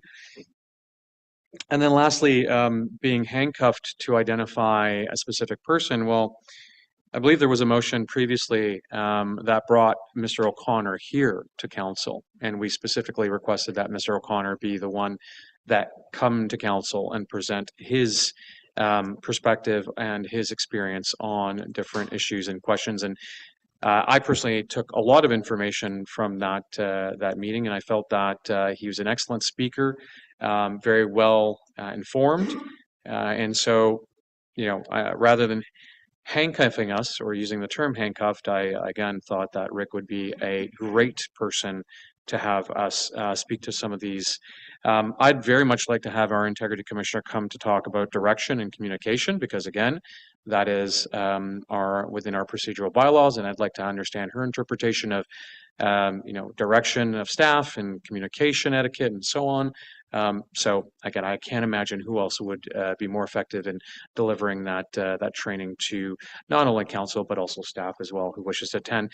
And then lastly, opting out of training. Hey, listen, we can't force anyone to be here, and we can't force anyone to attend training. So if there are councillors that don't see value in and sitting down and learning more, of course, I can completely understand. But there are other councillors here that feel that this could help us in future should we endeavor to, want to learn this information. So with that said, that's my response. Thank you. Councillor Hazelton. Thank you. I'd like to weigh in on two themes here. One is the selection of people, and then their credentials or their experience as it relates to our township. So the first comment is staff have heard us as council unanimously, generally as council, provide direction to staff on, for example, what lawyer we might want to use for key matters. And I would hope that staff see that what is taking place on things like that is that council is looking for not only the best expertise, but also council is looking for people and experts who we feel more aligned with than perhaps some of the staff selections that they may have come up with. And so I will offer that certainly my observation of my fellow councillors is that the alignment and understanding that we had from the education center session that we had from Rick O'Connor was unique. I think everyone said or expressed that that was some of the best education that we've had on these kinds of matters. And I think that we need to continue down this path of identifying people like Rick, who, by the way, is considered in the industry as one of the best. And so I think that it behooves us to continue down this path of making those kinds of strong recommendations, requests, if you will. And then the second element is experience with the township. So perhaps Rick hasn't had that much experience with our township. Maybe he has, don't know. But certainly our integrity commissioner apparently has had lots of interactions with our township over the last few years, certainly the last term and certainly the last couple of years. So I don't think that there's any other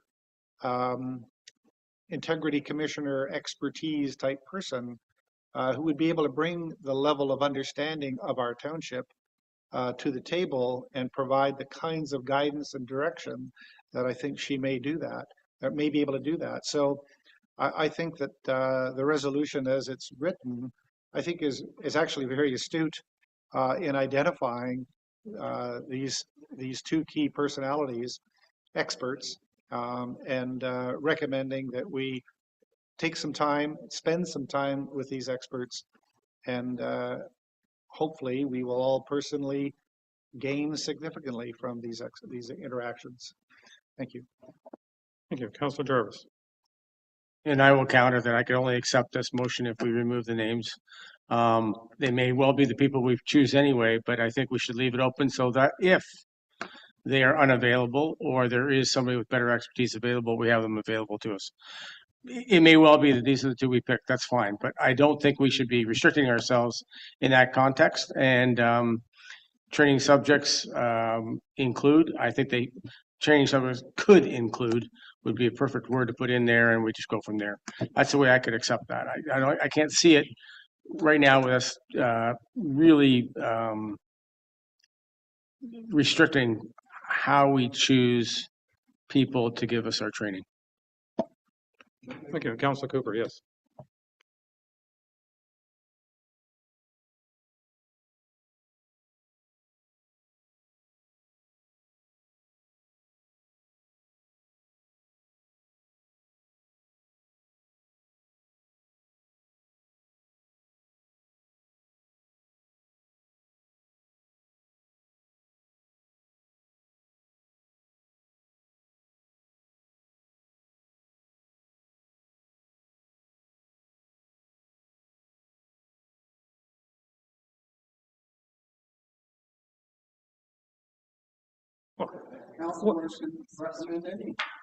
But that would suggest, if I may, that we'd have to change the wording because the motion does not agree with the report in that sense. Yeah. And as a seconder, I'd be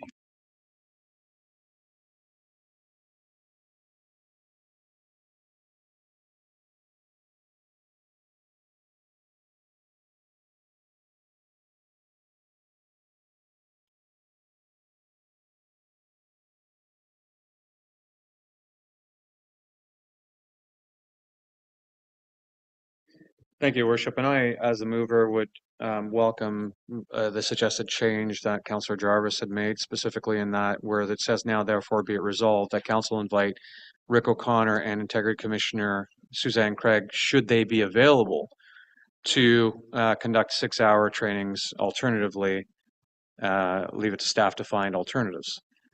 So, I mean, the first question would go to Rick O'Connor and the Integrity Commissioner saying, hey, can you guys do this?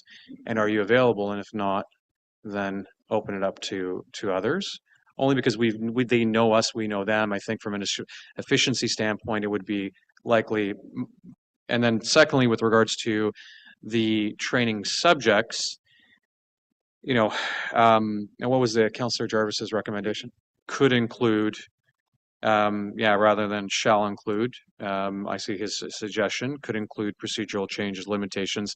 Yes, and so if we were to provide this list to the two, and they can speak to them, yes, then that's great. If council so wishes to change the suggestions or the suggested ones here, or I'm not sure how we would change the ones that we would focus on, but we also have two open floater ones that we could address after we've concluded the 4 training sessions to see if there's any residual discussions that we wish to have with the training, the 2 training participants.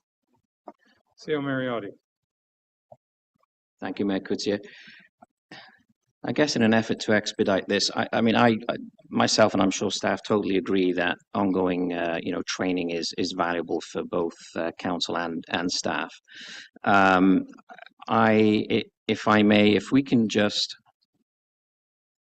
take the topics that are mentioned here, and then if staff can go away and reach out to, the likes of Rick O'Connor, Suzanne Craig, maybe others, there may be John Mascarin, some of the many trainers that we have reached out to in the past, and see if we can compile a compendium, which does go kind of hand in hand with the discussions that took place last month.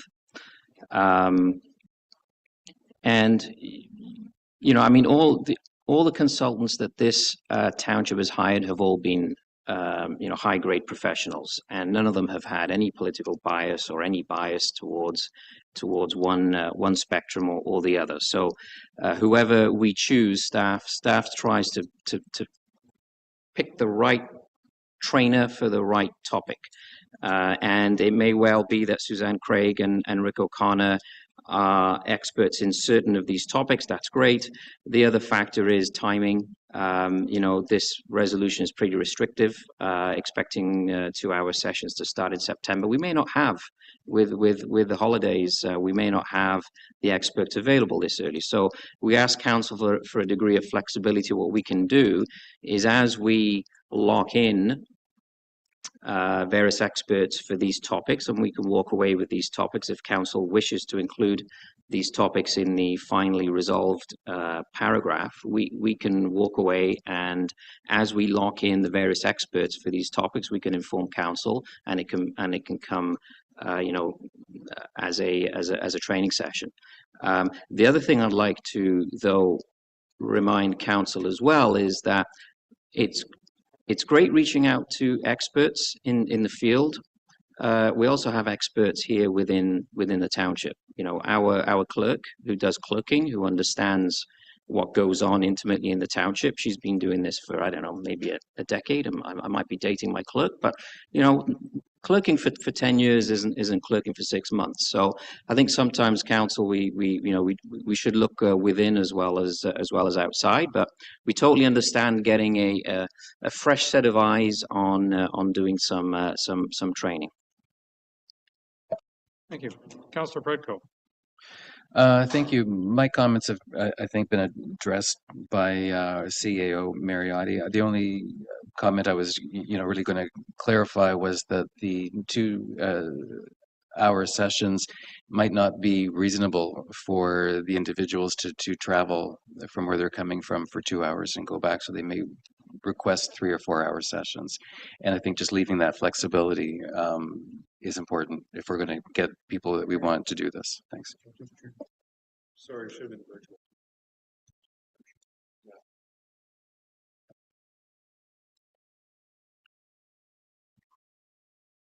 That's it? Yeah, Councillor Bocek. I'm not against training. I'm not against training council. I'm not against training staff. It was the wording in this motion that had me a little bit concerned. So I'm going to ask one question, and my vote, whether to vote in favor of this or against it, is based on the answer to this question. Who is choosing the experts, council or staff?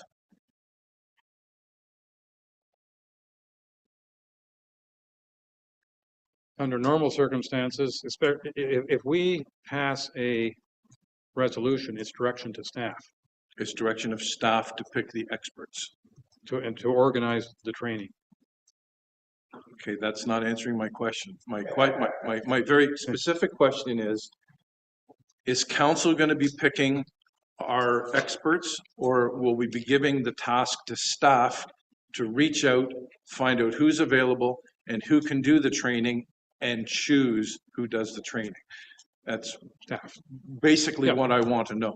Yeah, no, this, however version, if we pass some resolution here, we are giving direction to staff, and staff will be doing the reaching out. That's how resolutions work. They're basically direction to staff. Let me call it formal direction as opposed to informal direction to staff.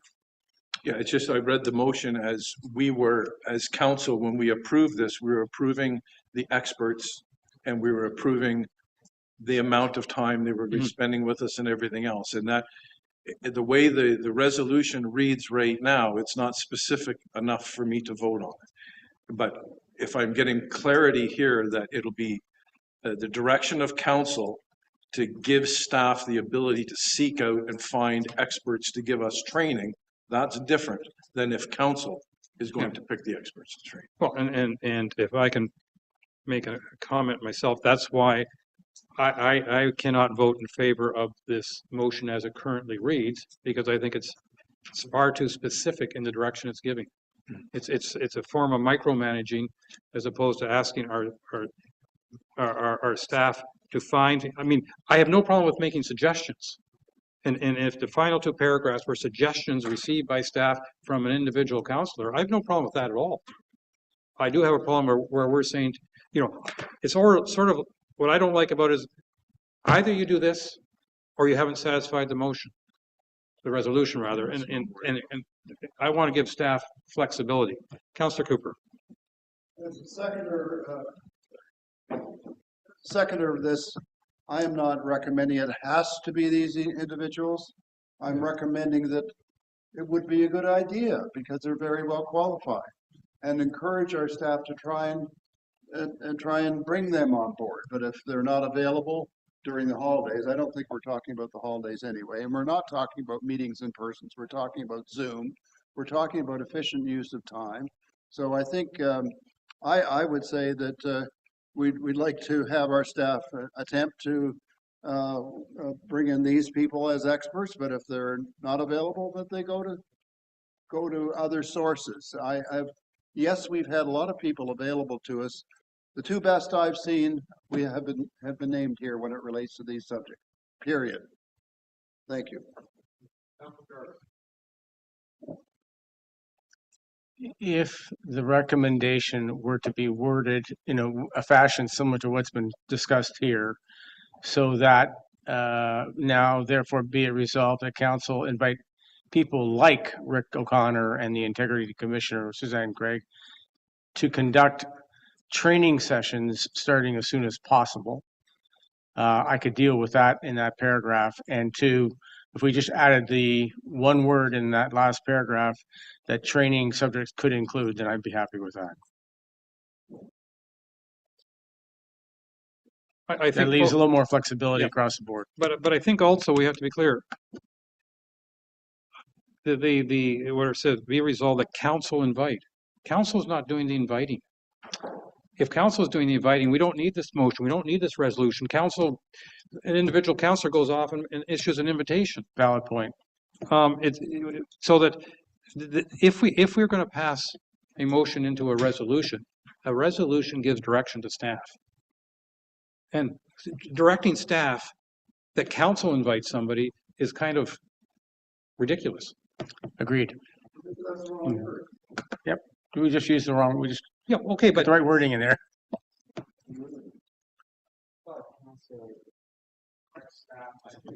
Yes, Councillor Graziano. Thank you.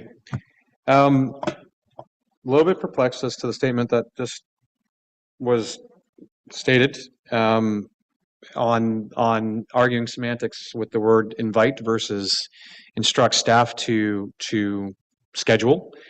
My understanding, and actually ironically enough, it was a statement made by Rick O'Connor, was that council reigns supreme, and if we wish to invite someone to council, we could invite someone to council. We would instruct staff to contact that person and schedule it, but we were the ones that would invite that person to come to council, just like we are the ones that invite our lawyer to represent us.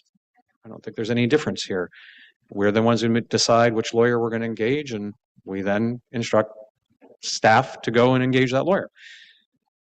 But I'm curious, and I have a question. I wonder why there's just been so much resistance to the two main mentioned names on the motion. I don't quite, I'm a little perplexed as to why there's been so much resistance with Rick O'Connor and Suzanne Craig, who happens to be our integrity commissioner.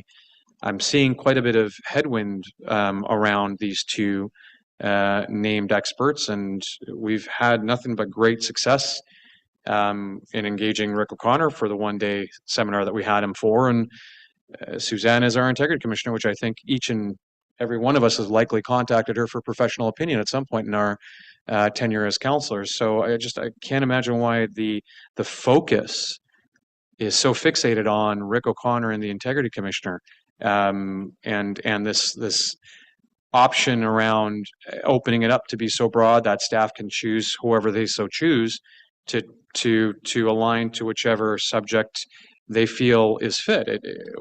Why are we endeavoring to have this conversation?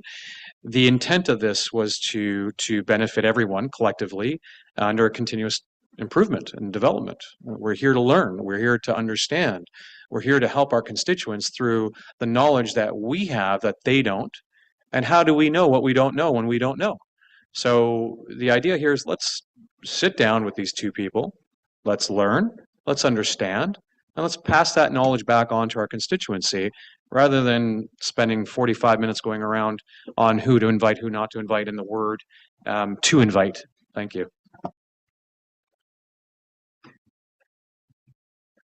Well, the reason we're spending more time than we should going around this is because the motion was very specific. Let it be specific. Okay. Councillor Predko, I'll give you the last comment, and then I'm going to read the motion. Sure, and I think to respond to Councillor Graziano's points, I think the main reason I am, and I don't want to speak for others on council, are trying to make it less specific, is that if Rick O'Connor or the Commissioner Craig aren't available or aren't interested, we no longer have a valid resolution to move forward with. So I think what we're trying to do is make sure that this is reasonable and functional, so we can actually move forward with a training session. Thank you.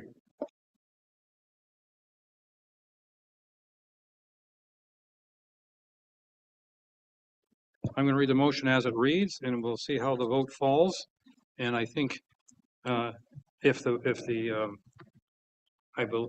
motion fails, I'm sure staff will nonetheless take this as a direction of a desire of council to have more training, and there's a suggested list of subjects. So I have moved by council. I'm going to request a recorded vote. Thank you. Thank you. You're welcome. Moved by Councillor Graziano, seconded by Councillor Cooper. Whereas continuous professional development is vital for effective municipal governance and council member performance, and whereas expert-led training can provide valuable insights and improve council's ability to serve the community. Now, therefore, be it resolved that council invite Rick O'Connor and Integrity Commissioner Suzanne Craig to conduct 6 two-hour training sessions over 6 months, commencing in September, and that the training subjects include procedural and policy and change limitations, municipal culture, current and future state, correction and communication etiquette, and council staff partnerships, plus critical selections, with the last 2 subjects to be determined by council prior to the training session dates. Clerk Wade, could you take the vote, please?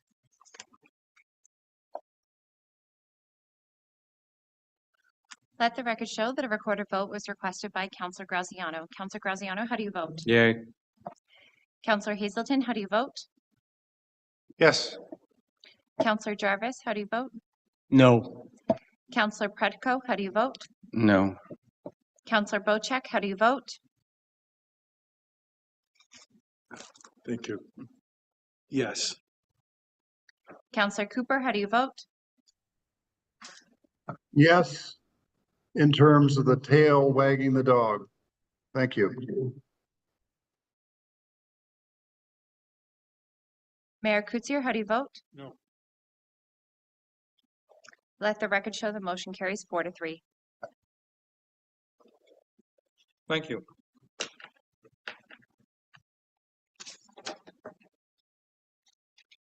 Next, do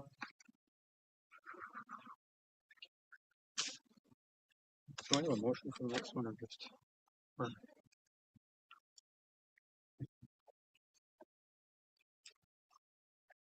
The next, I don't know, but okay. The next motion, I think it's my topic, though it's moved by Councillor Predko and seconded by Councillor Bocek. I don't know if you want me to speak to it, Councillor Predko, or yourself. Okay. It's simply a motion to recognize the conversation that took place at the Muskoka Housing Task Force meeting of July 24th, in which the Township of Georgian Bay, in partnership with Moose Deer Point First Nation, the Township of the Archipelago, and the District Municipality of Muskoka, were looking into housing options to be explored for MacTier. And I think it's important that we, as a council, express our support that these efforts go forward. Any questions or discussion? Councillor Graziano. Thank you, Your Worship. The second from last paragraph, that staff be directed to work with all the aforementioned partners to explore this initiative in further detail. I'm curious to know where on the work plan this would fall and what priority it would take, and what would be bumped from the work plan in order to accommodate this. Thank you. CEO Mariotti. Yeah, thank you, Mayor Coutier. Actually, this is part of the CAO and HR's work plan, so it's been pre-existing for some time. Councillor Predko. Thank you, and through you, Mayor. I just really wanted to, I mean, I know I'm the mover on this item, but I'm also just want to make sure that I express, I think, how important the Affordable Housing Initiative is for MacTier. And I've spoken to a number of residents in MacTier that are also supportive, and they have been encouraging, and that goes through from the Lions Club to other individuals. The one area of concern that's expressed is the property manager who's currently supervising the existing housing complex in MacTier. But I think as we move forward with this, we need to make sure that we reassure residents that this is not an extension of the existing housing complex.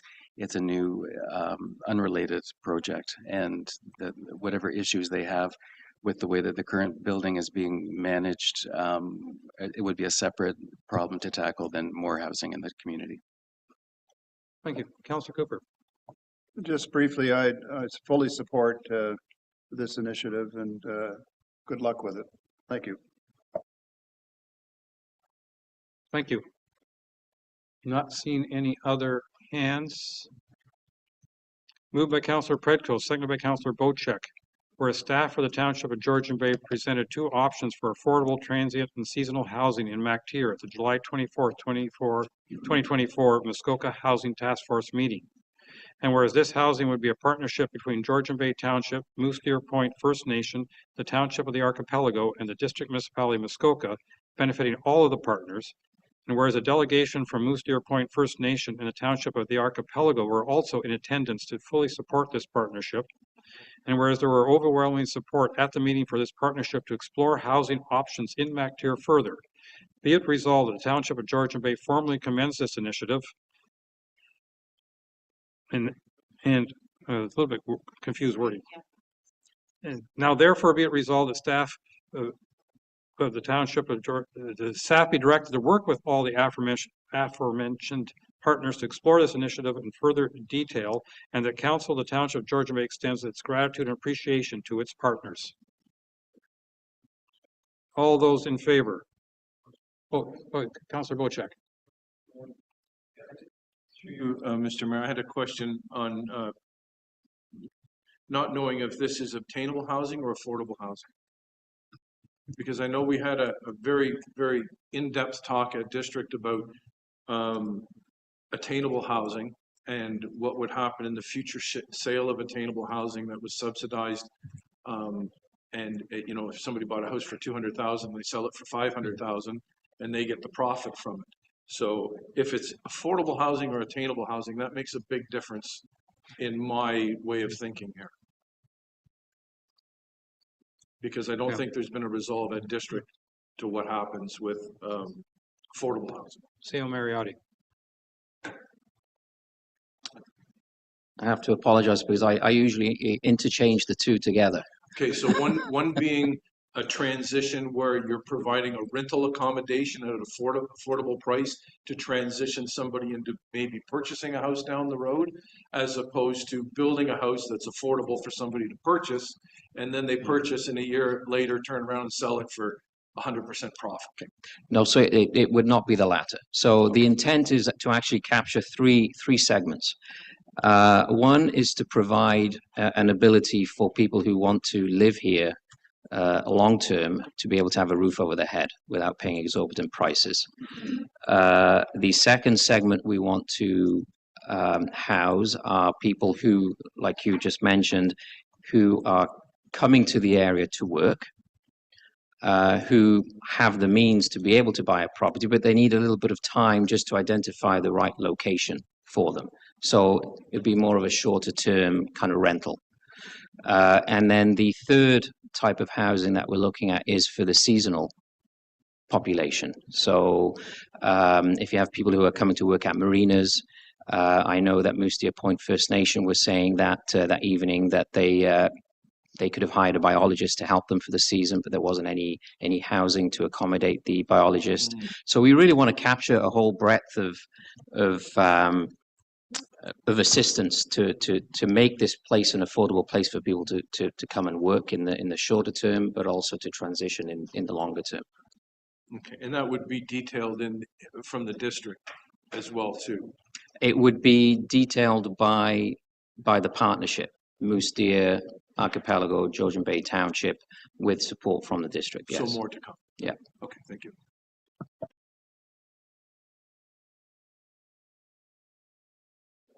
Thank you, Worship. And regrettably, I missed the last Muskoka Affordable Housing 2.0 meeting where Mr. Mariotti had presented. I would have liked to have seen the report, though. Do we know how many units are being proposed here? And where specifically has this been a plot of land been identified, or is that still in the works? Through you, Mayor Coetzee. No, so we've identified two preliminary plots of land, and there's no detail yet on the construction, the design, the number of units yet. But the plots that have been identified are of a decent enough acreage to be able to create something for MacTier and for the local area. And one subsequent question, if I may. Thank you. Assuming, and of course, I agree with the initiative here, but assuming that these are successfully passed and built, will we see any green spaces added on to MacTier around these units as well, specifically in parks or recreational spaces?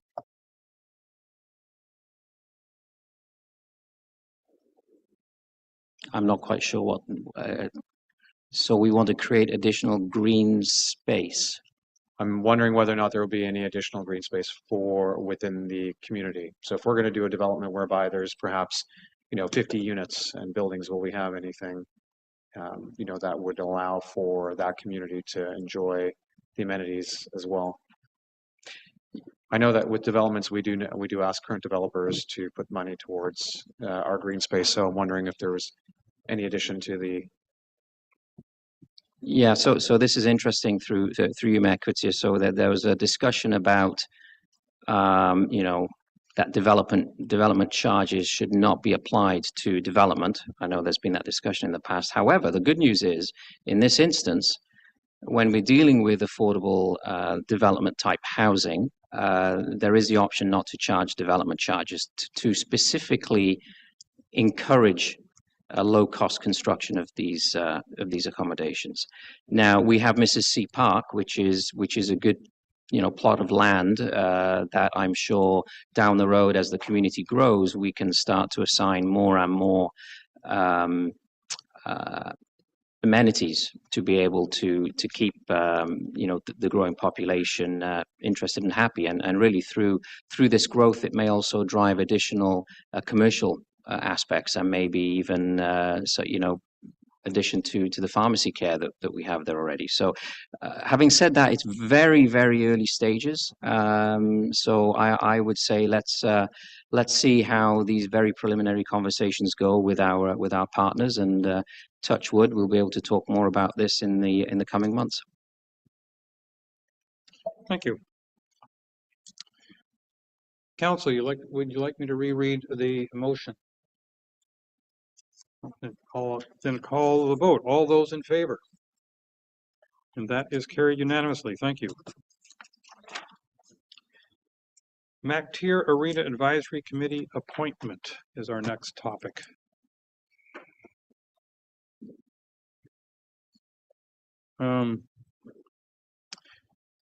And basically, I'm just going to read the motion, because we've received a letter of resignation from Councillor Bochek. So the motion reads, moved by Councillor Graziano, second by Councillor Predko.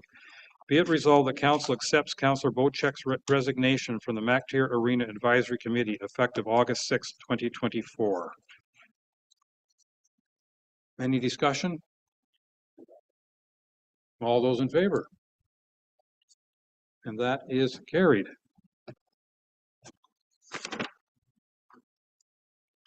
Okay, and now we have some bylaws. The first one is moved by Councillor Jarvis, second by Councillor Cooper. Be it resolved the Council enact bylaw 2024-073 deputy clerk appointment for Ms. Spring Greatchuck, who is sitting right over there. Does anybody care to make a quick introduction of Ms. Spring Greatchuck before we actually call the vote? Clerk Way, that was, yes, I hinted at you. I did earlier, but perhaps you were out of the room. It was before the meeting, so apologies. Okay. This Let's is do a public one now. Okay, perfect. Today is Sheila Greschuk's first meeting. The bylaw has to have both last names, but she will be going by Greschuk if you need to email her. And she is covering Sydney's mat leave. So this is Sydney's last formal council meeting, and she is done the end of the month. Are you saying, you're saying we may not see Ms. Lebec tomorrow? Well, tomorrow's planning council and committee of the whole. Okay, so those right. are different meetings. Yes, all right. Yes. Welcome aboard. We're looking forward to working with you. And I'm going to then now call the vote. All those in favor? It's official. You can't go anywhere. And maybe, yeah, if you wouldn't mind bringing in our deputy treasurer before we do an appointment for our deputy treasurer, please.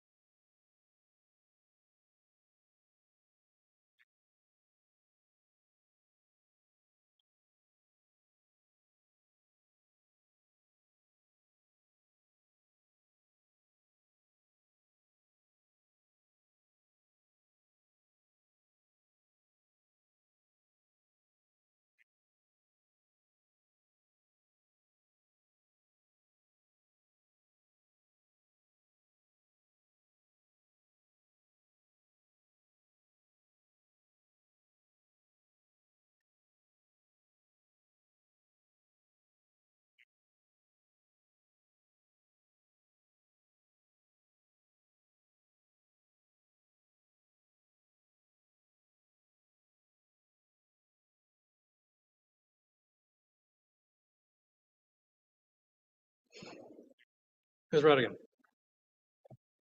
Thank you, Mark Coutier, and through you to members council, I'd like to introduce Candace Wislenko. She is our new deputy treasurer. She is the former deputy treasurer of the Township of Springwater.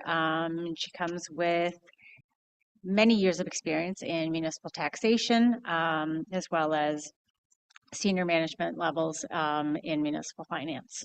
So I'd like to introduce Candace to members of council. Ms. Wislenko, welcome. Councilor Graziano.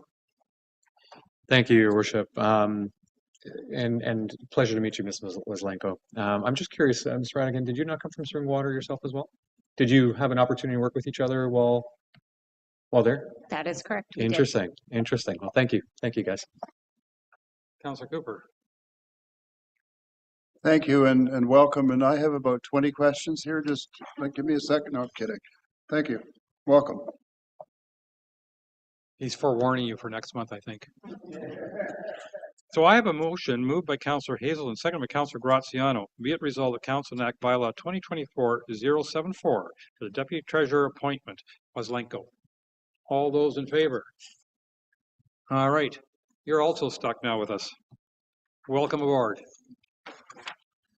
And as a consequence of these two new folks, we have to pass a signing officers bylaw. So I moved by Councillor Jarvis, seconded by Councillor Bocek. Be it resolved that Council enact bylaw 2024-075 for signing officers. All those in favor? And that is carried. Thank you very much. And now we get to go into closed. Thank you. Moved by Councillor Jarvis, seconded by Councillor Graziano. Whereas Section 239(2) of the Municipal Act 2001, as amended, provides authority for councils of municipalities to close a meeting or parts of a meeting to the public if the subject matter pertains to a matter identified in Section 239(2). And whereas the Council of the Township of Georgian Bay deems it necessary to close this portion of the meeting in order to address matters under the following Sections 239(2), Council closed minutes of July 8th, Special Council closed minutes of July 9th, Special Council closed minutes of July 19th, and legal files listing. Now be it resolved that the Council of the Township of Georgian Bay moves into closed council session at 2:54 p.m. All those in favor? And we are moving next door. Thank you very much. Okay, bio break, go.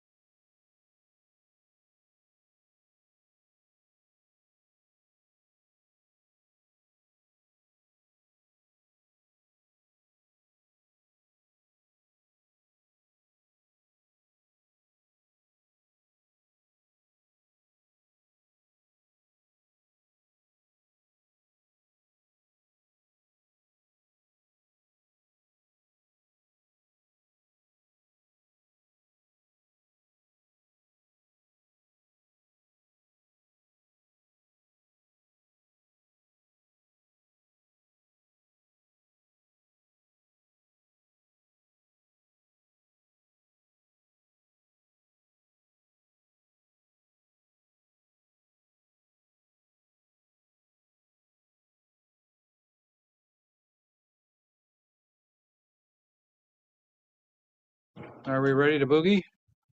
Okay.